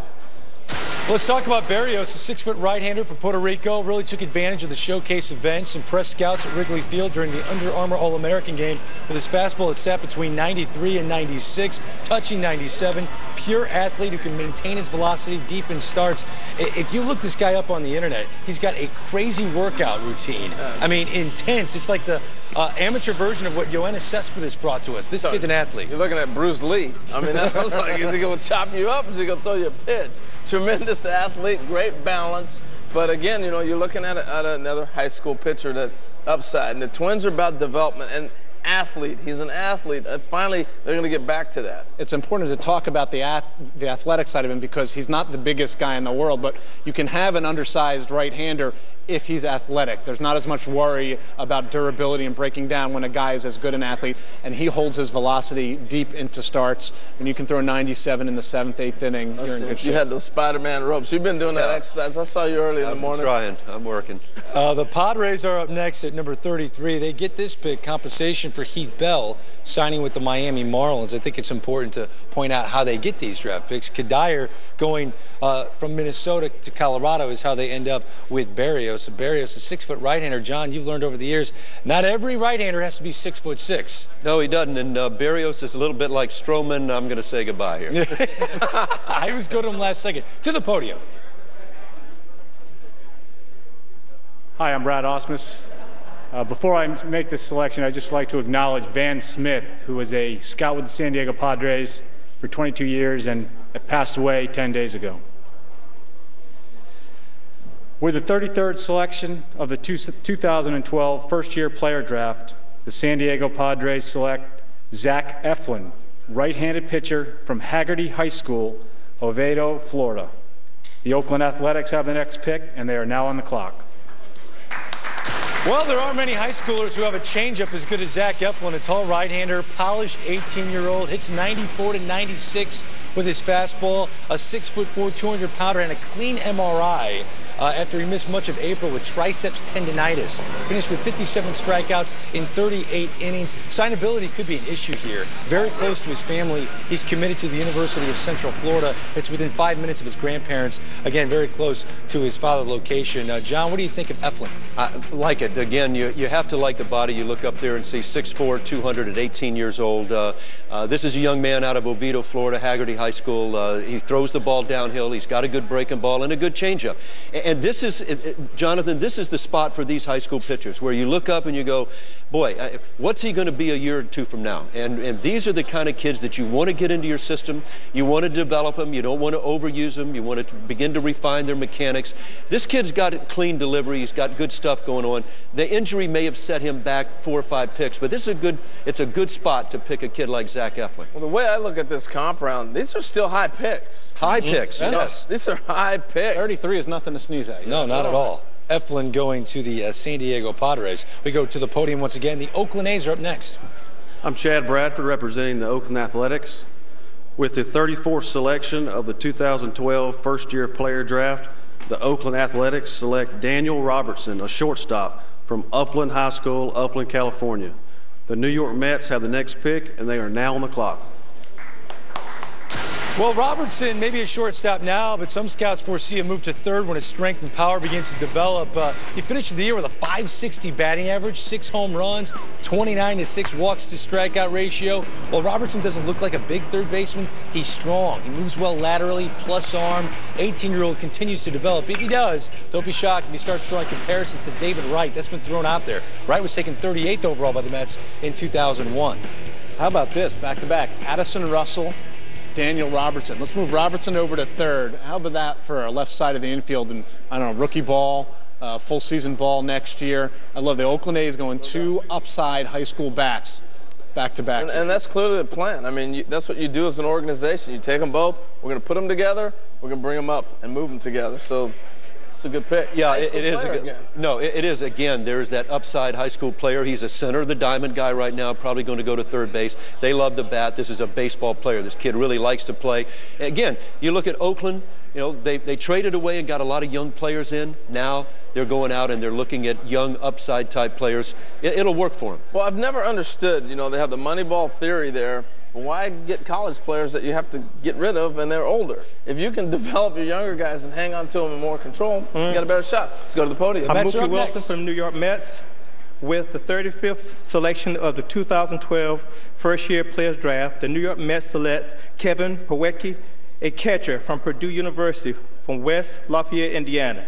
The St. Louis Cardinals have the next pick, and they are now on the clock. Let's talk about Kevin Pawecki, a 2011 most difficult player to strike out in the Big Ten, ranked 13th nationally, struck out just 10 times in 252 plate appearances. How about these batting averages? 343 as a freshman, 341 his sophomore year, 359 this season. Pawecki also had 7 home runs with 47 RBIs for the Boilermakers in 2012. He's drafted tonight by the Mets. And I think we're starting to get into the sort of next group of college catchers. And Nino is the guy at the top. You got guys like Pawecki, Pete O'Brien, the senior, is probably going to come into play. And Pawecki's a guy who I think that he's going to hit for average. I'm not sure about the power. All these guys are going to talk about the catching needs some work, but he has some skills behind there. Not a plus arm, but a solid arm, things of that nature. Maybe he's not an everyday catcher when all is said and done because of the lack of power, but this is a guy who's done a very good job in a good college program. Going with a catcher there, the New York Mets, that was compensation for Jose Reyes signing with the Miami Marlins. Up next at number 36 in the compensation round, it's the St. Louis Cardinals. They had 2 picks in the first round. Here they are in the comp round. This compensation for Albert Pujols signing with the Angels, so it better be good. Well, yeah. I mean, think about it. Whoever it is can tell their kids, I was compensation for Albert signing with the Angels. Let's go to the podium right now. Hi, I'm Ryan Franklin of St. Louis Cardinals. With the 36th selection of the 2012 first-year player draft, the St. Louis Cardinals select Stephen Piscotty, a third baseman from Stanford University, Stanford, California. The Boston Red Sox have the next pick, and they are now on the clock. Stephen Piscotty, when most offensive numbers went down in the college game last year, thanks to the new bat, Stephen hit .364 as a sophomore at Stanford. Solid third baseman with defensive flexibility, played in the outfield and at first base his freshman year. This season at Stanford, his damage numbers got even better. He hit .318, 5 homers, 55 RBIs in just 57 games. Power to all fields. Scouts believe his power will continue to develop with age. He's an engineering major who won the Cape Cod batting title last year with a .349 average. Now it's time for an update. Let's check in with Lauren Shahadi. Hey, Greg, highlights coming your way. We're heading to Angels Stadium off the bat. Let's get to the action. Mariners Angels, top of the first. Kyle Seager, his brother Corey, drafted today 18th by the Dodgers. He's celebrating a solo home run to center off Jason Vargas, making an impact. It's tied 1-1 in the bottom of the second. To the Dodgers and the Phillies. Watch how this game ends. Top of the ninth, tied at 3. Elian Herrera with the RBI single to left off Jonathan Papelbon. D. Gordon coming on home, and it's 4-3 Dodgers, your final. Don't forget, MLB tonight after the draft. Greg, back to you. Lauren, great work. Thanks for catching us up. We've got lots of stuff to get to. At number 37, it's the Boston Red Sox. This compensation for Jonathan Papelbon signing with the Philadelphia Phillies. How about Seager hitting home runs? Yeah. We saw him watching the draft with his brother during BP. Goes out and hits a bomb, tie the game. Best night ever for the Seager family. To the podium we go. Hi, I'm Dwight Evans. With the 37th selection of the 2012 first-year player draft, the Boston Red Sox select Pat Light, a right-handed pitcher from Monmouth U, West Long Branch, New Jersey. The Milwaukee Brewers have the next pick. They are now on the clock. Pat Light could be considered the greatest high school pitcher to ever come out of the Jersey Shore. He finished high school 20-0, the best career record in Shore Conference history. That success didn't immediately translate to Monmouth, where he went 2-6 with an ERA over 6 his freshman year. Finally got it working 8-3 with a 2.4 Ernie, 102 Ks and 101 innings this season. Boy, the Leiter brothers are upset at you, man. We're talking about the best coming out of Jersey Shore. Now, maybe 20-0. What was the that biggest record? Yeah, well, that's true. And this guy wasn't even facing the situation or Snooki. I mean, he was facing real hitters too. What about Al and Mark? Listen, I love the big-bodied 6'6" kid out of the Northeast. And again, when you look at those Northeast pitchers, they're not overused. This is a guy they can bring along in there. Again, good body, throws the ball with some life, got a good breaking ball. Like it. John's got his game face on. The Brewers are up next to the podium. With the 38th selection of the 2012 first-year player draft, the Milwaukee Brewers select Mitch Haniger, an outfielder from Cal Poly San Luis Obispo, California. The Texas Rangers have the next pick, and they're now on the clock. Let's talk about this outfielder. Haniger hit .346 this season with 13 home runs, 64 RBIs, by far the most home runs in the Big West Conference. He stole 6 bases, but speed not a strength. For the younger brother of Jason Haniger, who was drafted by the Pirates in the 19th round back in 2008. There are comparisons here, fellas, to Jeff Francoeur. Do you agree? Yeah, that's the comp I got from an area scout out there who really liked him. He's always been able to hit plate discipline. There's a little bit of a problem for him, and he really improved his approach at the plate this year, and all of his numbers went up as a result. He's got some good pop, pretty good outfielder, gets after it, and even if he plays center now, he probably move over to a corner, but it looks like he might have the bat to profile okay. Looks like he's going to have some power. Yeah, and look at the Brewers. They've loaded up on right-handed bats. They've got themselves some power. They got outfielders. They got Coulter behind the plate. The Brewers have coming off pitching last year, they've jumped out and gotten some good offensive players. That's right. The Rangers are up next. This compensation for C.J. Wilson signing with the Angels. In the first round, the Rangers went with the outfielder Lewis Brinson with the 29th overall pick. We're waiting here to find out, and now we are about to. To the podium we go. Yeah, my name is Ivan Rodriguez. With the 39th selection of the 2012 first-year players draft, the Texas Rangers select Joey Gallo, third baseman from Bishop Garment High School, Las Vegas, Nevada. The Philadelphia Phillies has now next pick. Now they're on the clock. This is the most feared power hitter in all of high school baseball, arguably the entire draft class of 2012. I'm going to give you his stats this year in high school baseball. 561, 14 home runs, 62 RBIs. He holds the Nevada State record for career home runs with over 60. In one game this year, he went 5 for 5 with 4 home runs and 8 RBIs. Are you kidding me? Why'd they pitch to him? Pitch around him, walk him. When I start thinking of Vegas, I think of Bryce Harper immediately, you know, growing up with this kid playing with each other. But he's a gym rat, loves baseball. This is a nice pick when you're talking about a player and thinking about projecting him to play in Arlington in that ballpark. Scary.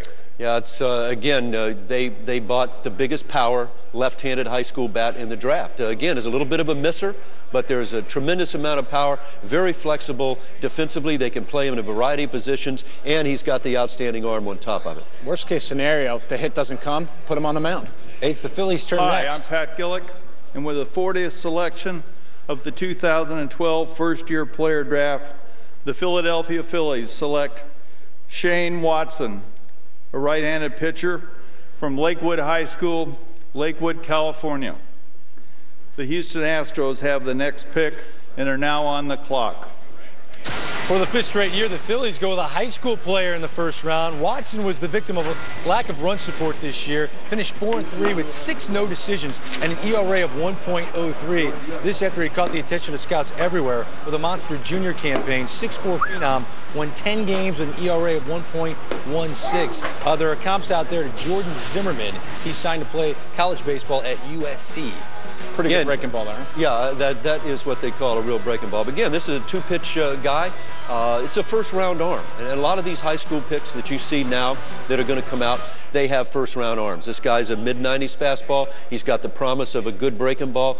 Projection coming out the ears on this guy. Again, it's a good pick. And if you're getting one pick like the Phillies, they got a first-round arm that's going to take a little time to develop, but they're okay with it. This was compensation for Ryan Madsen signing with the Cincinnati Reds. So the Phillies go with Watson at number 40 of the compensation round. Due up next, the Houston Astros. We haven't called their name since Carlos Correa went with the number 1 pick. So here they'll go at number 41. This is in compensation for Clint Barmas, signing with the Pittsburgh Pirates. I got to ask you, Lance McCullers. Yep, signability. Yep. So what happens? He's just going to keep floating? There are some teams with multiple picks still to go in this comp round. So I'm not. If he doesn't go in this comp round, I'd have to think he's going to college. But let's see what happens in the next several picks here. And he's committed to the University of Florida. And this is a guy with a huge, huge arm that can hit triple digits, up close to triple digits. He was one of the best high school pitchers last year. But again, he's high school player of the year. Yeah, again, not drafted yet. Some people projected him early in the first round, according to some mock drafts. We are waiting to see where the Houston Astros will go with the 41st overall selection. Again, the comp round, 2 minutes or just a minute in between. Yeah. Some teams have taken longer. Yeah, their time is up. Come on, Houston. That's what we're Houston, we got liftoff. But it was cool to talk to Carlos Correa, who was the number 1 selection. Let's find out who will join him in this draft class. I'm Larry Durker. With the 41st selection of the 2012 first-year player draft, the Houston Astros select Lance McCullers, a right-handed pitcher from Jesuit High School in Tampa, Florida. The Minnesota Twins have the next pick, and they are now on the clock. Harold, did you know? I had no idea. I'm telling you the truth. I had no idea. And I thought he was going to keep falling. But this is a great pick. I figured, you know, Houston, the kid's from Texas, they may be able to work something out. You got Correa, who they obviously worked something out there, so you got a little bit of money left. That's how I'm looking at it.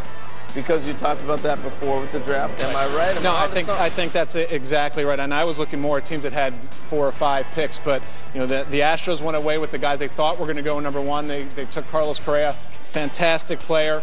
Probably won't sign for that full value of $7.2 million when all is said and done. They can use that money to make a run at Lance McCullers. Whether it's enough, we'll have to wait and see. Remember his dad, Lance McCullers Sr.? Yeah. Yeah, he was a closer for the San Diego Padres, also played with the New York Yankees, 7 seasons in the big leagues, and I tell you what, his baby boy probably throws harder. Yeah, he probably does. But Lance is a pretty good pitcher. I got to ask you this, too, though. Now, if you don't sign your compensation, you lose that pick. You lose the money. You lose the money. That's correct. Right. So whatever, and I don't have it in front of me. Whatever the value assigned to 41, you lose it if they don't sign McCullers. The Twins are up next. I'm John Wilson with the 42nd selection of the 2012 first-year player draft. The Minnesota Twins select Luke Bard, right-handed pitcher from Georgia Tech, Atlanta, Georgia. The Chicago Cubs have the next pick, and they are now on the clock. Yes, that is the younger brother of the Red Sox, Daniel Bard. He's not as tall, 6'2", 192 pounds. Boston drafted Luke in the 16th round in '09, but he chose to attend Georgia Tech. Doesn't throw as hard as his brother, still sits in the low to mid-90s. He tore his lat in March 31st. Hasn't pitched since. Any concerns there?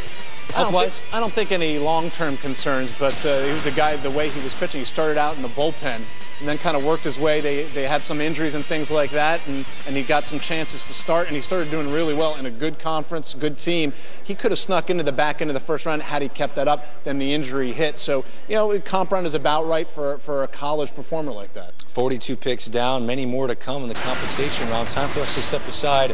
What a memorable night here in Studio 42. 5 first-round picks all celebrating. We're back after this. Every communications provider is different, but CenturyLink is committed to being de 8 victoires de suite.